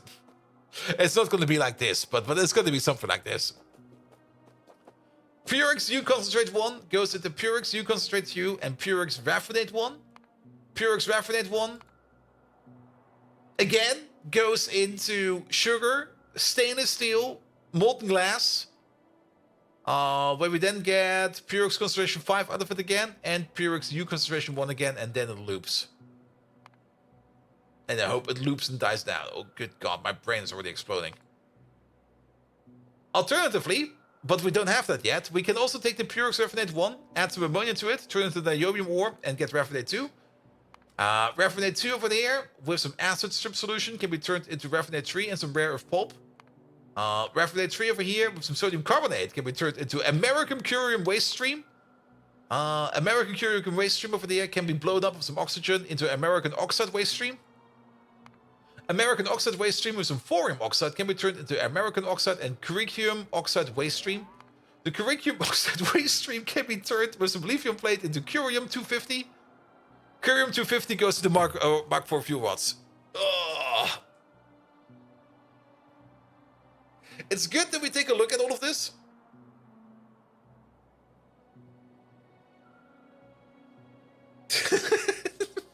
I'm just rubbing my head in frustration.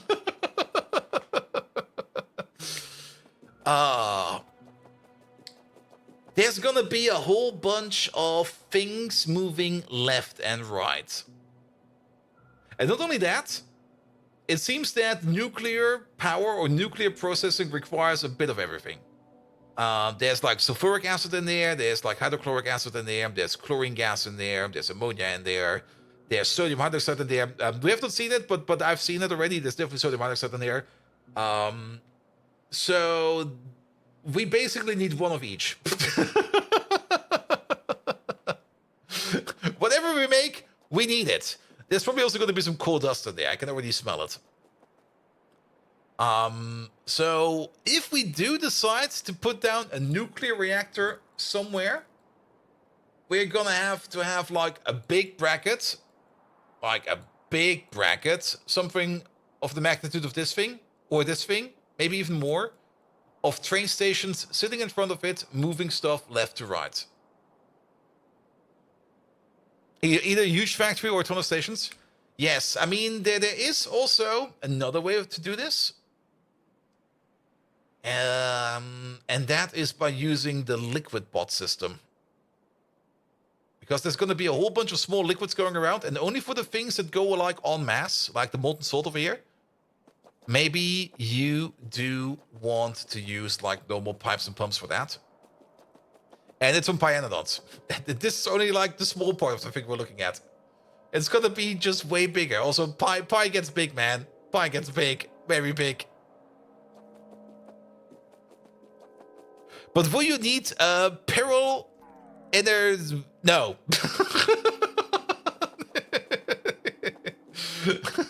Fuck that shit.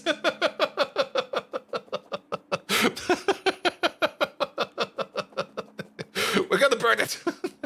I mean, that's the other thing. We could just vent it. We just go like, nah, we're not doing that. Llama boy, hello there. Let's have a quick look at the salt solution over here. 3-butyl phosphate. Yeah, we're not even making 3-butyl phosphate. And 3-butyl phosphate is...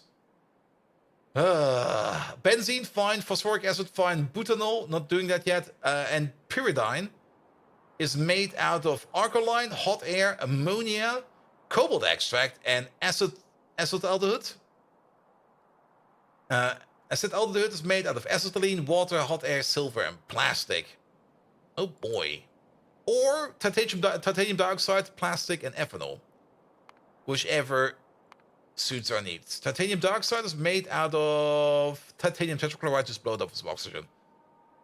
Oh, I'm getting a headache of this. I just...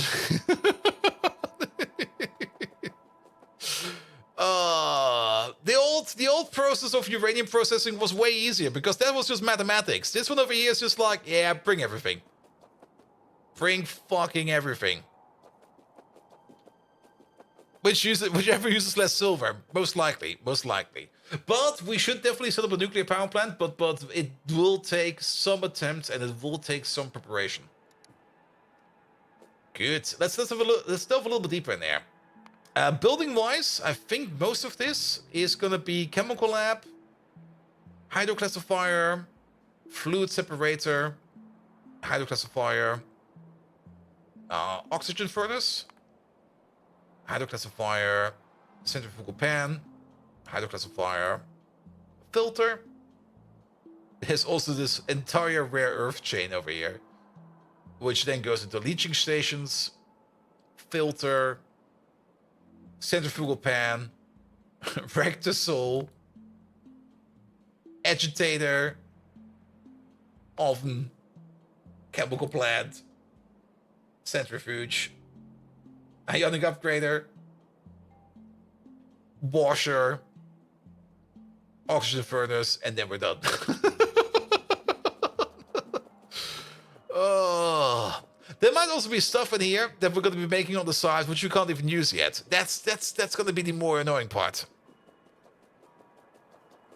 And it's only an 80-step recipe. He's got 90 minutes. I'm not even quite sure if I can fill up the 90 minutes today, man. Still not that energetic, but let's see what we can do. All right, let's maybe just start with the simple parts. When in doubt, start with the simple parts. So let's make sure that we get the ratios down over here, at least for making power. If we want to spend our spent reactor fuel or whatever we get over here as well in a different way, maybe we just store it. I mean, storing it might also be an option. We don't need to process the lithium peroxide over here. We can just put it into a storage, a deep storage, a never-ending deep storage, like the biggest deep storage ever, and just let it sit until a biter comes in and gets like high on the stuff and kills everybody. We could just store it. The simplest reactor would just be uranium hexafluoride in, hot molten salt out, everything else into storage. And the storage by Bonus Island, oh yes, sure. Oh no, actually, it's not a bad idea because it will automatically clean itself up every damn time. And then we just shit on all the processing or the post-processing because unless we need it, and I'm pretty sure we do need the post-processing because there's probably a product in there that we can only get by doing something like that. But yes. But one step at a time. So we don't need this thing. We don't need this thing, but we do need these things over here. So double check over here. Crafting speed is 2. So we make 200 spent reactor fuel every 10 seconds. So we make 20 per second. You over there? Crafting speed is 2. So it's a 2-to-1 ratio. So 2 of these to 1 of these. And let's maybe start picking these up real quick. And maybe just start putting them down in some dark corner. Wait, there's not that much coverage. There we go. Over here is fine. So this is going to be a 2-to-1 ratio. This is crafting speed 2. Very important. So if we do make our neutrons over there.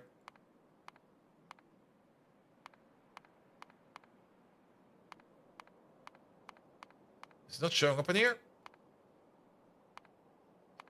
Oh. Wait. Oh, wrong time around. There we go. Yeah, over there. So yeah, 200 spent reactor fuel every 20 seconds at crafting speed 2. This thing has a crafting speed 2. 200 spent reactor fuel at 10 seconds. That is 200 divided by 10. That's 20 per second coming out. There we go. And then 2 of these together. Each one of these would consume 5 per second, 10 per second, crafting speed 2, 20 per second. So yeah, it's a 2-to-1. And then the hot molten salt comes out in and out over here. That's fine. The one thing that's going to be interesting over here is going to be the hexafluoride. How do we do that? Check for lithium. I do know lithium, that we do require lithium, and that we do need to make the coated containers for that. So we can't do this right now. But I kind of want to take a look at this one. And actually, uranium hexafluoride is super duper easy. Unless... Wait, are we still making yellow cake, or did they take that away from us? Because we used to make yellow cake down here. Yeah, we're still making yellow cake over here. Though there might be a better yellow cake recipe. No, it's pretty much the same one. So, yellow cake over here, getting it out of uranium pulp stage 3, which is... We do need to rebuild this thing over here. This is kind of broken. And don't eat the cake. This cake you definitely don't want to eat. But basically, just make the yellow cake. Make about... Well, we need to make 5 yellow cake per second to fire up 100 uranium hexafluoride per second. But how much uranium hexafluoride do we need per second? Does it say over here? 60. We need 60 uranium hexafluoride per second. I guess it's 60. It's kind of unclear, to be perfectly honest, because it says over here, consumes uranium hexafluoride. Max consumption is 300 kilowatts. And uranium hexafluoride over here does not really have a fuel value. At least I don't see a fuel value over here. And I'm also not quite sure what the temperature means over here, because it's not really described anywhere. It's kind of annoying, actually, that there's no article for this about the nuclear power plant. There's a bit over here about the fusion reactor, which I guess was fine. But there's nothing about the nuclear power. Unless I'm blind. But I don't see anything.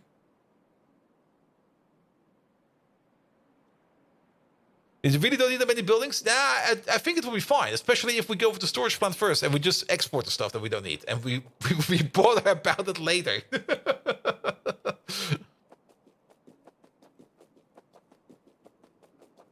It's really complicated. So how much uranium hexafluoride do we need over here? Because I can't tell. Because I don't know how much energy the uranium hexafluoride has.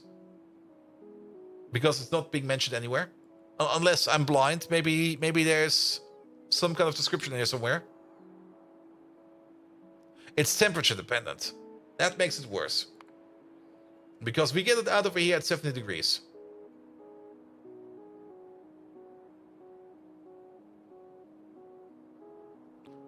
You aren't going to need more than one unless you want to light your computer on fire. Nice. I do want to light my computer on fire. Good. But yeah, but that is kind of annoying that I don't get any information about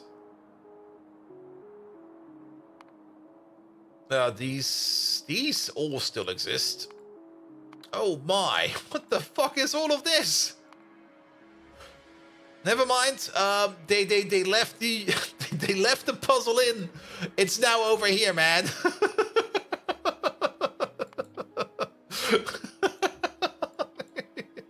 The puzzle still exists. All right. Oh, that's gotta be. Yeah, that is the old puzzle. Oh boy, uranium enrichment is still in.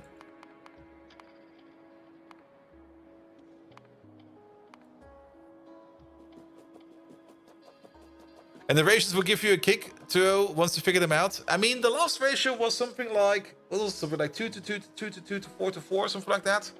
It came up to a perfect ratio at the end, which was absolutely amazing.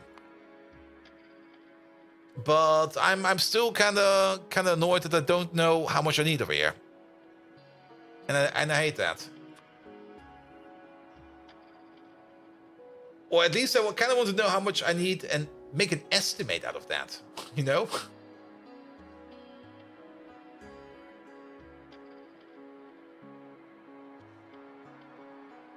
Yeah. Doesn't it say it uses 300 kilowatts? Yes, it says it uses 300 kilowatts. Maximum consumption is 60 per second. But if the fuel value of uranium hexafluoride is temperature based, that's even fine if I can just put something like a scale on it or something like that. But I don't even know what the initial value is of the fuel value of uranium hexafluoride. It could just be maybe it's 5 watts or 500 watts per unit. They give you the heat capacity on the stuff. Yeah, but is that really the value we need? Is that really being used? The heat capacity is 20 joules per degree Celsius. Ah, you might be correct about that. Oh, no. All right. We get 70 degrees. So that would be 140 joule per unit of liquid. And then we need 300,000 divided by 140. That's not how any of this works.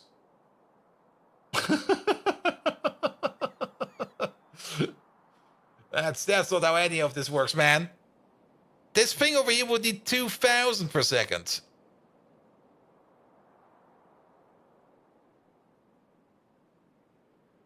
Or is Joule going straight to... No, Joule goes to what?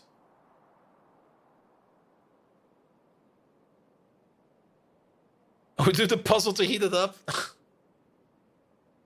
I mean, we could just make some real quick. It might explode.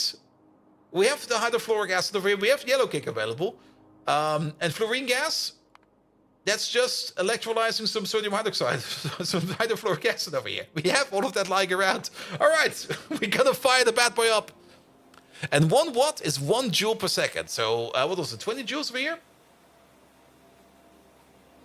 20 joules would be then 20 watts per second. Yeah. And if we run that at 70 degrees, 20 times 70, that is, what is that? That's 1,400 watts. And 1,400 watts, 300 divided by 1.4. That is 214 hexafluoride per second. And any tips for making a train system? Yes, keep it simple. You'll be fine. Yeah, that's 1,400 joules, exactly. That's 1.4 kilowatts. And the building needs 300 kilowatts. And it consumes it at the maximum rate of 60 per second. So we do need to heat it up then. I mean, we do have some recipes over here.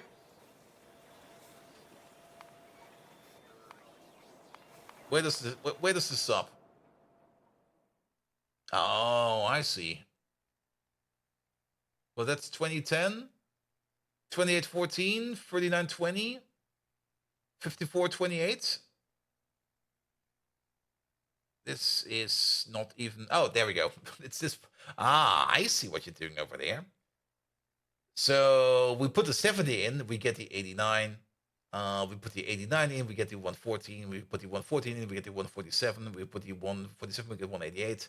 And at the end, we get 242. 242 times 20. Times 20. That gives us 4,840. And then we get divided by 1,000 real quick. There we go. 300 divided by our answer over there. Still requires 62! Fuckers!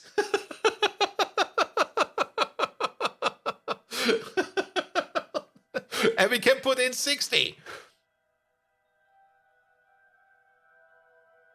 Modules. Oh, can we put the module in? Can we put the module in? Wait a minute. If we can put in an efficiency module, then this whole thing goes completely off kilter. Nah, we can't put the module in there. Unless... Also, there's a train out of fuel.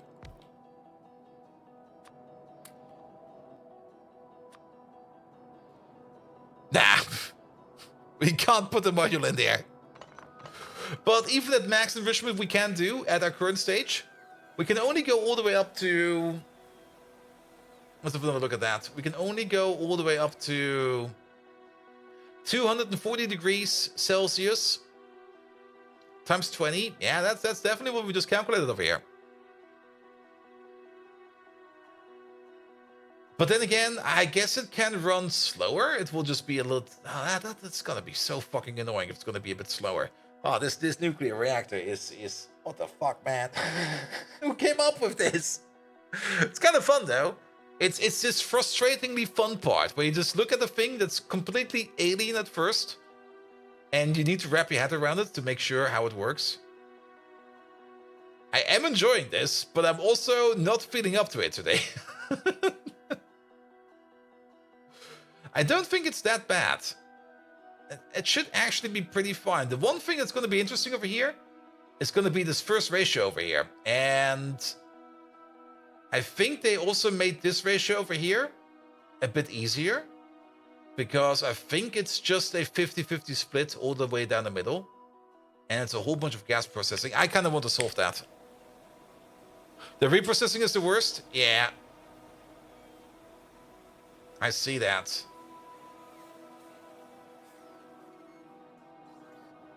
$62 at $242. It used to be like that 21. It used to be like 21 a couple of weeks ago. I see. So we're going the correct way. And I guess 62 is going to be fine, but we definitely, I do want to solve that puzzle over there. So let's get ourselves some gas processors. And they are. Let's go somewhere. Also, there's a train on the fuel. And he's blocking quite a bit of shit. Let's fix the train real quick. And then we're going to have a look at that hexafluoride. Because there is only one solution for that. And we need to make one of those.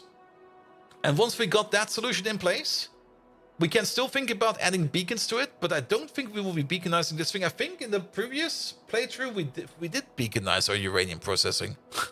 Why did we do that? Wasn't that a full waste of power? Bathroom break? Nah, no bathroom break. I kind of have the feeling like the moment I kind of get up from this desk and go to the bathroom, I will probably just walk past my bed and just jump in right away and just immediately fall asleep. So, no pee break. We're gonna be on edge. There we go. It's an iron requester train. What the fuck, man? These still exist, but hydration is never something we should do. There we go.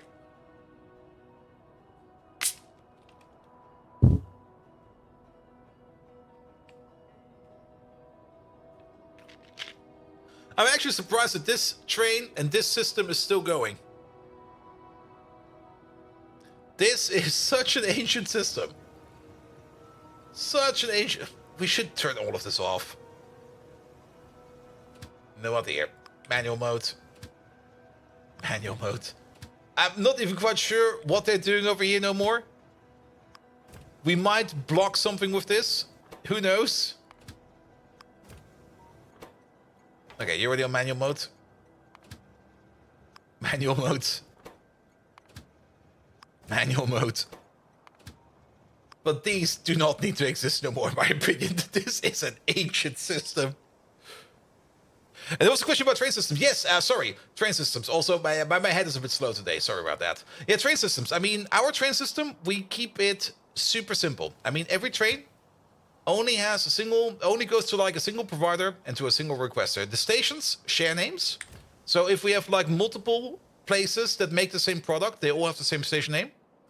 And if we got like multiple requesters for the same station name, also those all share a name.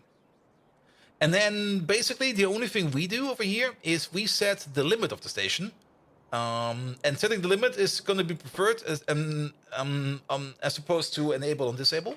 Because if you set the limit and for whatever reason the limit gets lowered again and the train is already on the way, the train will stay will stay on its way unless it can find another place to go, which also can happen. If there's another place open, it will go over there. But if you use enable and disable, a train that is on the way, once the station gets disabled, the train will stop outright. Unless it has somewhere else to go. But most of the time, that's not going to be the case. And the whole train system, like everything we do in this ginormous base, is just by using direct trains for every kind of product out there. Now, of course, using direct trains for every kind of product out there might seem a little bit silly because, well, sometimes trains just sit around and do nothing. In my opinion, that's fine. Because sometimes you get things like, for example, not you, not that one. This is a good example. We're making EVA over here, and the train over here is waiting in the provider to wait for one of these requesters to open up. And it's already full.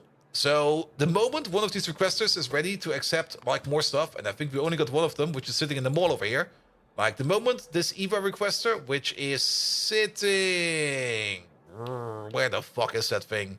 Somewhere in here. Oh, it's over there. Once this thing over here opens up, the train can come over right away. And it is a bit more train intensive because we basically map trains to a specific resource, but then again, it is also very stable in my opinion. We do end up with more trains than we want, but then again, in vanilla Factorio, well, you can make a dynamic system by going completely ham on the combinators, and it'll work, but if it breaks, it's gonna break hard.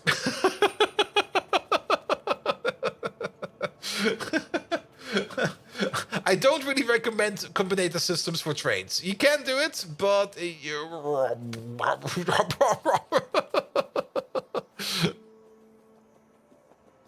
but if you just map stations one-to-one to each other and just make sure that trains can fit into the stations, even if you have smaller trains can definitely fit in bigger stations. You just have to be careful when unloading a smaller train that you don't accidentally start unloading their fuel into your depot. Never happened for us. Never ever happened. Happened so often. God damn it. But just keep it simple and stupid. And then the second most important part about train systems, intersections. And for intersections, I'm not really doing it that often, that well. But for any kind of intersection, okay, there's no example over here where I'm doing it. Because we don't have stackers, so trains never wait outside and trains will never block our sections over here.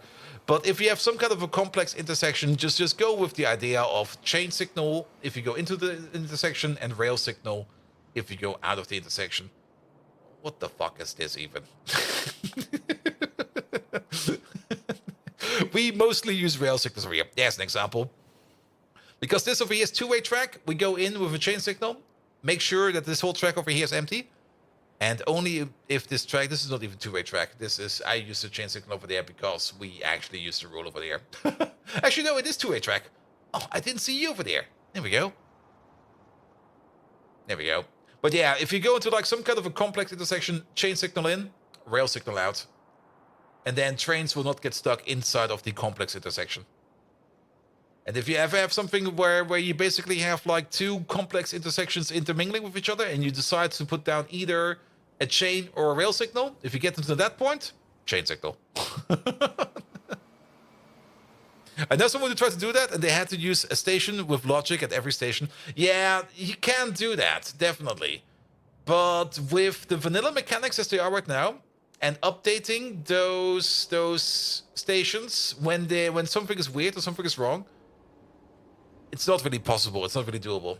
I mean, if you have to update those stations, you have to update all of them. And once you are sitting like at, say, 100 train stations or something like that, it's going to be a nightmare. An absolute nightmare. Now, with Factorio 2.0 coming out, you get a whole bunch of amazing tools which you can use to make that even easier. And I already got some ideas in my head how we're going to use the Factorio 2.0 system to make a magnificent train system. But sadly, Factorio 2.0 is not out yet, so we can't use those. Good. Also, we're flying around somewhere to find an empty patch somewhere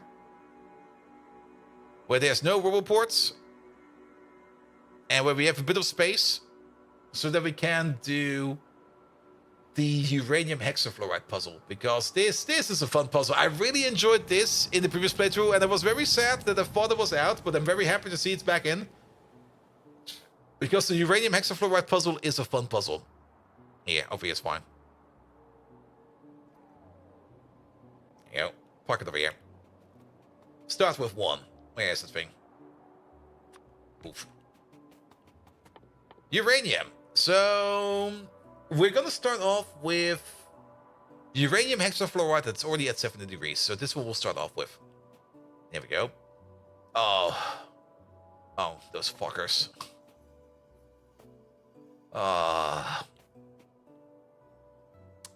Do you see the problem over here?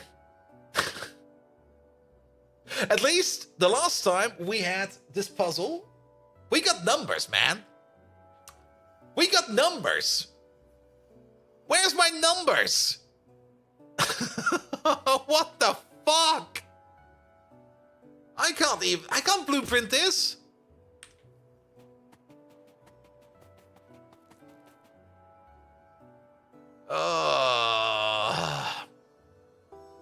Or at least make 2 outputs, not 3. And maybe put like a message over here. Hot, cold. 3 outputs is like the worst way you could do this.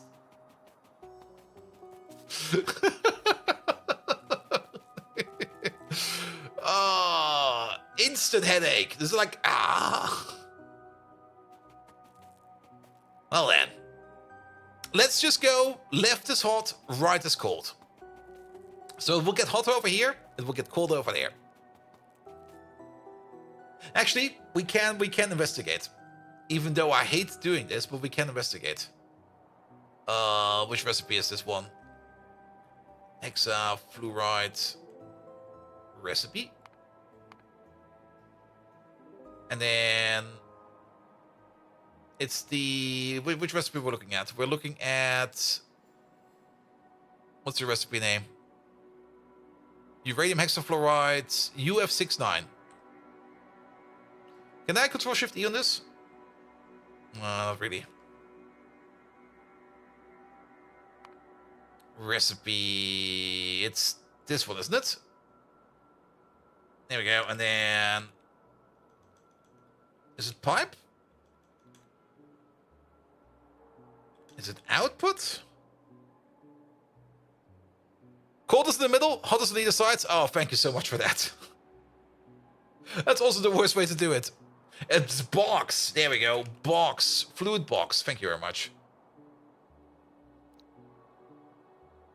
Duh.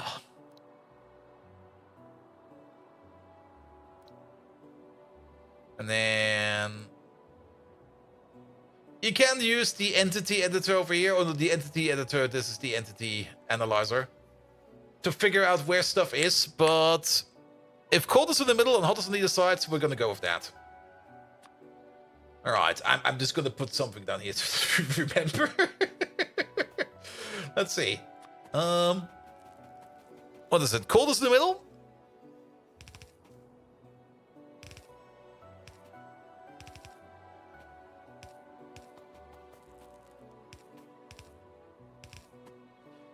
We can remember the rule of hardcore. Hot, cold.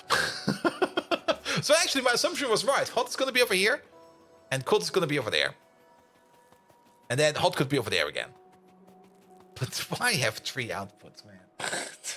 That's, you have only 2 inputs. So you go like here, just have 2 inputs, it'll be fine. Now you get 3 outputs. All right. So we put in 400 hexafluoride per second, and it turns it into 200 of the hotter stuff and 200 of the colder stuff. The hotter stuff goes into here. That's a 2-to-1 ratio already. But maybe there's a loop in there somewhere. So we're definitely going to have something like this over here, where we take the colder stuff. What is the colder stuff over here? I'm actually going to... Usually we ghost this. But since we can't see the temperatures, I'm actually going to pick up gasifiers or gas units over here so we can place them down. Else I'm going to lose it. Else I'm going to go insane.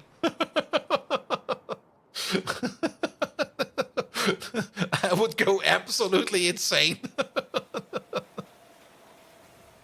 Because for once we do need to take a look at those recipes. There we go. That was not really the thing I wanted to pick up. There we go, but have these. 24 of these. That's hopefully going to be enough.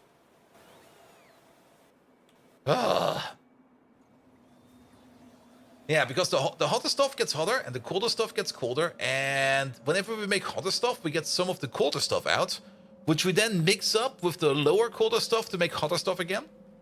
And it's gonna reach a conclusion. That's the only thing I remember. There's gonna be a nice conclusion for this whole process over here.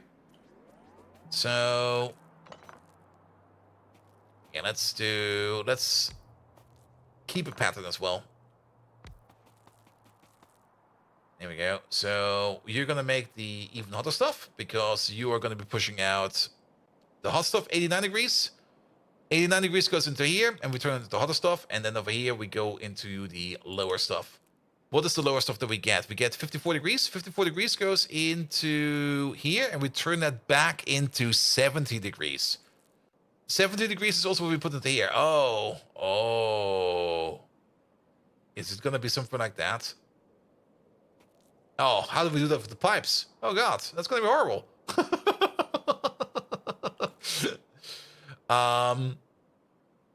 Yeah, I think I already see the solution, but I'm kind of...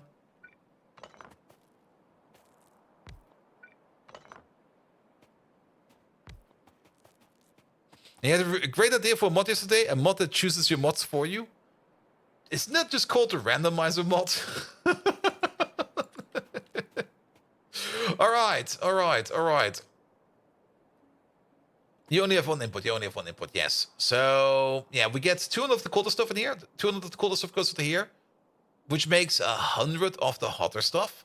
So we're now at 300 of the hotter stuff over here. We're still missing 100, but I'm pretty sure that we get more of the colder stuff over here, because overall, this thing over here can make up to 200 hexafluoride 7 degrees. This one over here... Wait. Hexafluoride 70 degrees. That goes into you.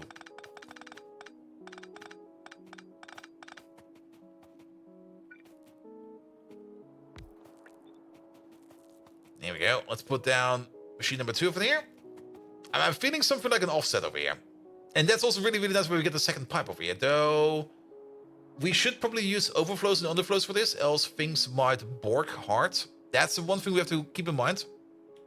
But yeah, if we do manage to fill this thing up over here with 400 hexafluoride 54 degrees, then we make 200 hexafluoride 70 degrees, which both go into here. And then we make 200 of the 90 degrees. You over there, you also make more of the 70 degree, which goes back into here as well.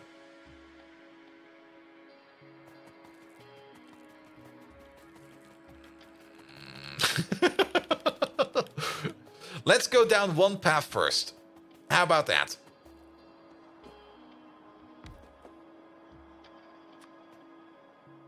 That's too close.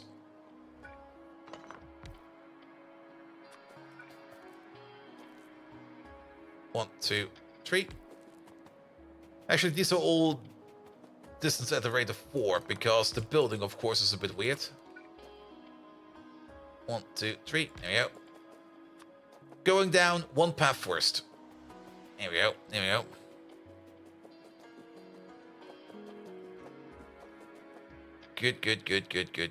Good. And then we end up with the 242 degrees over here. So that's going to be the target. That's going to be our input. And then we're also going to put down your output over there. Let's maybe keep these close to each other. Let's keep them in sync. Let's keep them in sync. And maybe even start hooking them up, because then we can calculate while we go.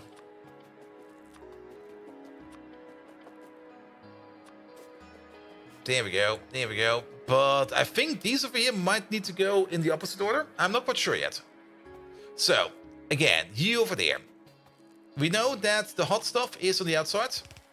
So we know that this is going to be a connection. Colder stuff is coming out over here. That colder stuff needs to go back into there. And for once, we're actually building this thing. Usually we blueprint this, but for now, this time around, we're actually going to physically build this. So your colder stuff comes out over here. Then we put in more of the hot stuff, even more hotter stuff comes out. And we also get more 70 degree out. Your colder stuff needs to go back to the beginning. Into you. And over here we make then the decision that we put an underflow over here. And we go into there. So that is the back loop over there. Your colder stuff goes back 70 degrees, goes back into here, 70 degrees over there. Your hotter stuff over there, good old hot stuff, keeps on going, goes to the next machine. This machine over here has the same thing. We get 89 degrees, which needs to go back into this one. So over here, it seems that we always have the same kind of loop. At least for now. All right, and this also tells me we need to build these apart a bit more, because else things like this will not work. So move you up by one. Move you up by one. Move you up by one. Good. Because you go in like this, that's fine. And yet again, you get not an inserter. Inserters are also fine. We love inserters, but you get an underflow. Good, because stuff over here flows back into this pipe and it goes back into here. Then, hotter stuff over here, you make 147. You over there, you accept 147. So this is going to be the exact same combination over here. That goes into there. You spew out over here 114. 114 goes into this one here as well. So we can keep on doing this cycle over here. Okay, the cycle seems to be simpler than expected. Why not offset the machines by one? We might end up doing that, Fallen Angel. For now, I want to make like the first template over here, just to see how things will be looking like and working like. But I think we will be offsetting them afterwards. But I kind of want to get the thing down first. Get the numbers straight. And once we have the numbers straight, we can think about what we need to do. And we can think about if we need to set up a thing a little better. Good. You over there, you make 147. Wait. We're doing it wrong already.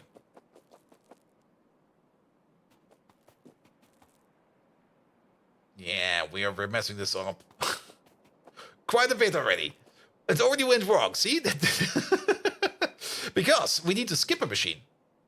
Because your output does not go into the machine itself, it goes into one generation before. And over here, we have connected these with the same generation. So, this output over there, you go into this input. I did it again. You go all the way over here.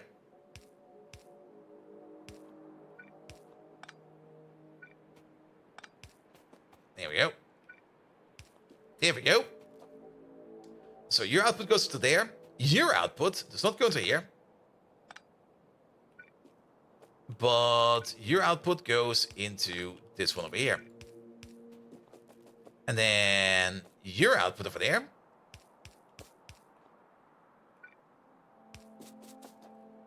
You go into here. There we go. Good. So that all loops back a bit. That makes a whole bunch of sense.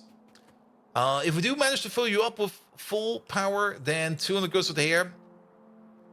And then 100 flows back. 50 flows back. 25 flows back. It's a little bit detrimental over here.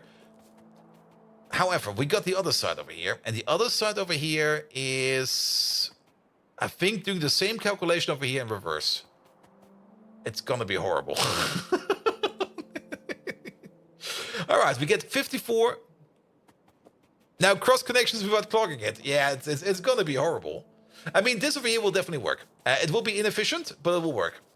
We can raise efficiency by putting down more machines. Oh boy. That's where we got this space over here. Then we can place more machines over here. But for now, this is fine. Because every output over here goes somewhere. And just to indicate that we're done over here. Oh, not like that. 1, 2, 3, 1. Basically, a happy tank at the end to tell us that we're done. That's where it needs to go. Good. And let's also move these up by a little bit.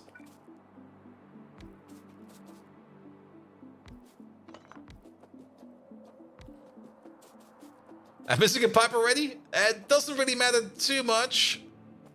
Also, where the fuck am I missing a pipe?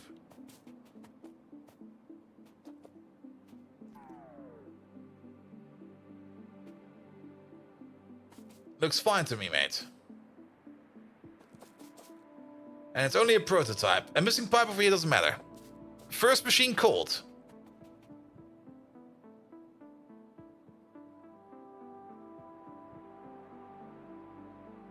So Adams, I'm not missing a pipe over here. I'm not quite sure what you're seeing, but pipes are there.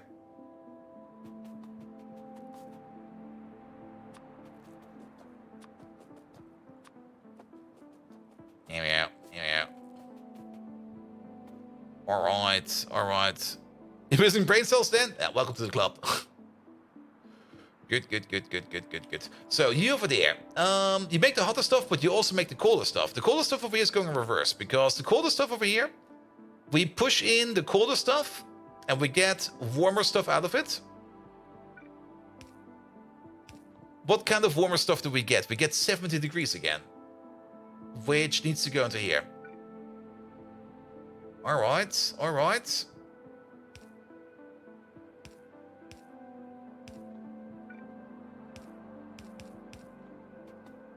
This will get clogged. my mind is already telling me this will get clogged, but 70 degrees coming out over here, going back into this machine as well. Good, but we get cooler stuff out of this one as well, which is the 39 degrees. The 39 degrees goes into here. It feels very much like a parallel build. Should not be the case. I'm pretty sure it's not going to be the case, but let's stay on our toes, you know? So, the 39 over here is getting turned into 54. The 54 goes back into this machine, which is, again, the previous generation. That's going to be the hotter stuff this time around. So, this one over here needs to go back.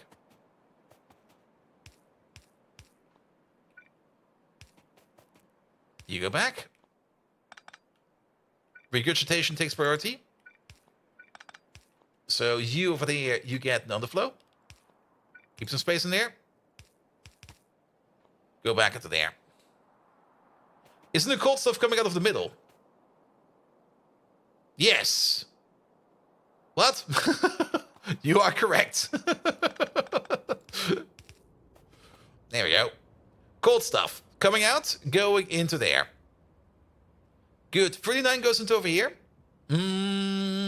That's fine. That's fine.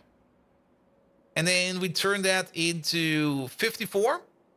Hot stuff going back into there. And we turn that into even more colder stuff, 28, which goes into the next machine. All right. That seems to be fine. 28 over here is getting turned into 39, which goes into this one over there. So, hot stuff coming out over here. And underground, please. That kind of sucks. I was kind of hoping we could do this way. Well, let's keep doing it like this for now.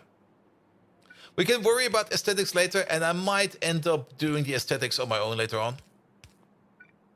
Because I'm not really paying too much attention to this right now. At least not enough attention to do something with aesthetics. But the hotter stuff goes back, and the colder stuff goes, of course, into the next machine. There we go. Good. Yeah, you get more of the hot stuff. I'm a little bit concerned. Wait, are we doing it wrong over here? No, we're just not that deep in yet. We're not that deep in yet. That's why I'm getting concerned. It's fine, it's fine. Then, you over there, you do the same thing. You make 28 degrees and 14 degrees. The 28 degrees goes back into here. Yep. So the hot stuff up here again goes into this part. Yeah, my concern was that I'm kind of missing underflow valves, but we've just not built them yet. And then the colder stuff over here goes one further. And then you, all the way at the end, you make uranium 20 degrees again, and 10 degrees. 20 degrees over here goes into this one. Yes.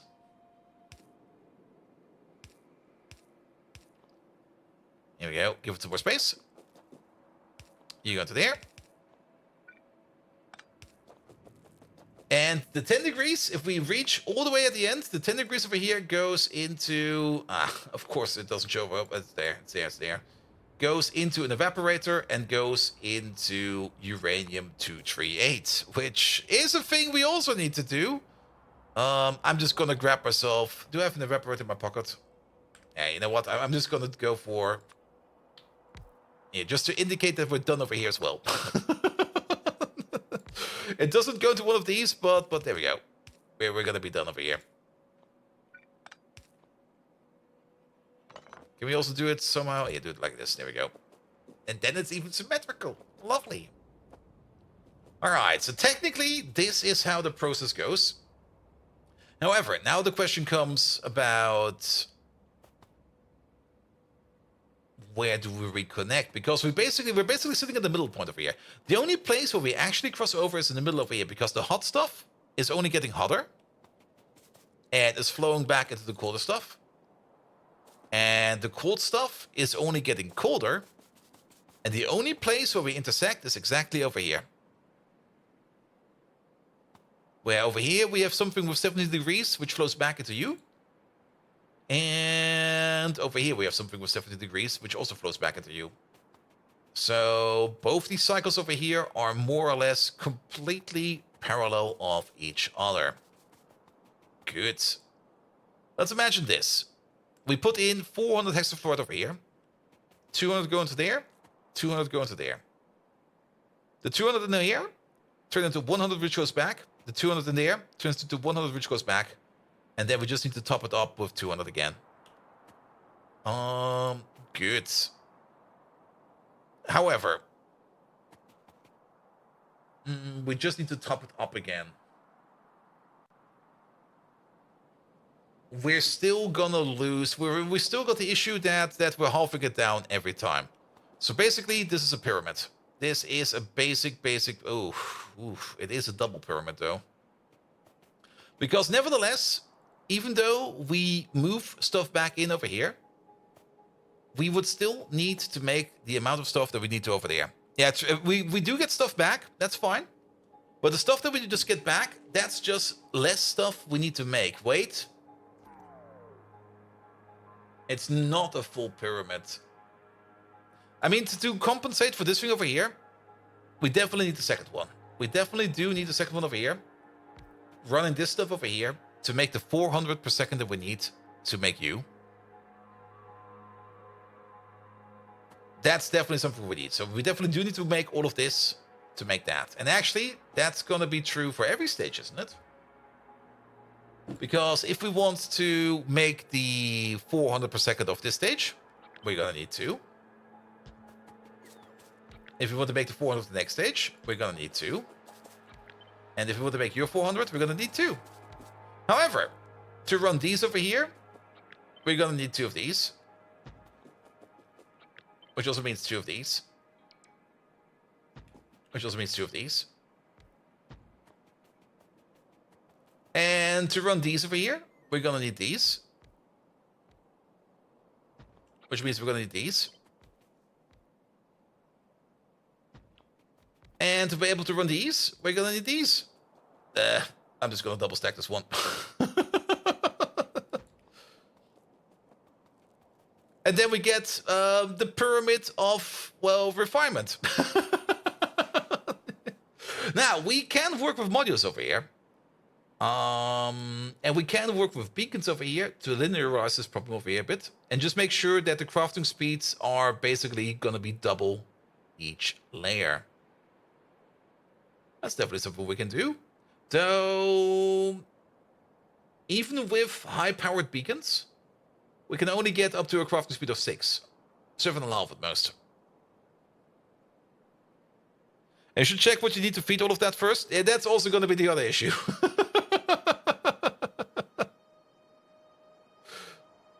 It will definitely work, but we would need 16 machines of, like, the tier 1 machine over here, running at whatever crafting speed. That over here would require us to feed... Oh, God.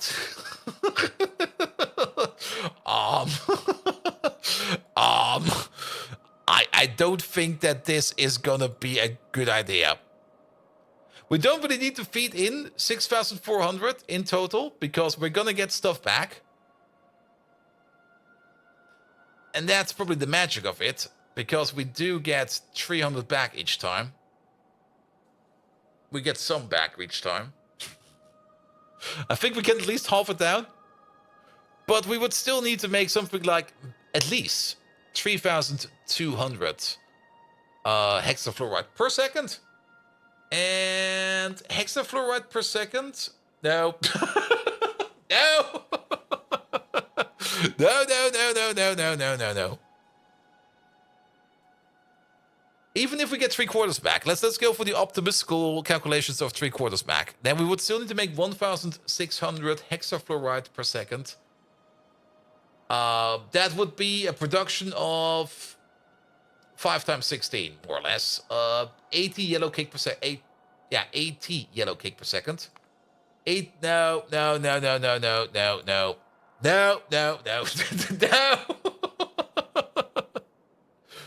You only need to input whatever comes on the other end. Yeah. Pretty sure it's too much? Calculate the other way around?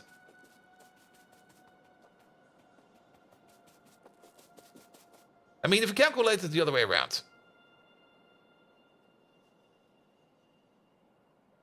So, over here. To make the highest level over here, once per second, we're going to need 400 of the hexafluoride of the previous stage. We already have 2 of these over here. Oh, my brain is not ready for this today. Don't forget the backflow of the cold project. Yeah, but the backflow of the cold project is just going to be connecting up over here. I'm trying to force a brain reboot. Ah! I mean, what we could do is, we could full build this, and then while we go with the calculation, we can take parts out again until we reach the ratio. That could also work, but... Yeah, if this one over here wants to run at full speed, let's just go over here. This one is running at full speed. So we need 400 of the 188. These 2 over here, they do make 400 of the 188. And they do get some regurgitation from you over there. Because that's where the 147 comes in. So of the 400 per second, of the 800 per second over here that we need, we only need to provide 600 because we get 200 back. So 200 comes back from over here, so we need 600 over here. That makes it already a bit better. Still, we need 600 per second over here, and we don't get anything else back. I want to know the conclusion of the calculation before you go to bed. Same. Let's make double sure over here. So 400, 188 per second coming in. We definitely need 2 of these to run that to make the 400 per second. That also means we're gonna need 800 of the 147. We get 200 of the 147 back. So this stage over here, okay. Now the magic numbers get out. Oh, can we use the uranium numbers even over here? Wait a minute. Is hexafluoride in here? Not really, but we need 600 over here. That's the amount that we need.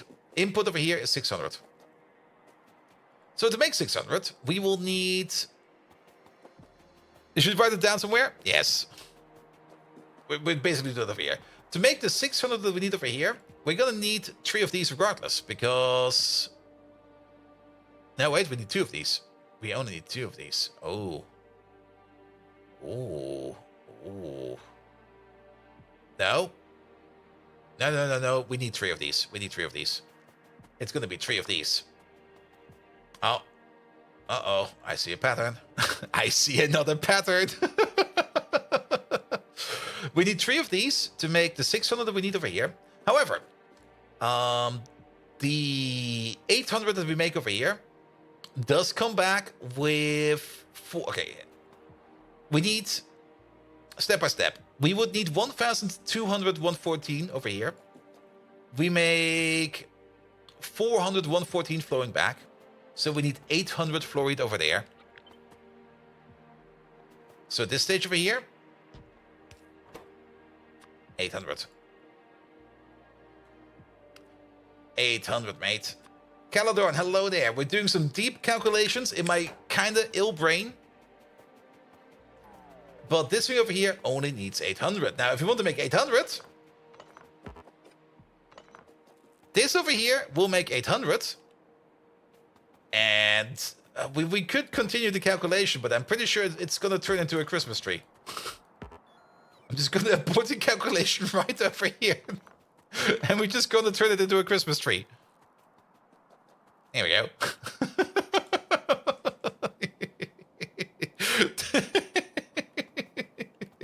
It's going to be a Christmas tree, all right.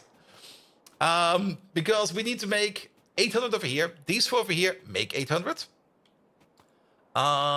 If we want to make 800, we need to make 1,600 of the 89 degrees. We do get... Right? 1,600 of the 89 degrees. We do get 600 of the 89 degrees back, so we need to make 1,000. 5 of these, make 1,000. And there we go, pops your uncle. And then over here, it's going to be the same in reverse. This over here is going to be interesting. Won't they make 2 recipes per second? Or 2 runs? No, it should be fine. It should be fine. Here, from the top. This lad over here requires 400 of the 188. To make 400 of the 188, we do still have to make 400 of the 188 per second. So this is a 2-to-1, definitely. However, to feed this boy over here, we would need to feed it with 800 of the 147. However, we get 200 of the 147 back over here. So we only need to feed them over here with 600 of the 147. To make 600 of the 147, we need 3 of these, because 3 of these together make 600 of the 147. But Mark II machine, these are all Mark II machines. It doesn't matter. The ratio remains. The ratio does not matter about Mark I or Mark II. He's just going for one full machine at the end, not what he actually needs for the reactor. Yes. I basically just want to have the ratio down. If the ratio is fine, we can still tweak this whole thing with beacons. That's my line of thinking at the moment. So I just want to have like the crafting ratio over here together. Now, this one over here is going to be different. And I'm pretty sure it's going to be this upside down. At least that's what my gut feeling is telling. But I might be wrong about that. Maybe it's the same ratio. Maybe it's the same pyramid. We will see, because now we are basically these over here, all of these are running. Actually, it is going to be that thing of upside down. All of these are running. All of these over here, we're definitely going to be making 1,000 hexafluoride 54. It's going to be the same? Yeah, actually, if I think about it, it's going to be the same. So, to consume 1,000 of the 54, we're definitely going to need at least 3 of these. So that's fine. These over here will consume the 1,000, and we still have 200 to spare. However, we get stuff back from over here. I'm just going to call it. It's going to be the same. I'm not even going to calculate it. This is going to be our fun little nuclear processing pyramid. Because we get stuff back from over here, we should at least get the conclusion out of it. So let's not call it early. So yeah, we are going to be producing 1,000. These 3 over here will consume 1,000 of this. We can consume a total of 2,000. Those 1,000 gets turned into 500 of the next stage. 500 of the next stage over here gets turned into 250 back of the previous stage. So we're now sitting at 1,250 over here.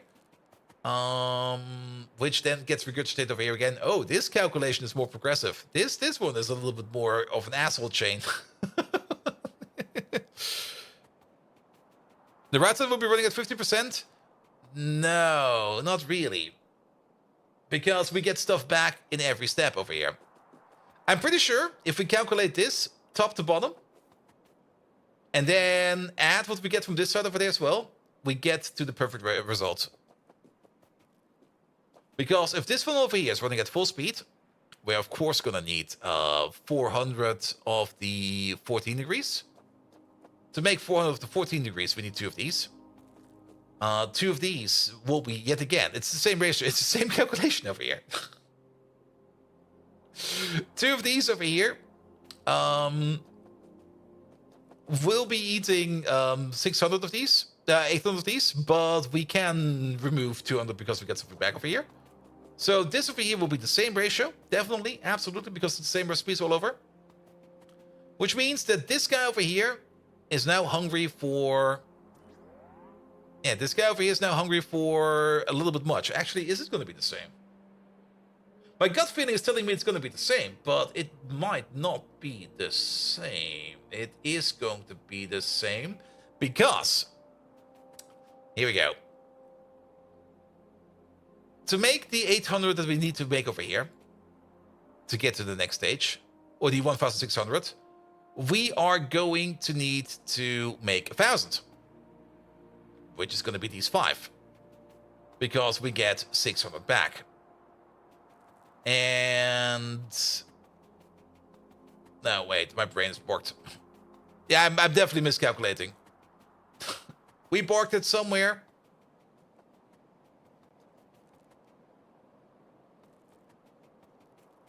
You get 1k from the left, making 500.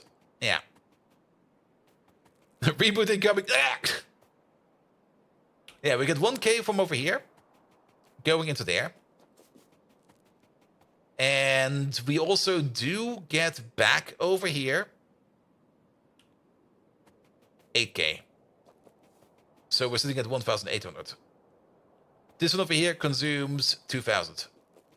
We're missing a bit. Let's avoid the plane crash. That's fine. It's fine. I'm holding on. But then again, this process over here technically does not need to be working fully. The ratio over here is going to be the same all the way up to the point that this machine over here can run at full speed. What we are basically putting down over here is more or less a buffer solution. And we just need to figure out how much this part over here can consume and buffer, which is going to be, I think, more than we are producing. Because this thing over here can consume up to 2,000 of the uranium 54 degrees, of which we do get 800 back. So we can supply this one with 1,200, or we have to supply this one with 1,200. And this side over here is making 1,000. So it's running a bit slow. To make this thing over here run super duper fast at max speed, we would need just a bit more, which is exactly the offset that we're pushing in over here with the original uranium. The right side is oversized. Worst case, it just slows down from the input. Yes. No, right side is oversized, yes. Which will just reduce the efficiency of this thing. But then again, the only reason why we need the right side is to make sure that the left side can run on peak efficiency. The right side is going to be a little bit stupid. Right side is just going to be a bit slow. Tad slow. But left side is going to be efficient. Also, right side over here will supply us with... Well, if we push in all of... Wait a minute. If we push in all of the left side over here at full speed, which is going to be 1,000, we're going to get 500 back of the 70 degrees. Yep. And this thing over here is going to demand 2,000 of the hexafluoride. But we provided back with 500 from over there. And we provided back with 400, 800 from over here. Wait a minute. No, I'm miscalculating. Oh, wait a minute. Ooh. This is 1,000 of the 70 coming back.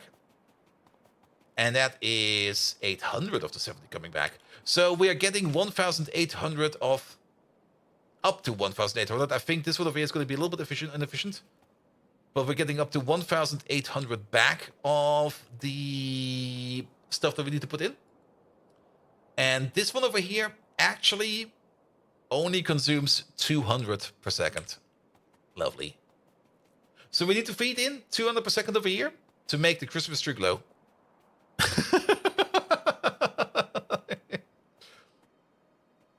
Good.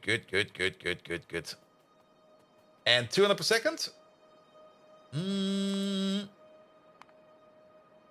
That would be 10 yellow cake per second.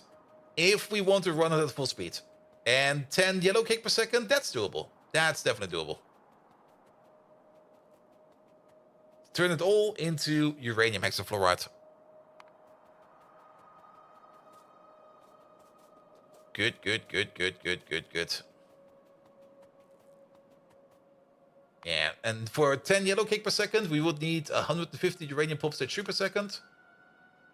For that, we need 225 uranium pulp stage 2. For that, we need the... what is 225 times 1.5? Is that 375? 337.5 of uranium pulp stage 1. And then divide that by 10. It's basically 33.734. Just basically a little bit over a red belt of powdered uranium we need to create. And that's doable. I think you might have missed the increased input from all previous steps in each period step. Wait, what?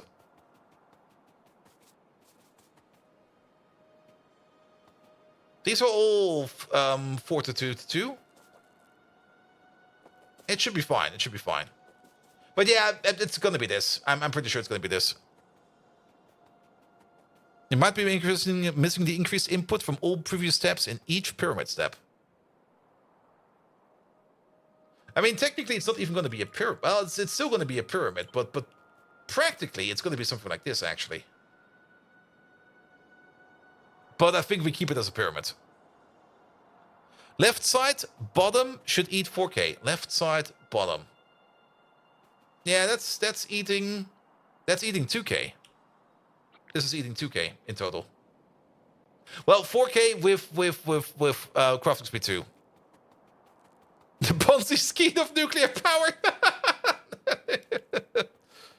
At crafting speed 2, yes, but I just calculated with crafting speed 1. But it is 4K, yes. Because I didn't really care about the crafting speed of the machines, because the crafting speed of the machines doesn't matter. The ratio is important. Good, good, good, good, good, good, good. Which will mean that this thing over here can run at full speed, which technically does mean that overall we're going to be making 400 hexafluoride per second if we do feed this thing up all the way. Now, next step, if we do feed this one all the way up to 400 hexafluoride per second and make this a nuclear power plant that runs for the ages, then with that 400 hexafluoride,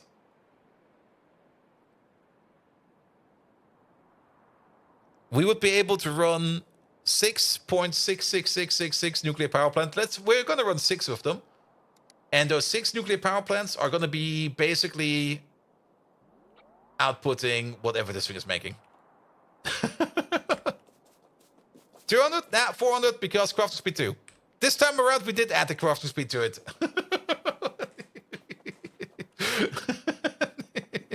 Sorry, Sol Adams. Which does mean that we do need to make a little bit more over here. Let's keep it at 200, because I don't think we can process that much uranium. 143 gigawatts. Yeah, something like that. That's fine. That's fine. All right. We did the nuclear calculation. But actually, let's take it one small step further. Yellow cake into uranium into the whole uranium hexafluoride. It will not show up in here. It shows up in neutron. There you go. If we then go the full step of the neutron samples, not usage, we're making them. There we go. Then we throw that into the reactor. We do get some neutrons back. We don't really do anything with the neutrons right now. We can heat them up to do some particle acceleration with them. But I think most of them will just be going into the neutron absorber for now. Which is going to be going a bit slow, but that will be fine. Wouldn't the last step be at least eat 2K per second? 800 from the step, repeating across the speed 1? Yes, I think you're correct. Oh, across the speed 1. 2K minus 800. The last step. Which one is the last step in your opinion? This one? Or this one?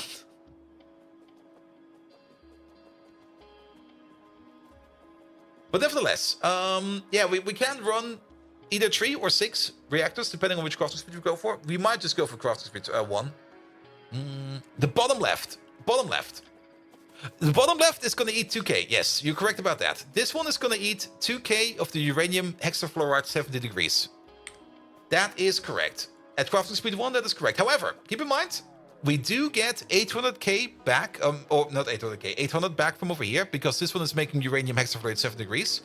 So we get 800 from over here, and we can get up to 1,000 from over here of the uranium hexafluoride 7 degrees. So this one over here is also making 7 degrees, up to 1,000. So this will flow back into this row. This will flow back into this row as well. And then we only need to top it up.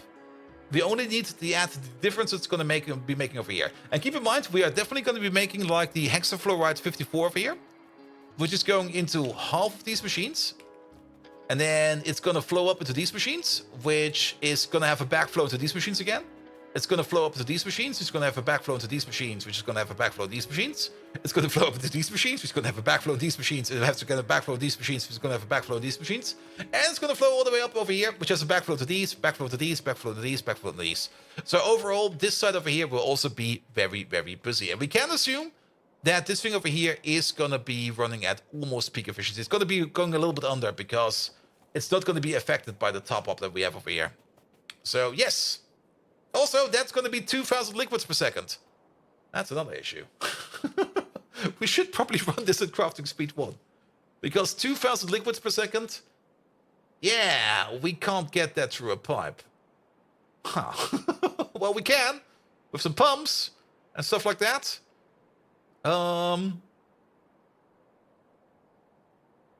You can? Once that's full, I think it's less than 200 liquids per second raw input. Probably.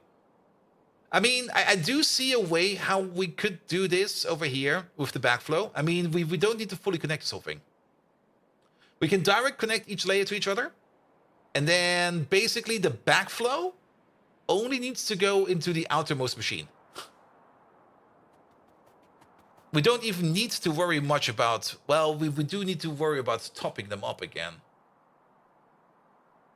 Because you're not going to make enough for you, even with the backflow. But you're getting backflow from over here. Yes, each layer will be direct connected with their own backflow. Oh god. Brain. Brain exploding again. Yeah, your backflow will be going to this guy directly. But then you have an overflow. No, you... No, actually, it will be fine. Your backflow goes to this one. Because with your production, you're going to be fine. And then we do that layer by layer by layer by layer. And then the only thing where we need to top up is you. Enough for today. Where we're going to go. My brain is reset. I will have another look at this when I'm not feeling ill. I'm gonna leave. I'm gonna run. That's it for today. Good night.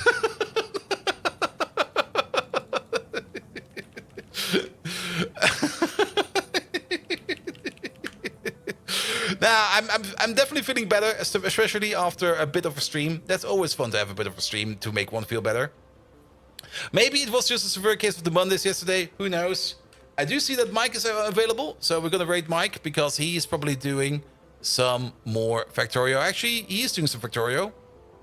Making GPUs from scratch. Nice, nice, nice, nice, nice. Both brain got overloaded. Yes, my brain is definitely at its limits for today. But that is fine. We're going to continue our Pi endeavor on Thursday. Tomorrow is definitely going to be a day off. Even though I kind of thought I would maybe move the stream from Monday to Wednesday. But I'll just take the Wednesday off as always. And just focus a little bit more on recovering. So that my brain will be fine by the end of the week. Good.